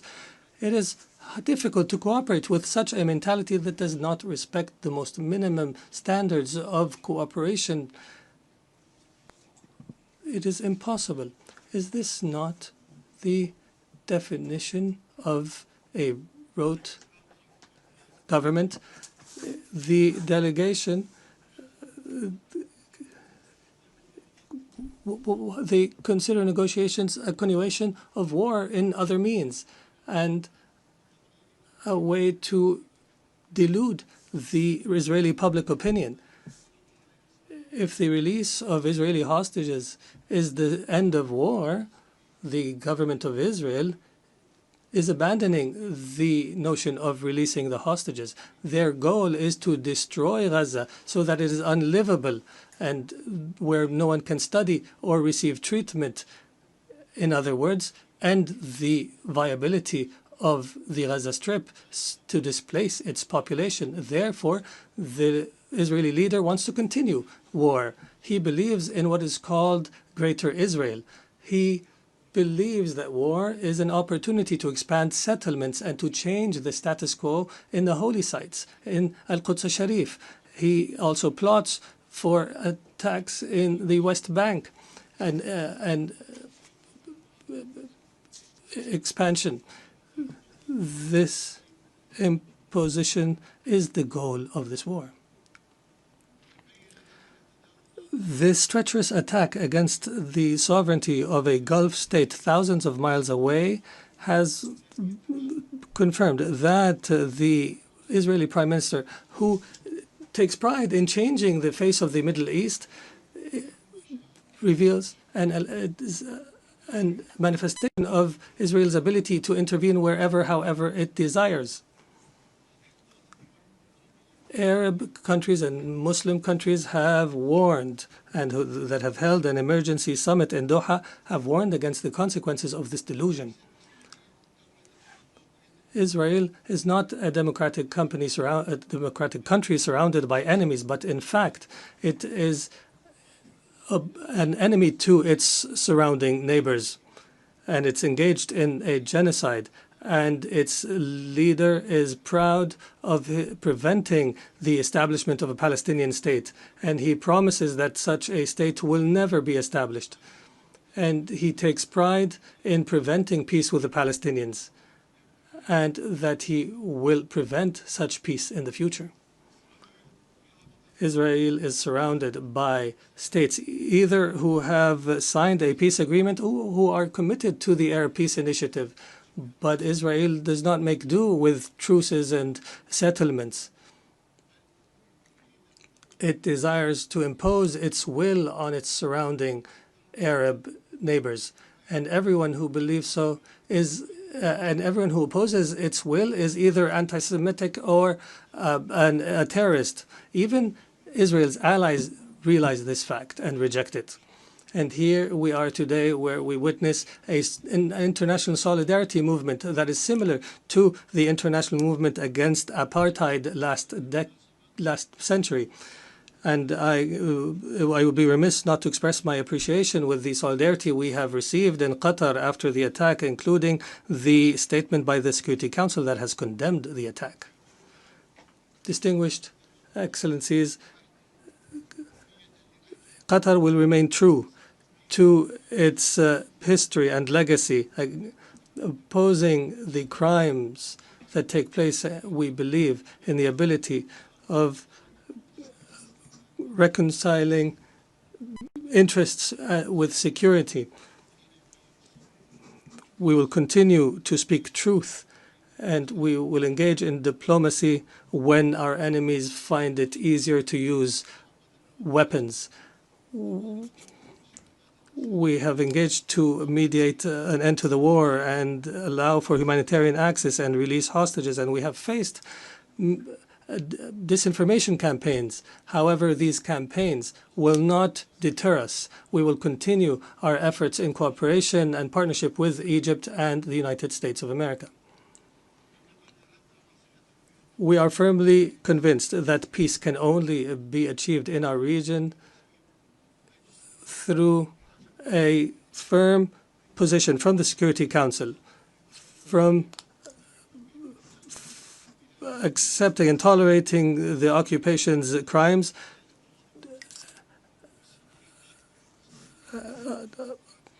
until allowing to the Palestinian people to enjoy their right to self-determination and establish their state with East Jerusalem as its capital on the borders of 1967 as per UN resolutions and the two-state solution that has been the consensus of the international community.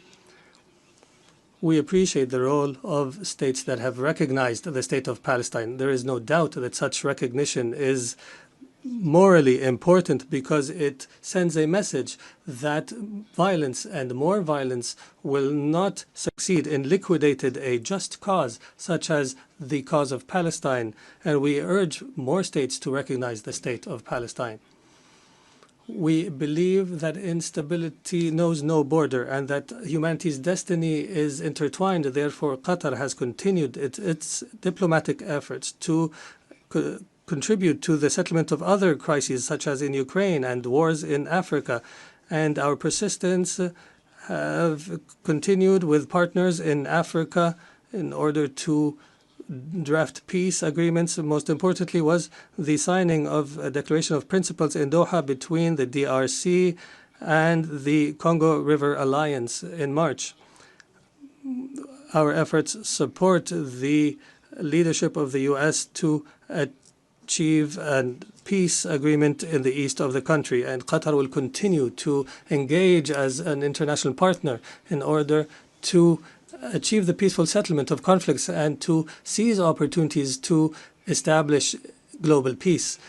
Your Excellencies, some states in our region still suffer the lack of security and stability. However, there is hope through some positive developments. In our dear Syria, since the end of last year, is going through a new phase that we hope will be a path towards achieving the aspirations of the Syrian people towards stability, development, and the rule of law after the end of a dark phase of the country's history. Egypt has stood by the Syrian people throughout the previous years. I recalled and urged to support Syria from this podium, even when it seemed to fall off the international agenda. The international community is called upon to assist Syria now in order to succeed through the transition phase after decades of suffering. Our experience in other Arab countries has taught us that building state institutions and establishing relations between a state and others is based on equality, and internal stability on the basis of respect for diversity are paramount issues at this stage. Qatar will not spare an effort to provide the necessary support to our brothers and sisters in Syria.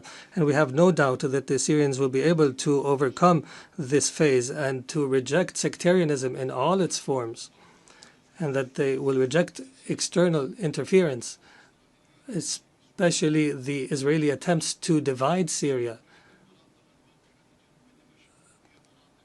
and the conduct of Israel that is as though all areas south of Damascus are areas of Israeli influence. The Middle East has also witnessed positive developments through the election of President Ahmed Joseph Aoun in Lebanon and the appointment of Mr. Nawaf Salam as a prime minister, which is a step towards stability in the country. Qatar will continue to support Lebanon government and people and institutions, and will continue to support the Lebanese army We emphasize the need to implement Security Council Resolution 1701 and the withdrawal of Israeli forces from the areas it occupied during the last war, and to end Israeli interference in internal Lebanese affairs. For Sudan, the people in Sudan continue to suffer an unprecedented humanitarian crisis because of the continued violence. We call once again on all parties to prioritize the national interest and to engage in a comprehensive dialogue that leads to a permanent peace and that preserves the unity of Sudan and its territorial integrity and independence, and that achieves development and stability. We declare our support for all international efforts that aim to achieve this goal. Distinguished Excellencies, Doha has always been a global capital that hosts major events in all spheres, and an area where leaders convene and decision makers from around the world to engage in negotiations and the formulation of solutions. Doha will host the Second World Summit for Social Development from the 4th to 6th November this year, and we look forward to welcoming you all during this conference. There is no doubt that the trust of the international community in Qatar is based on our successes in the past throughout the years. And accordingly, based on this legacy, we have submitted our application to host the Olympics, believing that sports is not just competition, but a bridge between cultures and a means to promote peace and understanding. And as such, we have also organized and hosted the FIFA World Cup, proving that we are able of hosting sporting events of this magnitude. In conclusion, the state of Qatar, realizing the seriousness of the challenges facing the international community, commits to our partnership in seeking truth, peace, and justice in international relations. Thank you, and may the peace of God be upon you.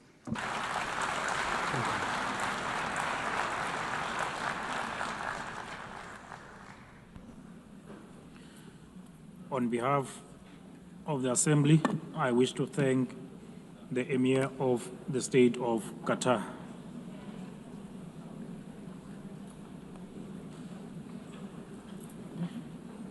The Assembly will now hear an address by Her Excellency Jennifer Gillings-Simons, the President of the Republic of Suriname. I request the protocol to escort Her Excellency and invite her to address the Assembly.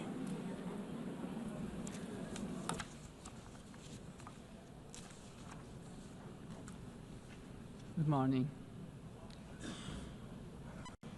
Madam President, we are here to commemorate in this special moment in history as we celebrate the United Nations 80th anniversary. And this 80th anniversary of the General Assembly coincides with the 50th anniversary of the independence of the Republic of Suriname and our membership of this organization.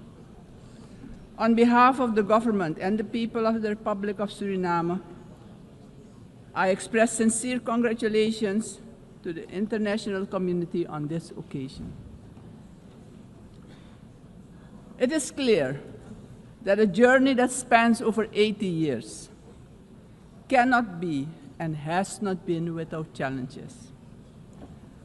The United Nations played, in some instances, an important role in ending colonial rule, worked on advancing human rights, and often provided hope and a future to the most vulnerable in our global community. This is also the organization that provided a voice to the global community and worked to establish a balanced world order aimed at adopting a framework for sustainable development agenda and contribute significantly to advancing human rights, more specifically the rights of women and children. The organization promoted education for all and universal access to health care. In some instances, the peaceful resolution of conflicts was achieved, preventing misery and saving human lives.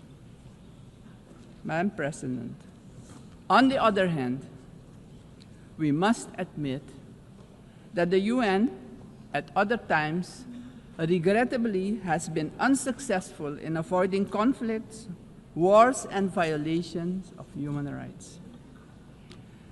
As we look at the world today, we see that in Europe, war has returned. Elsewhere, wars are displacing millions, killing many, and threatening global security and peace. In other countries and regions, for instance in the Middle East, we have witnessed unspeakable terror at the hands of terrorist organizations. The UN was not able to prevent that. At this moment, there are increased occurrences of grave violations of human rights, and more specifically, the rights of children. For example, in Gaza, it is unbearable to even think about their suffering. Also, within our own region, which is the Caribbean, we have not been spared of rising tensions. It is with heightened concern that we noted the Secretary General's recent briefing on the Security Council meeting on the situation in Haiti, mentioning that the Haitians are enduring a perfect storm of suffering. Haiti is still paying a hefty price for being the first to throw away the shackles of slavery in the region of the Caribbean. Our hearts go out to the people of Haiti. Suriname strongly reiterates its position that conflicts should primarily be resolved through dialogue. And we remind the international community that Latin America and the Caribbean are proclaimed a zone of peace. We do not want military aggression in our region.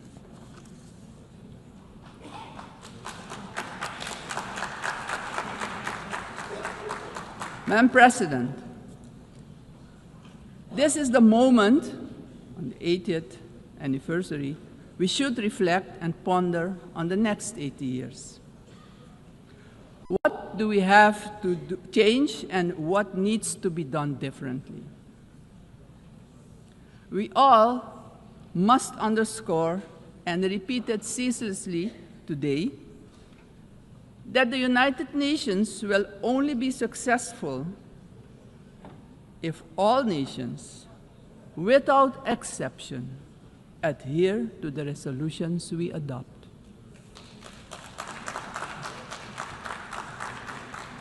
We can only keep the peace if we stop allowing that the votes of all the countries in the world can be nullified by one veto. Today, partially because of the work done by our organization, some poor countries have developed substantially, economically and otherwise. They have become powers who can't be ignored any longer. We have to remind ourselves that the world in which the United Nations was established 80 years ago does no longer exist. The task ahead, therefore, is that we, in the first place, renew our vows, recommit to the principles and objectives of the Charter of our organization, and recognize all the voices in the world, because people from all regions should have opportunities for a dignified life. Furthermore, the UN should adjust to the world we currently live in. This means, for example, The Security Council should expand to include all nations who exert major influence in the world. Exclusion of these players will only increase the risk of conflict and obstruct the beneficial cooperation necessary for humanity to develop and prosper. It is of great importance that all economically and otherwise strong nations and countries maintain a healthy competition that promotes the scientific advancement we need for sustainable development. On the other hand, these countries need to work together to guarantee global peace, so crucial for the existence and growth of the developing states and for their own countries. In this context, Suriname endorses the inclusion of, amongst others, Brazil, India, and the representation of the African continent for equal membership of the Council. Equally, we support the CARICOM position for a non-permanent rotating seat for the small island developing states and low-lying coastal countries. I would also like to remind the member states that my country, Suriname, has presented its candidacy as a non-permanent member of the Council for the period 2043 to 2044. Madam President, the United Nations must be a genuine unity of nations. If our organization, moving forward, wants to play a crucial role in creating a prosperous future for humanity, we have no choice than to genuinely unite, all of us. Suriname stands firmly for global peace, for the rule of law, and for the equal value of every human life. Considering this, Suriname once again calls for the lifting of the long-standing, unjust embargo against Cuba, bringing misery to its people. Madam President, Suriname is a country with people of indigenous, Maroon, Javanese, Hindustani, Creole, African, Chinese, and European descent. We all live together in a mosaic of cultures and faiths. The persons from Surinamese origin living abroad are part of this mosaic of our population and can contribute to the socio-economic development of the nation. We consider this diversity a great asset. Actually, Suriname does not have diversity. Suriname is diversity, and we keep working together to protect and grow our national unity for our own well-being and as an example of harmony in this often divided world. My country also carries immense natural wealth, and it is our vision to create an economy that is resilient, sustainable, and inclusive.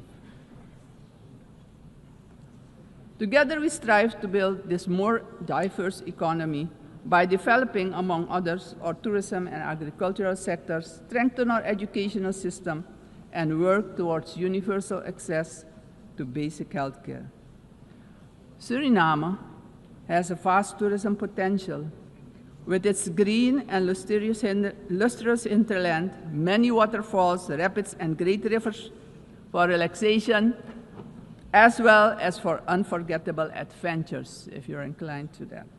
Rich biodiversity, cultural treasures, and the UNESCO-acknowledged historical city of Paramaribo. Through cooperation in the agriculture sector with our neighbors, we aim at improving food security within Suriname and the Caribbean community. My government views energy security as a strategic priority for national development, regional stability, and economic resilience. With an investment of more than $10 billion for the development of our offshore oil and gas, the country is getting a new beginning, a new start that will contribute significantly to our economic growth. However, we know oil and gas revenues should not be the sole fundament of our economic development. Hence, we need investments in relevant sectors in our country. We are steadily advancing our energy transition. While we already source about 50% of our energy needs through hydropower, we are moving toward natural gas and other forms of renewable energy as part of our long-term vision, because we know climate change is a fact. Madam President, I firmly believe that education is the foundation upon which every prosperous society is built. We are committed to invest in our education system, our teachers, our children and youth. The future of any country depends on the talent and skills of its people. My country reaffirms strongly its commitment to upholding the rights of indigenous and tribal communities, ensuring that their livelihoods, tradition, knowledge systems are respected and preserved, and the acknowledgement of their collective land rights. Strengthening our institutions is high on our agenda. Suriname has worked tirelessly on the prevention of diseases, and despite challenges, we have achieved results that we as a country can be proud of. As of June 30, 2025, Suriname has officially been declared malaria-free by the World Health Organization after 30 years of continuous fight against this disease, the first in the Amazon region to receive such a recognition. We're aware of the responsibility to remain vigilant as government as well as a community to ensure that these gains are sustained. Suriname's example showcases that we too can surely make a valuable contribution in combating infectious diseases. Madam President, the Caribbean community is expanding its outreach. And in this light, Suriname also welcomes the recently concluded Second Africa CARICOM Summit held in the Republic of Ethiopia. This, Madam President, honors the historic, cultural, and human bonds between the regions of the Caribbean and Africa. Suriname also acknowledges the CARICOM 10-point plan for reparatory justice, which has our full and strong endorsement. Slavery was a crime, is a crime against humanity, and we're talking about reparations, yes. We will furthermore continue to contribute with CARICOM, aiming at enhancing the organization's geopolitical influence. Despite our commitment as a country to the Paris Agreement 10 years ago, we see that the climate crisis is worsening. It's worse than we feared. Our countries have least contributed to climate change and carbon emissions, but are hit the hardest by its effects, directly impacting the livelihood and economic growth of our peoples. Suriname calls for the urgent attention of the international community to address the detrimental impact of climate change facing the small island developing states and countries with low-lying coastal areas. Our forests stand strong.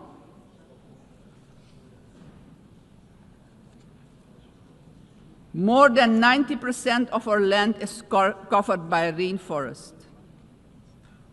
And this makes us the most forested country in the world. Your eyes have never seen so much green. Suriname is one of the 3 carbon-negative countries on Earth. Since 1992, our forest has absorbed nearly 290 million tons of carbon, and each year we capture more than we emit, and we want to keep it that way. The protection and conservation of our forests has been a priority. It doesn't stand by default, but by design.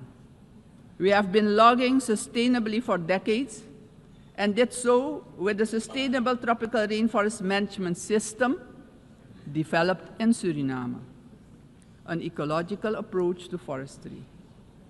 Also, the indigenous and tribal communities protect the forest by their continued stewardship. We are proud of the way we did it, but pride alone does not pay the bills and does not develop the indigenous and tribal communities. Madam President, we must not forget that these forests, our forests, are in competition with vast resources such as gold, diamond, bauxite, and more. We will need to make difficult choices. We want to keep our forest coverage at a minimum of 90%. But we cannot do it alone. The time has come for the world's largest emitters to share this responsibility, not only with words, but with action, justice, and finance. Suriname strongly calls for global action, predictable climate finance for high forested, low deforestation countries, fair recognition of real carbon removals, and direct support for the communities who live in and protect these forests. Suriname, Madam President, therefore endorses the initiative of the COP30 presidency to launch the Tropical Forest Forever facility and calls upon the international community to contribute to its success. Suriname, as mentioned previously, takes pride in being an example of peaceful coexistence, having different cultures, religions, and the traditions to live together in respect and solidarity. This is our gift to the world. The second gift, because we also have a forest that is delivering services to the whole world. This gift proves that harmony can prevail.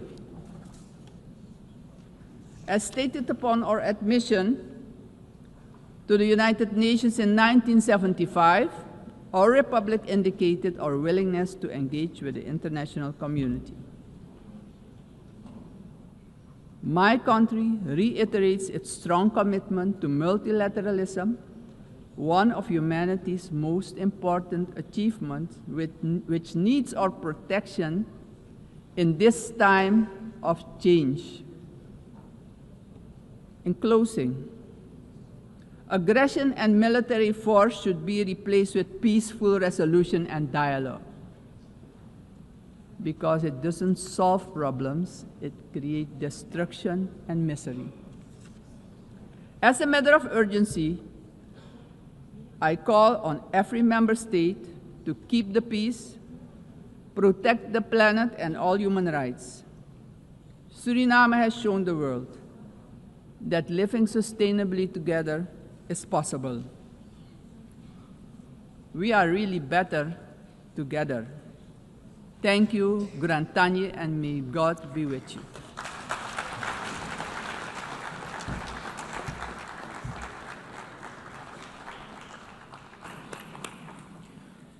On behalf of the Assembly, I wish to thank the President of the Republic of Suriname.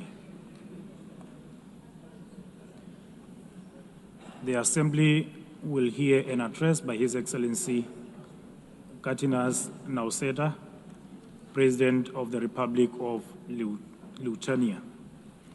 I request protocol to escort His Excellency and invite him to address the Assembly.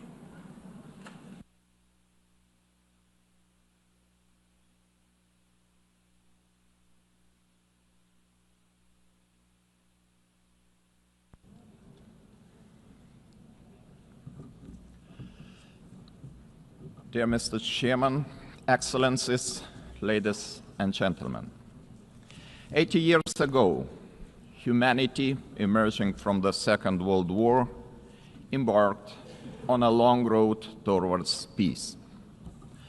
Building on the solid foundation of the rules-based international order, our forefathers created the United Nations and its institutional system. This system was never perfect. Many nations, Lithuania included, had to struggle for decades, seeking freedom, independence, and sovereignty. Many people suffered war, famine, and premature death. And yet, it was the best international order that we have ever. The United Nations system embodied the great hope that nourishes the human soul and guides our actions for the universal good. Together we succeeded in condemning war and conquest, at least in theory, if not always in practice. To this day, even the worst aggressors feel ashamed to openly conquer, destroy, and enslave. Instead, they talk about special military operations and the need to protect those who frankly do not want to be protected. This shame is a significant achievement of our time. To the extent that current international norms limit the behavior of offenders, they help countless people to survive, escape torture, or even prosper. Thus, it is an ever-growing concern to witness these same norms being subjected to increasingly open and brutal attacks.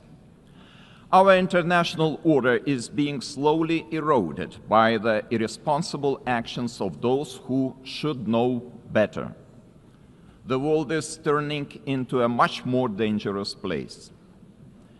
We have seen this before.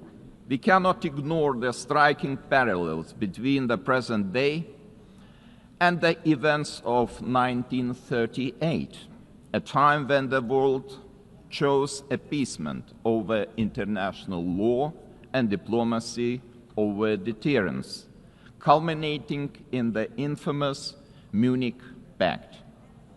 That was a short-sighted attempt to satisfy a dangerous revisionist aggressor by giving away the territory of a sovereign nation. It proved to be a complete failure. The Munich Pact not only emboldened the Nazi regime, but also opened the door for Soviet expansion. Soon after, the secret protocols of the Molotov-Ribbentrop Pact carved Europe into spheres of influence and sealed the fate of many independent states. As Europe descended into another great war, Lithuania and the other Baltic states were illegally occupied, annexed, and brutalized. After regaining the independence 35 years ago, Lithuania feels a duty to guard the bitter memory of past mistakes. Never again will we place our hopes in appeasement. Never again will we stand aside. Never again shall Pandora's box be opened. In 1938, it was Czechoslovakia that was abandoned. Today, we cannot abandon Ukraine alone. The war in Ukraine is well into its fourth year. The international community has not done enough to stop aggressor. This is a quest that goes far beyond the usual lines that keep different nations apart.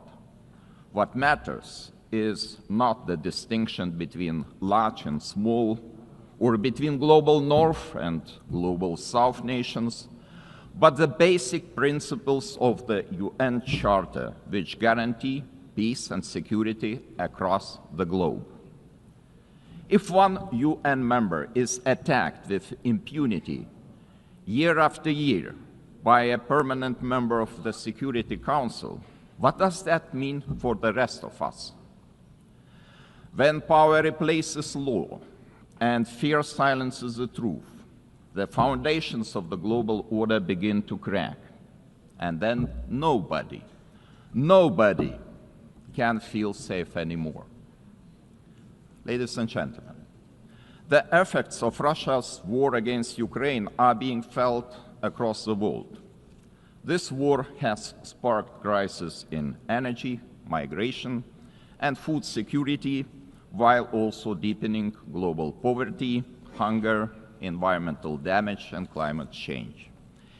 It all began with the illegal occupation of Crimea in 2014 and escalated into a full-scale invasion marked by systematic war crimes.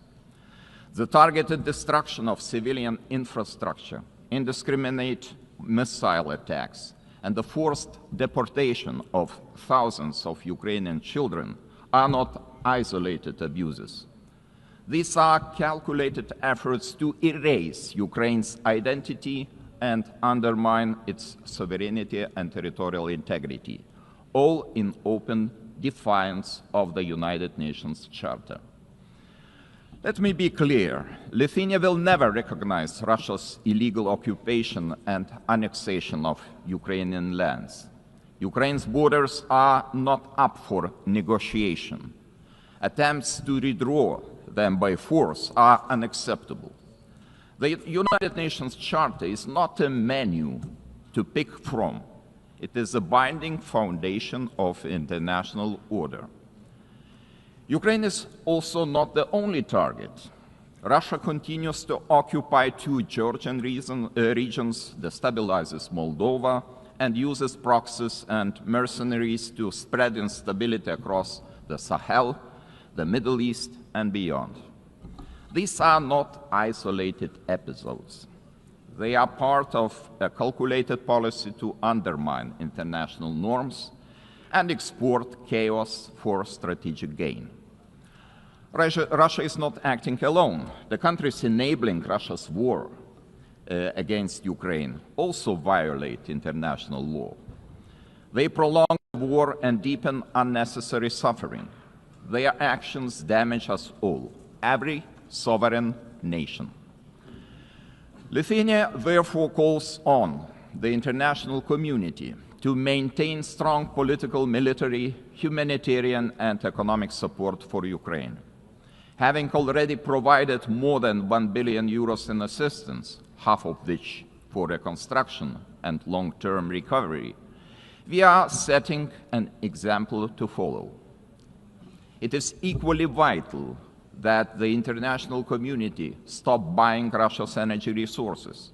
Without all that oil and gas money, Moscow's war machine would finally stop. If history is any indicator, Russia will never stop using energy for its geopolitical goals. Wherever Russian energy resources flow, corruption, blackmail, and sabotage will follow. Let me remind you, this is a country that understands only the language of force. Ukraine's ability to deter aggression will be the decisive factor in the future. Moreover, peace will never be sustainable without justice. Russia's numerous war crimes, from mass killings and attacks on hospitals to the abduction, deportation, and indoctrination of children, demand accountability.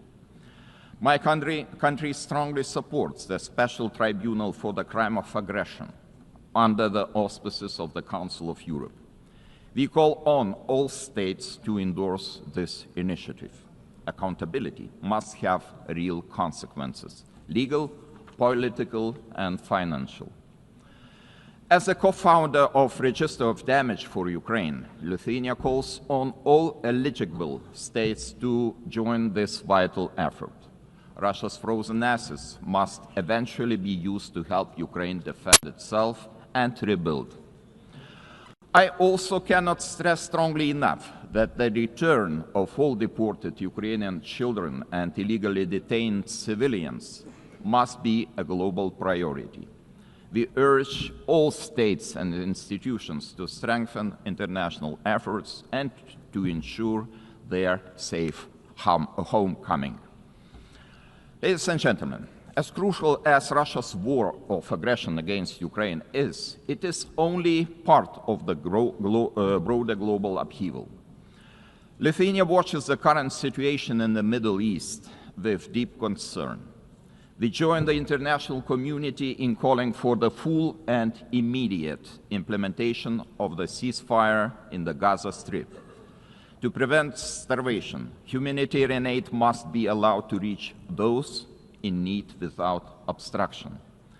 At the same time, the unconditional release of all remaining Israeli hostages remains a crucial step towards ending hostilities. Lithuania is firmly committed to a just and lasting peace in the Middle East. We condemn all the actions that undermine this goal. The ongoing mediation efforts led by the United States, Qatar, and Egypt deserve our full support. There is no alternative but to revitalize a credible political process towards a two-state solution, ensuring that the State of Israel and an independent, democratic, contiguous, sovereign and viable State of Palestine can live side by side in peace, security and mutual recognition, with Jerusalem as the future capital of both states. Sadly, many states remain trapped in cycles of conflict, crisis and long-term fragility. It is our shared responsibility to support those in need as destabilization spreads far and wide across international borders, regions, and continents. Our attention must also focus on the growing challenge of disinformation, which is increasingly being used to undermine democratic institutions and destabilize entire nations and societies. Lithuania calls on all members of the international community to defend truth as the supreme value and to fight attempts to rewrite history. Historical memory must be preserved. Ladies and gentlemen, as we face high global uncertainty, one choice remains entirely clear.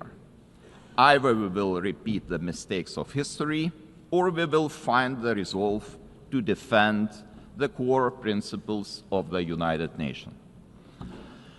Today, Lithuania chooses to act. We call on the international community to respond to today's challenges with unity and determination. We call on the United Nations to return to its founding purpose, to prevent the scourge of war, to protect human dignity, and to uphold the rights of nations large and small. Together, we must ensure that no permanent seat on the Security Council grants any state permanent impunity. We must support those who defend the very principles of the UN Charter. In this spirit, I welcome the Secretary General's UNAT reform agenda, a timely blueprint for adapting this institution to the realities of today's world. His call for a more inclusive, effective, and accountable United Nations deserves our broad support. Lithuania stands firmly behind these efforts to reimagine multilateralism. We call on all states to strengthen our collective ability to act across all three pillars: peace and security, human rights, and development. Our message must be simple and straightforward. Aggression cannot win, and the principles of the UN Charter must prevail. Let us rise to the demands of this moment. Thank you very much.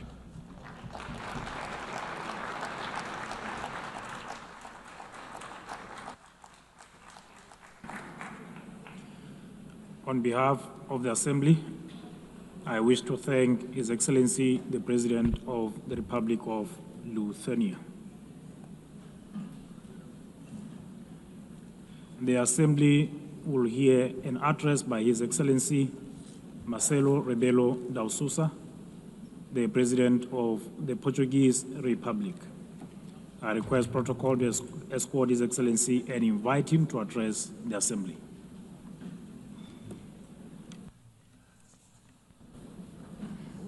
Mr. Chairman,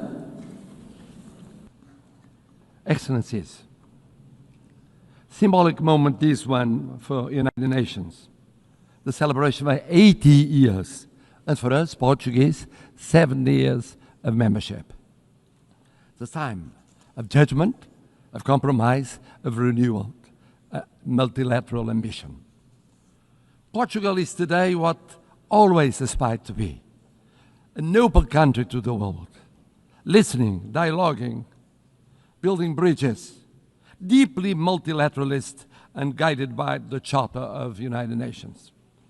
A world with more cooperation and respect for international law is safer, more predictable, stable, peaceful, prosperous, plural, representative, and able to respond collectively to global challenges. 70 years ago, we were living still in dictatorship. And we found in this community the space to rediscover the real values and contributing to global solutions. And even now, in the changed world, fragmented, polarized, unpredictable, this community is a key community to defend basic principles of a coexistence between nations, cultures, civilizations. And it is with this coherence and the sense of responsibility, with the conscience of the need of contributing, acting, and deciding, guided by values and principles, that will be candidates to the Security Council in 27-28, a decision we formalized in 2013.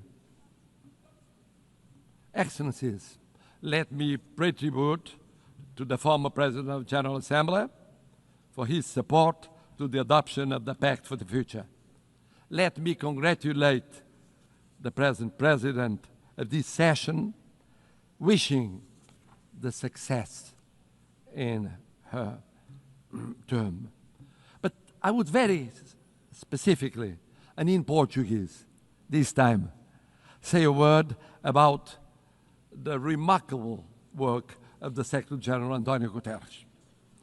O seu humanismo. His humanism, devotion to international law, the reforms he has championed. 2017, que inclui agora, now including UN 80 and the Pact for the Future, are testaments to his work and will be his legacy. É orgulho para mim, having a Portuguese as Secretary-General of the United Nations, ter português como Secretário-Geral das Nações Unidas. Someone is projecting a Portuguese way of acting in international relations, uma forma portuguesa de estar nas relações internacionais. He will always be supported by Portugal. Contará sempre com o apoio de Portugal. And I must congratulate him for his speech, because he said, I will never give up. I know him ever since we were teenagers. He never gave up, ever. And he's right. It's true we live at a time of multiple crises and persistent crises. Division, polarization, violations of international law, cleavage between power exercise and responsibility, technology and ethics, urgency of crisis and capacity of response and action. United Nations faces an existential moment. Without change, without renewal, the United Nations will be marginalized, and we could be left to the law of force. No G1, no G2, no G3, no G1+1 1+2 or 2+1 will be an alternative. No absence of multilateralism will avoid the need of multilateralism. The world is multipolar, will be multipolar. Just think of the situation in Ukraine or the situation in Middle East. In Ukraine, for years, and now for months, for 8 months, one is waiting the mediation of the most powerful in the world. Do we have a ceasefire? No, we don't. In the case of Middle East, we waited and waited for the intervention of the most powerful in the world. Did we have a ceasefire? Without the multipolar, multilateral intervention of so many countries, here in New York, with the recognition of the existence of the state of Palestine, some Europeans, others non-Europeans, we won't change soon. This means we need United Nations, we need multilateralism, we need dialogue between countries from every continent. And the same for international law. We need international law. We need international law for the reform of United Nations. We need international law as a foundation of peace and justice. A world governed by rules is a safer and more predictable and equitable world. We need a Charter of United Nations as a common compass. Of course, we must adjust United Nations, but we must never forget the lesson of the League of Nations.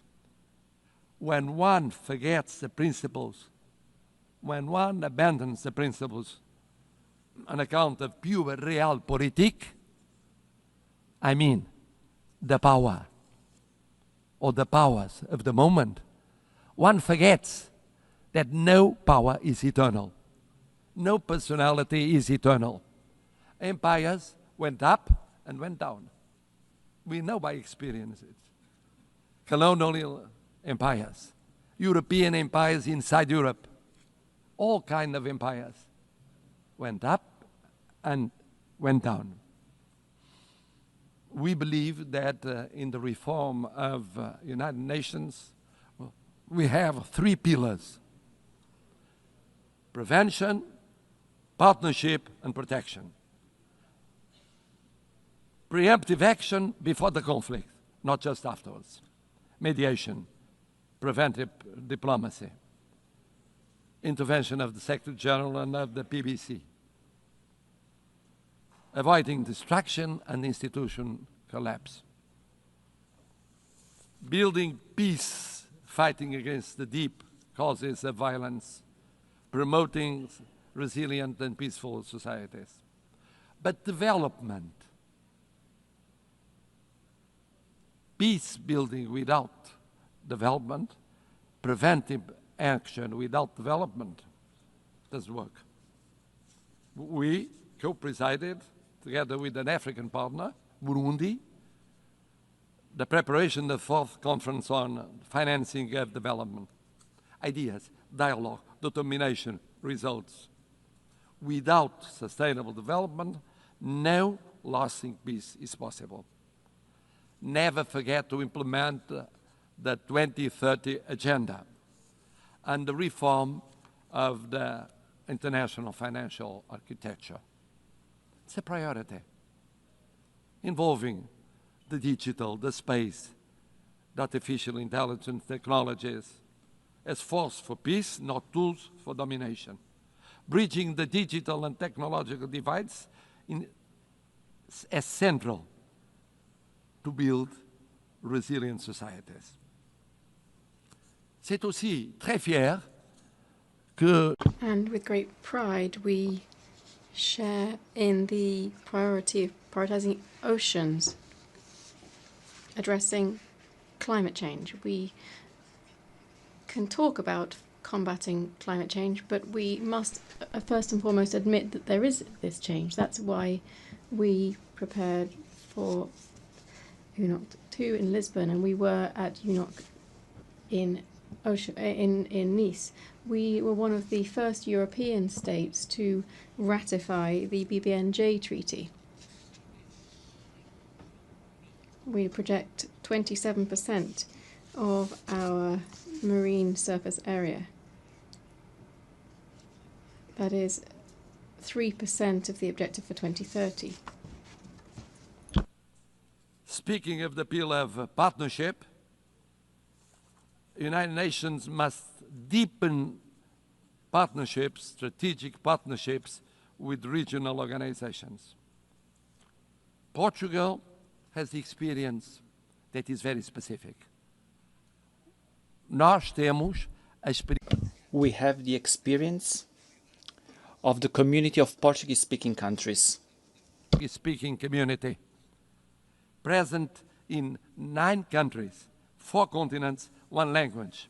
Presentes em 9 países, 4 continentes, uma língua, A language, a short platform with its own voice at the UN. We hosted the 10th Global Forum of the Alliance of Civilizations. For the Alliance of Civilizations. Also, the conference, UN Conference on Racism. Portugal organizou. Portugal hosted the first UN Conference on Racism. And we promoted the implementation of the Durban Declaration. Formamos. We are part of the Ibero-American community. Indeed, Portugal feels like a kindred spirit of Latin America. We share common priorities, such as inclusive multilateralism, sustainable development, and social cohesion. A nossa parceria. Our South is made of respect and solidarity. Lançamos as primeiras. We launched the first EU-African Union summits. Initiative of the first and second summits between European Union and African Union. We cooperate actively with the PMA, CITES, and LLDC.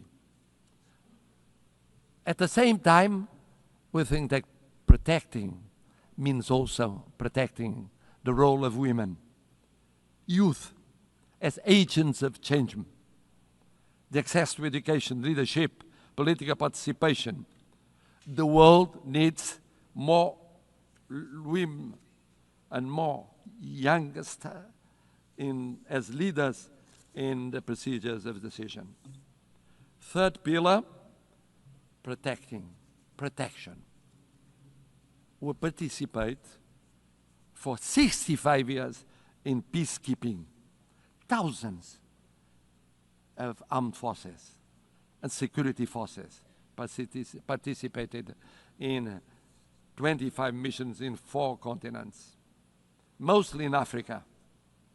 Peacekeeping now with 4 peace operations, a quick reaction force, punctual payment,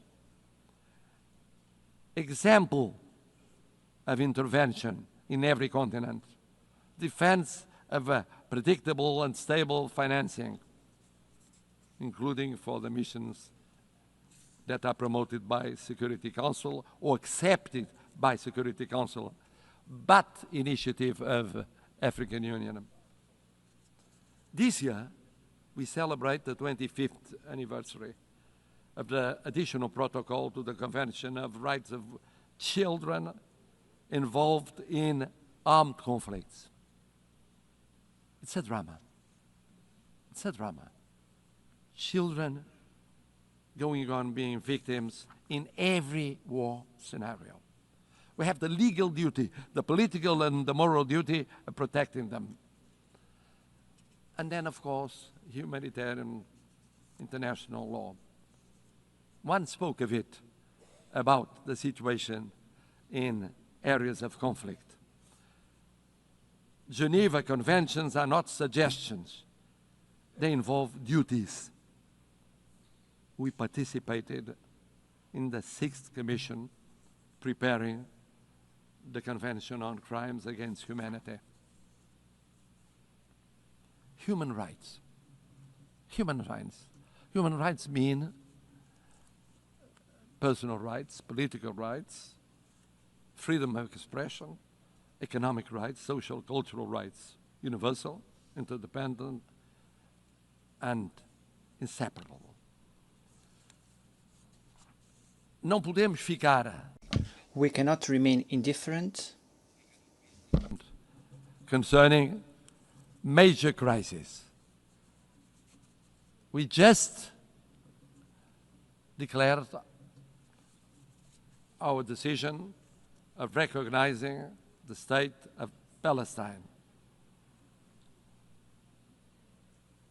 In the Middle East, now we think that the following step is creating conditions for a ceasefire, immediately releasing the hostages, humanitarian assistance, but also creating political, economic, and social conditions to strengthen the solution of 2 sovereign states, rebuilding economies and societies, giving an opportunity to peace, to the daily life of Israelis and Palestinians, so that they can live, not die.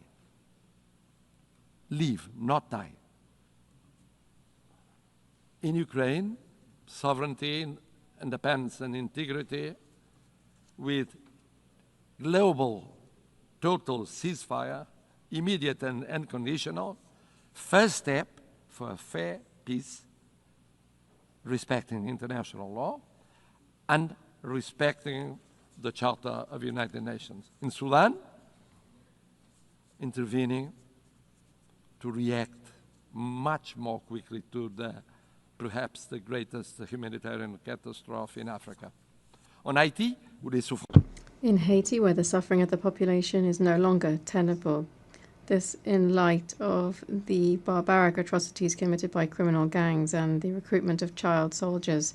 Decisive UN assistance to the multinational security support mission is required before it is too late.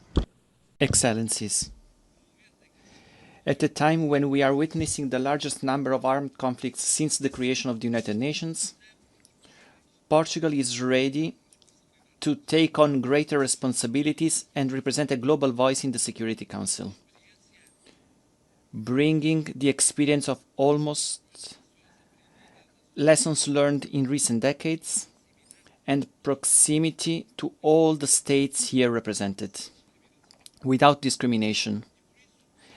And for that, our vision for the Security Council will act to prevent and creating partnership and protection, and with the reform of the Security Council to make it more representative and effective, to reflect the geopolitics of the 21st century and doesn't remain stuck in 1945, with representation of the African continent, with seats represented, and recognition of major emerging powers such as Brazil and India, with more transparent, a council that is more plural and consistent with the content and the spirit of the Charter. A Security Council which in 2024 met frequently since 1989. But it met frequently with less resolutions adopted and the highest number of vetoes casted. It's unacceptable that the use of veto continues to paralyze essential decisions.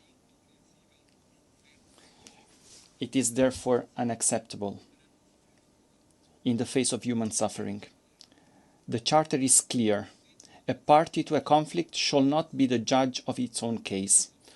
Portugal supports the ACT Group's code of conduct, measures to restrict the use of veto, and all initiatives that strengthen transparency and accountability within the Council. A last word. Portugal is presenting itself to the Security Council without hidden agendas, but rather with an agenda aligned with the values and objectives of the UN. with humility, but with confidence, contributing to a council that is more effective, representative, and close to those who expect protection from it. We are a predictable country, a bridge builder, a reliable partner, an uncompromising defender of the UN Charter. It is in this spirit that we want to serve, that we reaffirm our commitment to the United Nations today, and that we hope will earn your trust for the future of the United Nations, but mostly for the future of the world. More peaceful, more just, more respectful of dignity, human dignity, in so many conflicts that represent a shame for all of us. Thank you.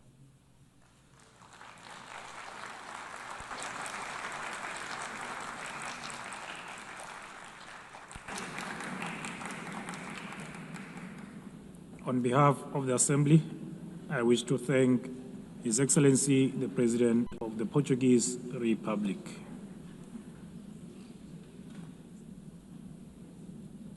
The Assembly will hear an address by His Excellency Yomandu Usi, President of the Eastern Republic of Uruguay. I request protocol to escort His Excellency and invite him to address the Assembly.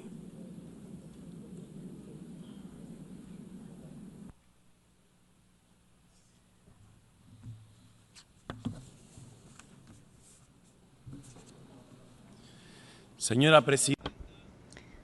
President of the General Assembly, Secretary General,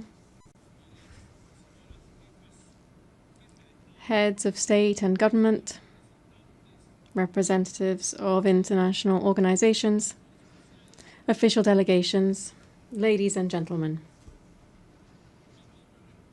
I come from a republic that lies to the east of the Uruguay River, one which on maps, in history and in culture occupies a small corner of the southernmost tip of the world. This is a country of grasslands overlooking the ocean, which stands out for the tranquility and hospitality of its people.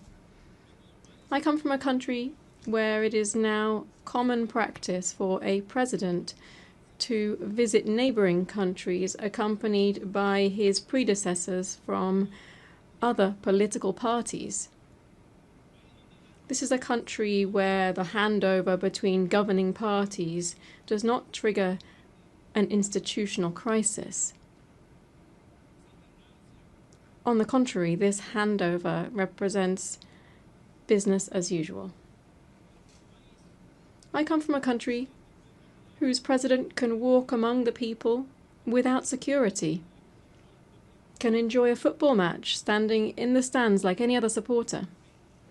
I come from a country whose political parties, almost all of them, more than half a century old, are always willing to agree on national solutions to national emergencies. Uruguayan solutions, as we call them. In saying this, I'm trying to express how Uruguay lives its profound vocation for peace and respect every day. I live in a country, of course, that does not stand on the threshold of paradise, since we are also facing fresh challenges in child poverty, public security, and social inequality, and on these issues also there is, generally speaking, national consensus. Our historically robust institutions and political system have allowed Uruguay to continue to stand out in the region for its high level of human development and its income distribution policies. It has allowed us to be a country with stable rules, where contracts are honored, where international commitments are respected, and where macroeconomic stability is a state policy. But this impressive record can also be seen beyond our borders, because Uruguay is recognized worldwide for its commitment to peace, its tireless pursuit of the peaceful resolution of conflicts, its unfettered respect for international law as the greatest guarantee of the sovereignty of peoples, and for being a fraternal and hospitable land for migrants from all latitudes. From that small country which breeds tolerance, dialogue, and agreement as the historical key to coexistence, and which lies on a continent free of conflict and interstate wars, we come to this assembly to join efforts to contribute to stability and peace in an increasingly tumultuous and challenging world. The growing geopolitical tension and increase in conflicts, together with the underfunding of efforts for a peaceful and rules-based global order, are posing enormous challenges on a planetary scale. A few facts suffice to illustrate this. According to the 2025 Global Peace Index, in 2023 there were 59 interstate conflicts. This is the highest number since the end of the Second World War. In 2024, global military expenditure rose by almost 10% in real terms when compared to 2023. This represents the largest annual increase since the end of the Cold War. We're talking about military expenditure of $2.7 trillion. We're not only talking about increased conflict between nations, nor of rapidly growing military expenditures to sustain this, but we're also talking about new forms of cruelty and death that wars now bear. We are well aware that since the very birth of civilization, the absence of violence or war has perhaps been nothing more than a pipe dream. But in our time, technological progress has unleashed other, much more perverse means of waging war, such as the use of military practices aimed at sowing fear, terror, and death among the civilian population. Let it be very clear. We condemn all forms of terrorism, since it constitutes, among other things, a despicable act of cowardice. There is another perspective, a current perspective, one that leads us to believe that the main objective of current wars seems to be the systematic practice of extermination. The end has never justified the means. We must banish that old precept that war is the continuation of politics by other means. All war is criminal, irrespective of where it occurs, irrespective of the God invoked to justify it, and it will always deserve our most visceral condemnation. It is true that every nation has the right to its own territory and government. It's true that they have the right to establish a level of self-determination that allows a nation to coexist with other peoples. And the value of the United Nations is precisely to ensure that these principles are realized in a peaceful and civilized manner. No state that claims to be democratic and to live under the rule of international law can, even under the legitimate right to defend itself against terrorism, exercise barbarity against any civilian population, least of all against especially vulnerable and defenseless persons. Since 1948, Uruguay has maintained a consistent and steadfast position in line with the principles of self-determination and peaceful coexistence. Our historic stances on the main global conflicts, especially that currently underway in the Middle East, are well known. In this regard, Uruguay has always maintained the position of two states, two peoples. The Uruguayan government hence takes very seriously the reports produced by the international community concerning the Palestinian territories and urges the implementation of the recommendations made by the United Nations. At the same time, we urge the immediate suspension of military operations of death. We urge the suspension of death of innocent civilians. And we request the release of the hostages. In our world, at the same time, there are other persistent and worsening, more widespread and permanent tragedies, to such an extent that the Universal Declaration of Human Rights, adopted in this very assembly 77 years ago, stands as a revolutionary manifesto in the times that we are living through, beginning with its first article, which proclaims all human beings are born free and equal in dignity and rights, and, endowed as they are with reason and conscience, should act towards one another in a spirit of brotherhood. How far we are from our own principles and commitments when we see that the gap between those who have the most and those who suffer the most is ever greater. How far we are when we see that the principles of freedom and equality are increasingly estranged, and we hear much more talk of a supposedly free individual than of egalitarian societies in terms of income or the enjoyment of rights. How far we are from human sensibility when we forget that our main calling must be to stand with the majority, listening to every problem or anguish of our people and understanding even and fundamentally those who think differently. Madam President, I come from a country with a long, faithfully documented tradition in international politics. This tradition includes staunch support for multilateralism in all of its facets, political, economic, cultural, as the best and only way to face the challenges to which I have referred. It also, of course, includes a permanent commitment to international law, a commitment to dialogue and to the building of peace as one of our greatest contributions in the context of a fragmented and polarized world.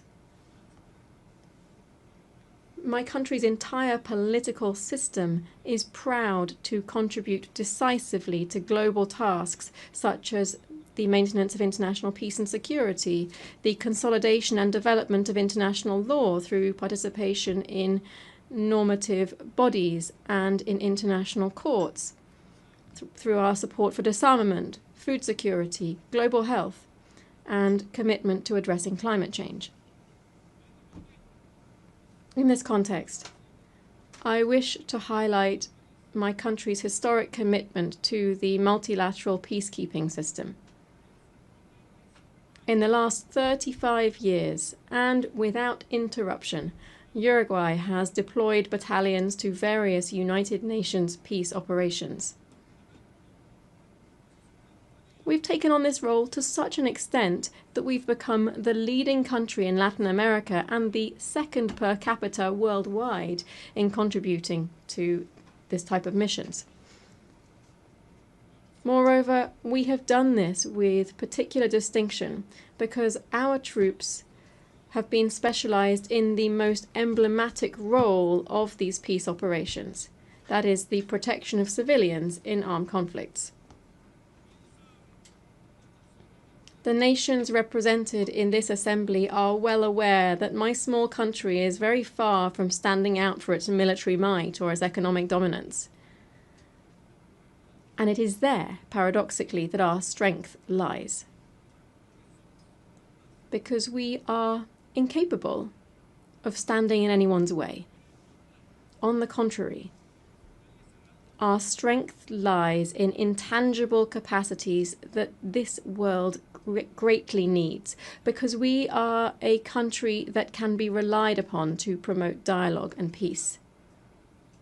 Firstly, because those principles define us as a republic and are evident in our respect for the separation of powers and the rule of law. the strengthening of our democratic system, and our respect and promotion of human rights and social equity, among other things. Secondly, because this is how we have historically conducted ourselves on the international stage. As early as in 1907, for instance, my country took a firm stance at the Hague Conference on Arbitration, seeing it as an essential and obligatory mechanism for resolving conflicts between states. Just a few years later, in 1921, Uruguay was the first state in the world to accept the jurisdiction of the Permanent Court of International Justice, the predecessor of the International Court of Justice. On the basis of these and other historical precedents, I hereby reaffirm that Uruguay is in an excellent position to be able to offer itself to the world as a host for negotiations, as a promoter of networks of dialogue and mediation, leading to the construction of peace and the prevention of conflicts. Believe me, we are prepared for this ever more urgent and necessary challenge. Among other reasons, because we have learned, as my country's former president José Pepe Mujica said, that tolerance is the foundation for peaceful coexistence. Thank you.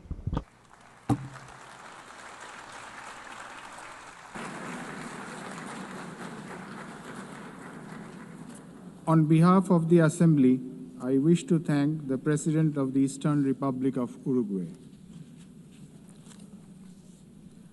The Assembly will hear an address by Her Excellency Nataša Pirc Musar, the President of the Republic of Slovenia. I request protocol to escort Her Excellency and invite her to address the Assembly.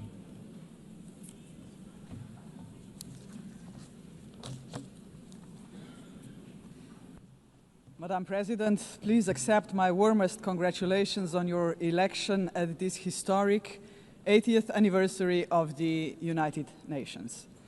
Your election underscores the vital importance of including women in the decision-making process.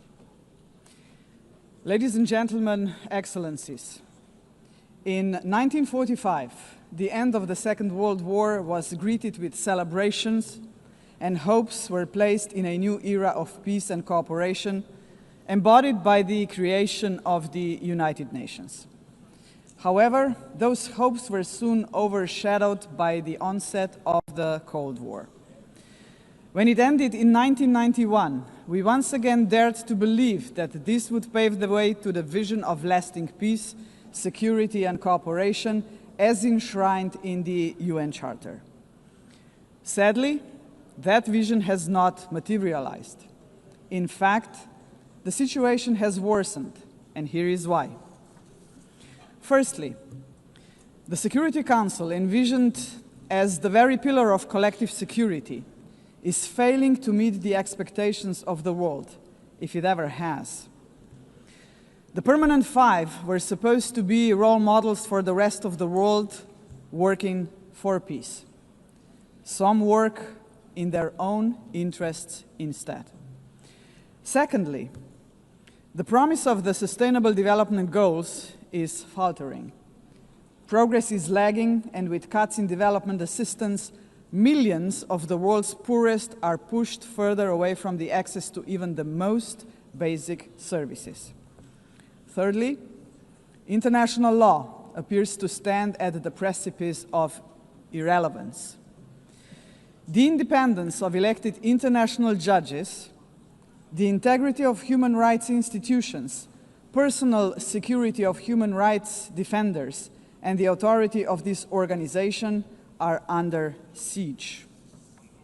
Fourthly, the Genocide Convention risks becoming a relic of the past. Some states have put the International Criminal Court to its greatest challenge ever. Its prosecutors, whose only duty is the pursuit of justice, and its judges, whose responsibility is to uphold the law, our international law, now face sanctions and intimidation. as if the states that sanction them would prefer to shield the alleged perpetrators of atrocities rather than confront the truth and help deliver justice. Fifthly, the landmark opinion of the International Court of Justice affirming that international law obliges states to prevent harming the climate already feels obsolete. And finally, states are withdrawing from the Paris Climate Agreement, from the Ottawa Treaty, and from the UN agencies, or simply cutting their finances. Each such act chips away at the support for multilateralism, a system designed not for the powerful few, but for the benefit of all of us. Madam President, how are we to explain these trends to our electorates, to our people, and above all, to our children? Shall we tell them that this is the new normal, that might makes right, that the strong may seize what they want, because they can, that they can kill with impunity, because they can, that they may pollute, wage wars, and trample on international law, just because they can? Are we prepared to look our children in the eyes and say, "This is the world you will inherit and there is nothing we can do about it"? With the adoption of the Pact for the Future last year, we have charted a path toward a stronger, more forward-looking United Nations. But we must now create the conditions to fulfill our commitments. One way forward is to establish a permanent advocacy network to give the pact unconditional, sustained political support. To this end, I propose the creation of a global forum for the future, an inclusive movement of states committed to multilateralism, mutual respect, and the defense of our shared vision. A movement determined to stand up for the pact and drive its implementation at every level. As states consider how to implement the Pact for the Future, some solutions may be seen as inconvenient today, but in the long run, ladies and gentlemen, they are not optional. They are systemically necessary. The first example is the reform of the Security Council. We all recognize that it is the principal organ entrusted with the maintenance of international peace and security. But what it is not, and must never be, is a body that stands above international law to defend the interests of some at the expense of others. Jus cogens norms must be safeguarded as a matter of principle. If the prohibitions against genocide and crimes against humanity are accepted as jus cogens norms, can any permanent member claim a legitimate veto right in such circumstances? Member states have attempted to address this question through many reform proposals, but with minimal progress. This is why we must dare to go further now. We, the General Assembly, must take a bold step and request an advisory opinion from the International Court of Justice on this very question. Second, we must confront the gap between our words and actions on gender equity. Progress has been made, but far too modestly. Over the past 80 years, 13% of leaders in multilateral organizations have been women. And no woman has ever served as Secretary General of the United Nations. And this, ladies and gentlemen, must change. So, Excellencies, ladies and gentlemen, let us make history.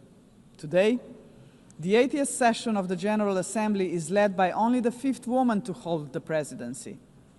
By the end of this session, she would be joined by a Madam Secretary General-elect, a living proof to 4 billion women that even the most impossible job is not beyond their reach. But gender representation is not enough. What we must achieve is actual gender equity because it benefits not only women and girls, but entire societies.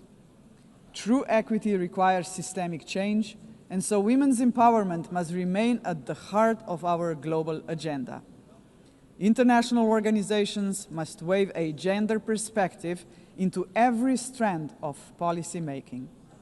And that should be a result of effective participation of women and girls themselves. Electing a Madam Secretary General would be historic, but it must only be the beginning of a much deeper transformation. Madam President, the Pact for the Future sets out clearly what must be done to change our world for the better. I have mentioned only two of the many challenges we must confront decisively. But we can only succeed as a community if we accept that there is no future for humanity without a fundamental change. The mandate of the Global Forum for the Future would be to push towards such a change. This is why it must be inclusive. It must not be merely a coalition of countries. It must inspire hundreds of millions of people. For when it comes to human dignity, the constituency of like-minded individuals is vast, diverse, and knows no borders. Human dignity is indivisible. We must fight for it no matter how great the obstacles are. And there are many, we know that. Think of hunger. Time and again, humanity rose across continents to confront the scourge of hunger, to no avail. Worse still, hunger is now being weaponized, turned into a tool of war.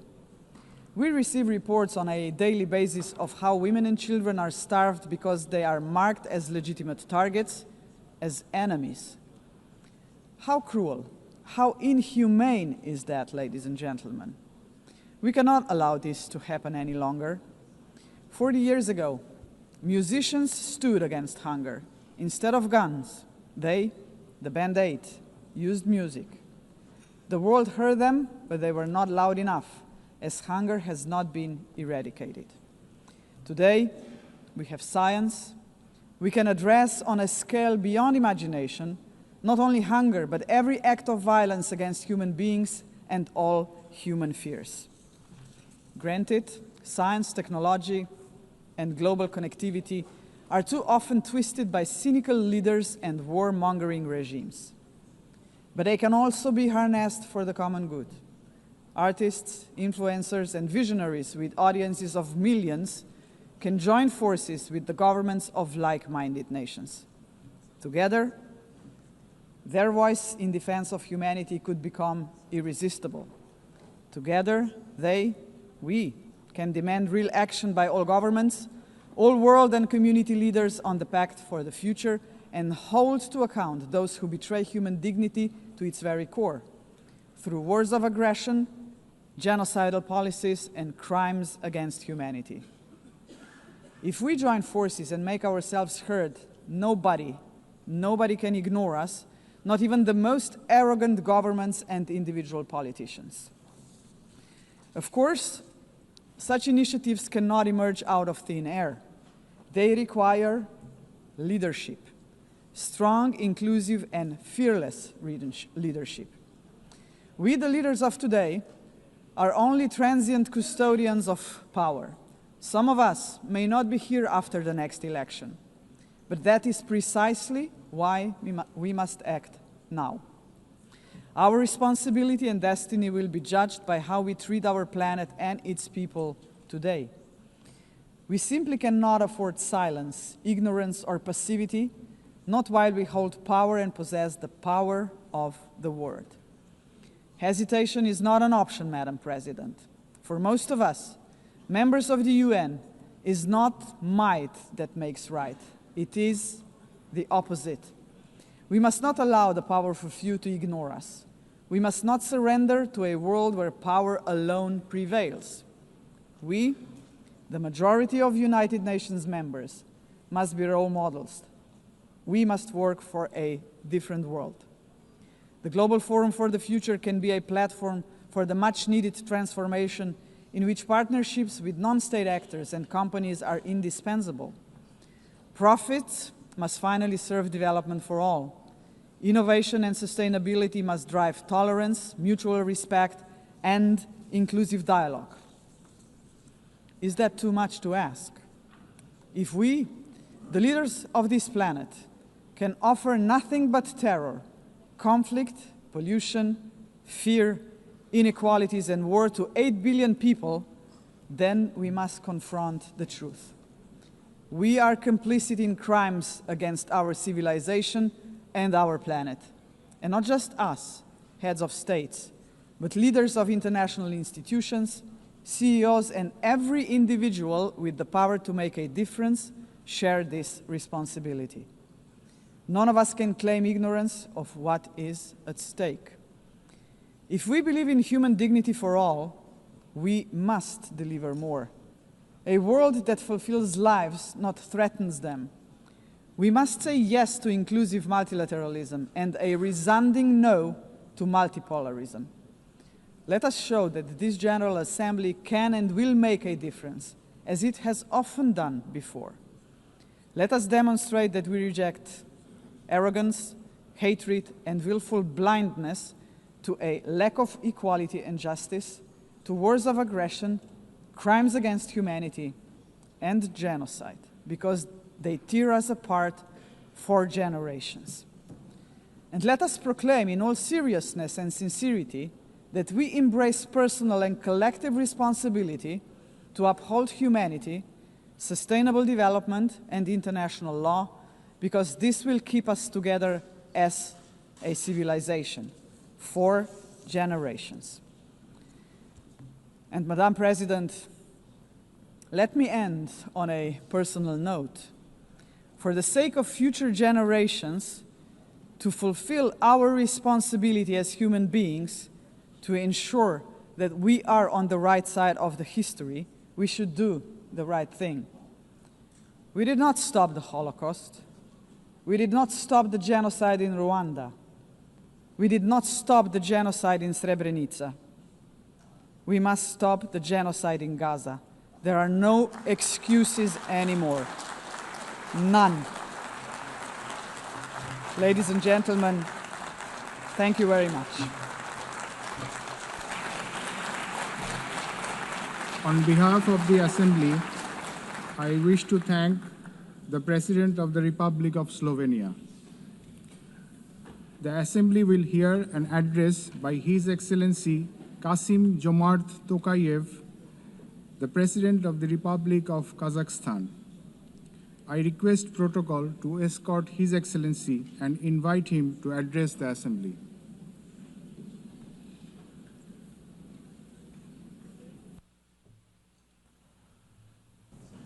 Madam President, Mr. Secretary General, distinguished delegates, for 8 decades, the United Nations has played a pivotal role in combating humanity's global challenges.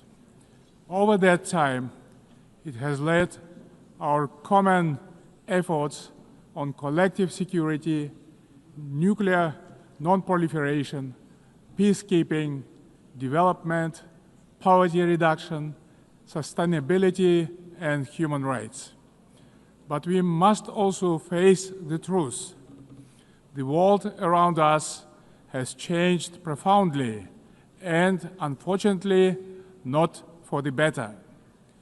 That's why the United Nations remains today a symbol of hope for millions around the globe.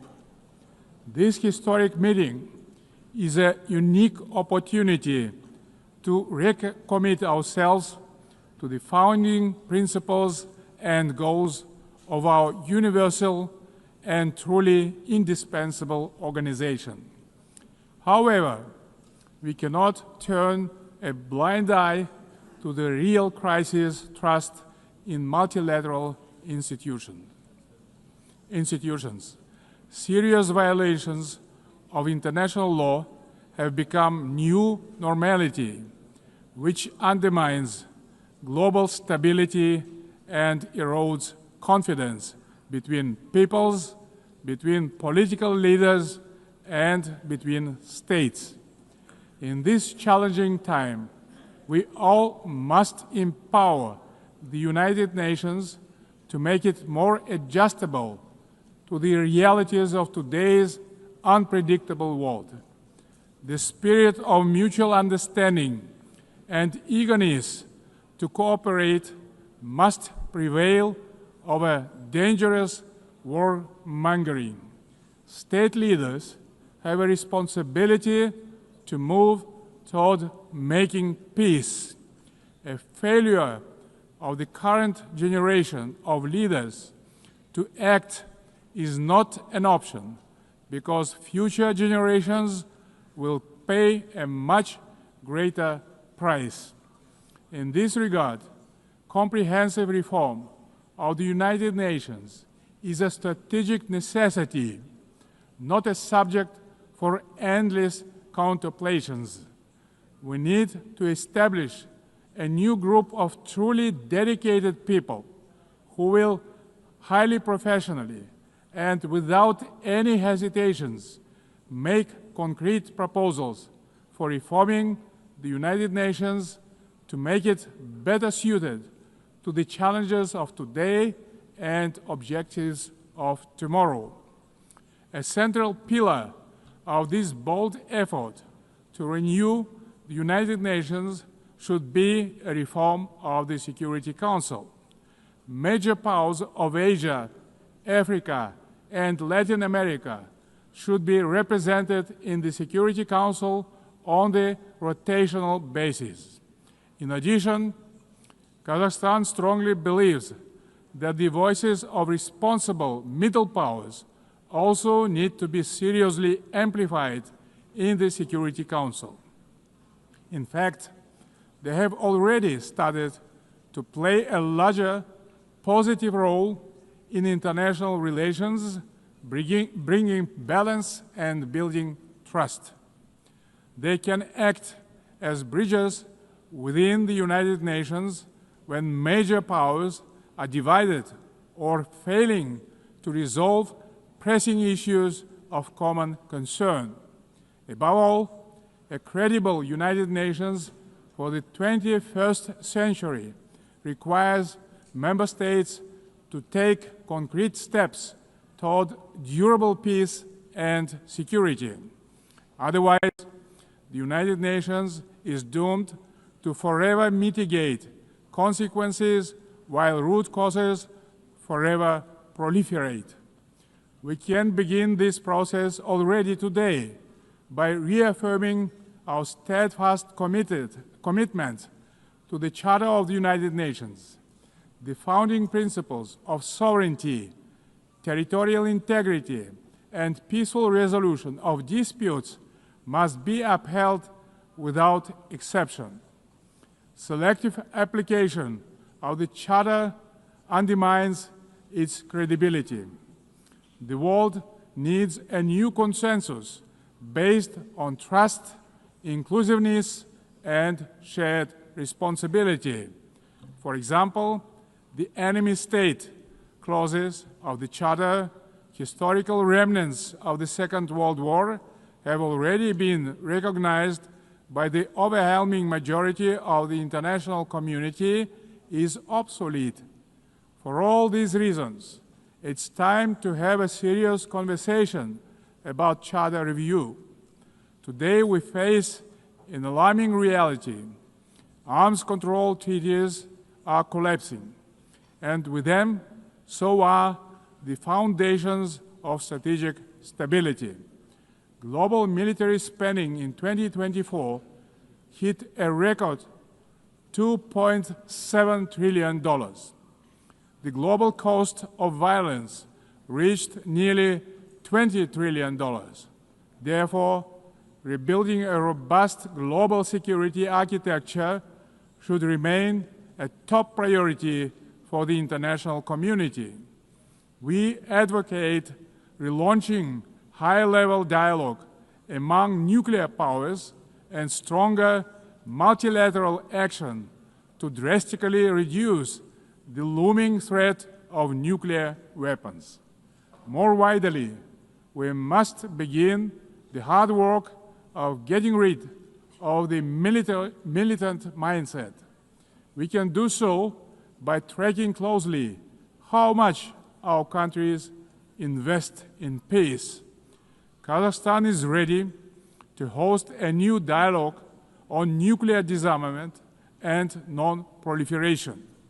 We can focus on informal, inclusive exchanges that reinforce the NPT and support progress toward the CTBT. We also call to advance our proposal to establish international agency for biological safety and security. Kazakhstan remains concerned by the Ukrainian crisis, which continues to seriously harm civilians, damage global trust, and undermine international security.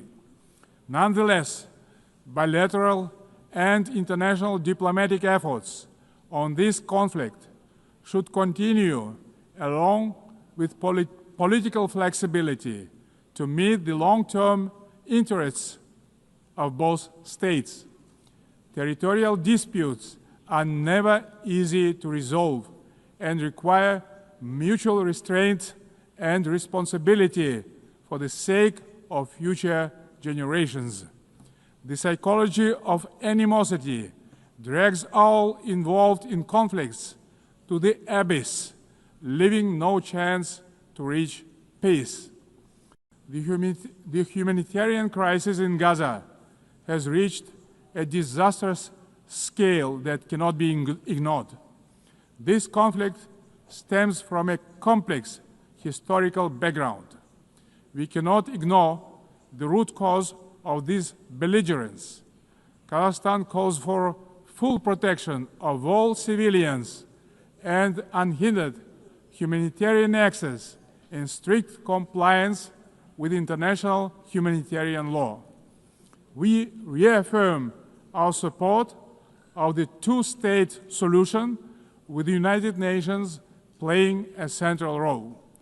Kazakhstan acknowledges diplomatic initiatives aimed at regional reconciliation in the Middle East, including the Arab Peace Initiative, the New York Declaration, and the Abraham Accords, and others. They demonstrate that leadership and political will can turn division into cooperation and shared benefit. We also welcome the normalization of relations between Azerbaijan and Armenia under the mediation of the United States President. It shows that even entrenched conflicts can be settled through diplomacy and common sense. Guided by this principle, Kazakhstan consistently favors diplomacy over escalation and dialogue over force. Current geopolitical tensions sometimes tempt some leaders to claim that a clash of civilizations is inevitable. Yet, these divisions are not fact or fate. They are political choices. Global public goods, such as science, medicine, sports, religion, and culture, should not become subjects of geopolitical divisions and sanctions. These spheres of human activity bind us together under a humanitarian umbrella. When political leaders make irresponsible statements or take reckless decisions, manipulating religion and identity for political gain, they in fact seriously damage the trust and goodwill in striving for peace.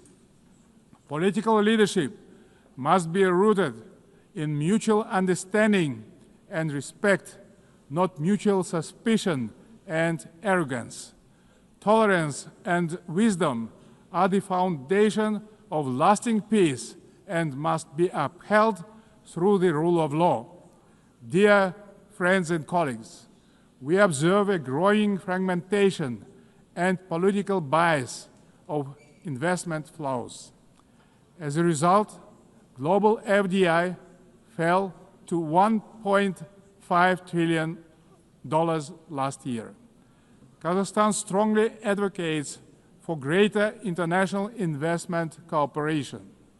More than $400 billion have been attracted to our economy within 30 years of independence. Our commitment to open market principles is absolutely firm and will remain a cornerstone of our state policy.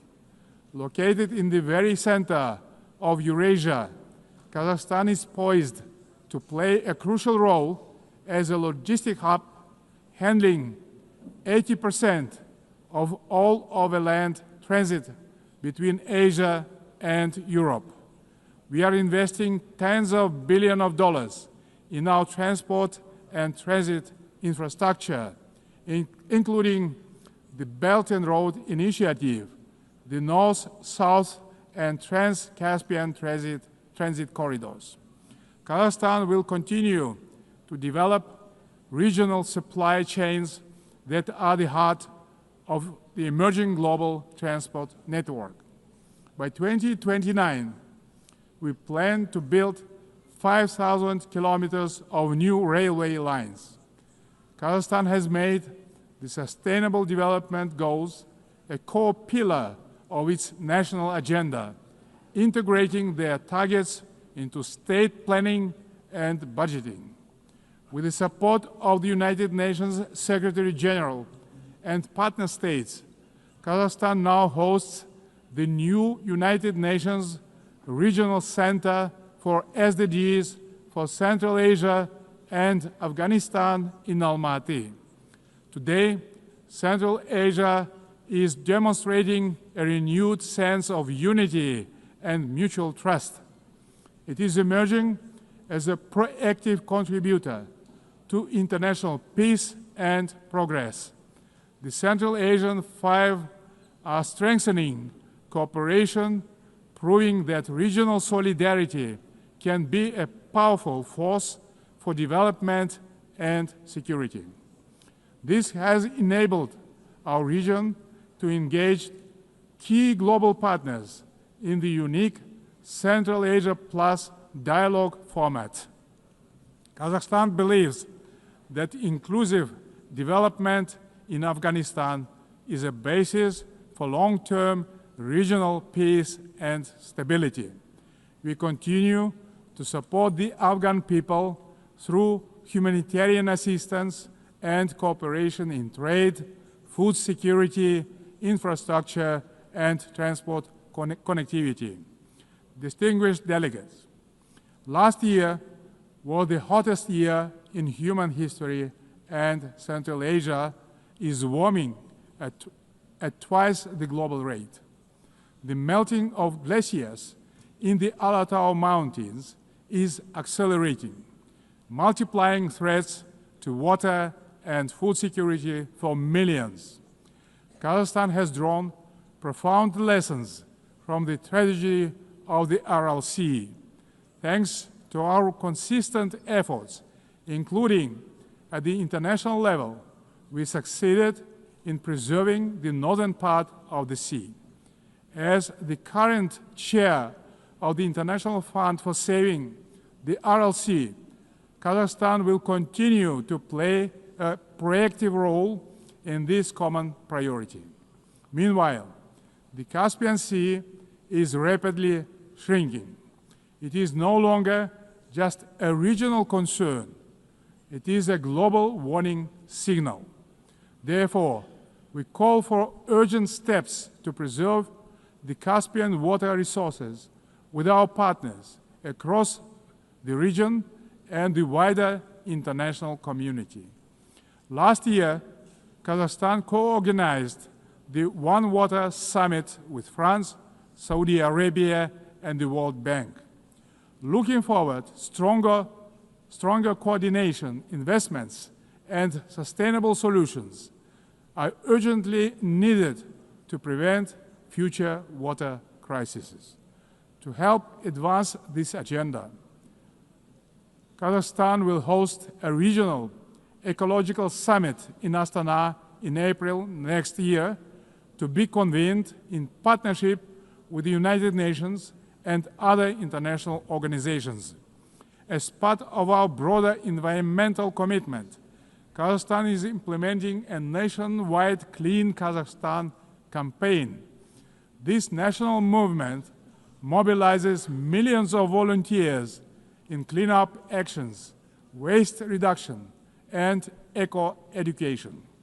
At this initiative of Kazakhstan, the United Nations declared 2026 the International Year of Volunteers for Sustainable Development. We invite all member states to collaborate on this important endeavor.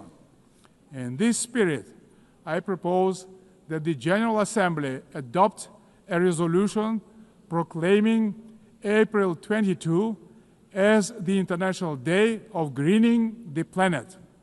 Dear friends, Kazakhstan views artificial intelligence not as one more technological advancement, but as a major breakthrough that can be a true engine of human progress.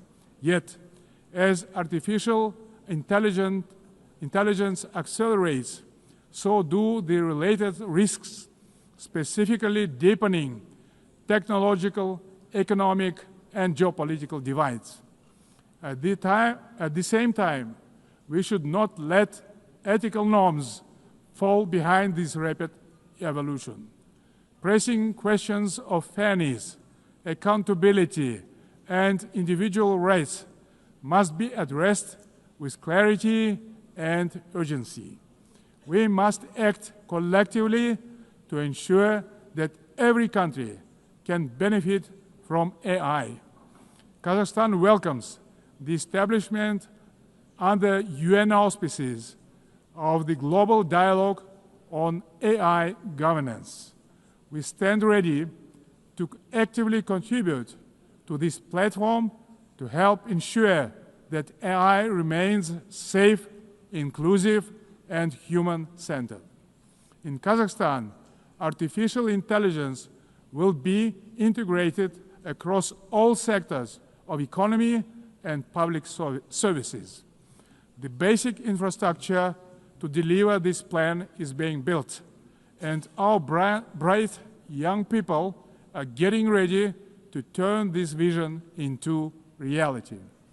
Our strategic goal is to transform Kazakhstan into a fully digital power within the next 3 years. Large-scale digitalization and widespread use of AI have become a national priority in Kazakhstan. E-government is an important pillar of our national development strategy. Around 90% of public services are already digitalized. Kazakhstan has recently launched its fastest national supercomputer ever. But AI and automation are expected to threaten jobs in many countries. That's why digital progress must go hand in hand with professional education. Therefore, Kazakhstan believes it is imperative not just to increase employment, but to valorize the technical professions. Ladies and gentlemen, amid global turbulence, Kazakhstan is pursuing a bold national renewal to build a truly just and fair state. Over the last 3 years, we have carried out large-scale political and economic reforms that are unprecedented in our part of the world. Through a national referendum, we introduced a single 7-year presidential term, thereby strengthening democratic accountability. We remain committed to the formula of strong president, influential parliament, and accountable government. Guided by strong wish to modernize Kazakhstan, I have proposed a single-chamber parliament for a national referendum to consider. Our objective is to continuously embrace the political system to make it more transparent, effective, and reflective of people's aspirations. At the heart of these reforms lies a clear principle: law and order must prevail. We believe that only governance rooted in common sense and the rule of law can ensure public order and protect the rights of all citizens. It creates good conditions for international investment, trade, cooperation, and more broadly, the dynamic development of our country.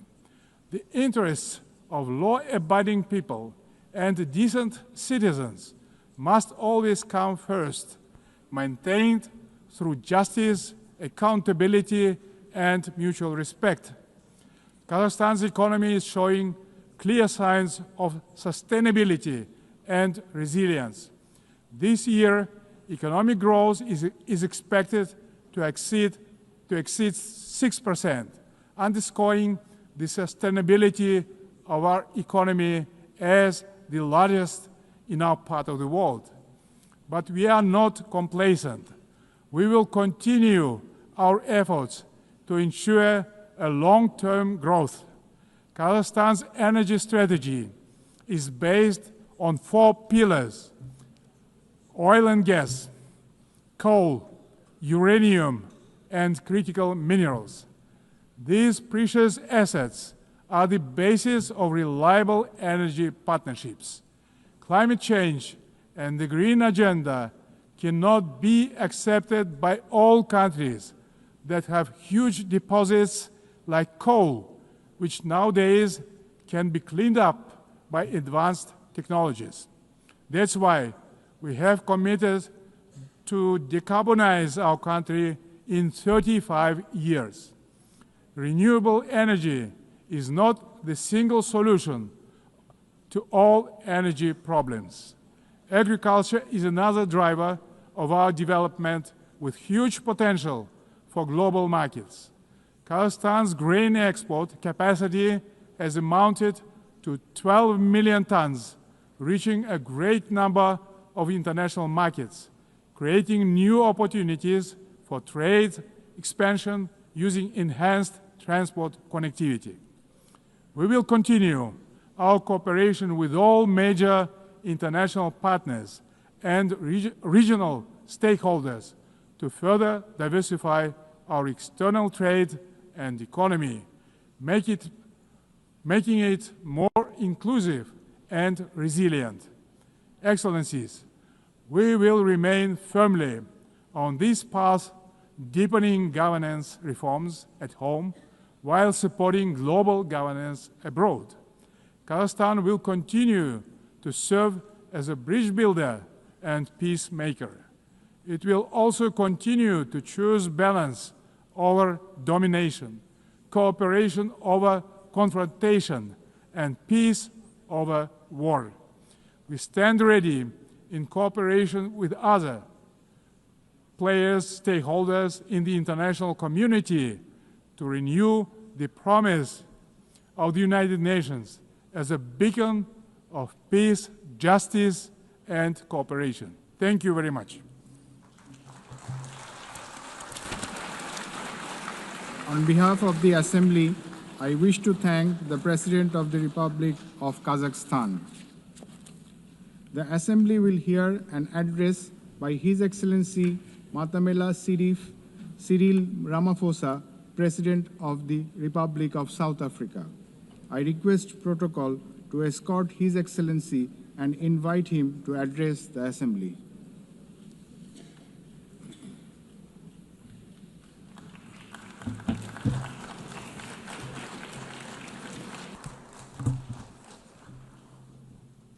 Thank you, President of the 80th session of the UN General Assembly, United Nations Secretary General, Excellencies, Heads of State and Government, and ladies and gentlemen.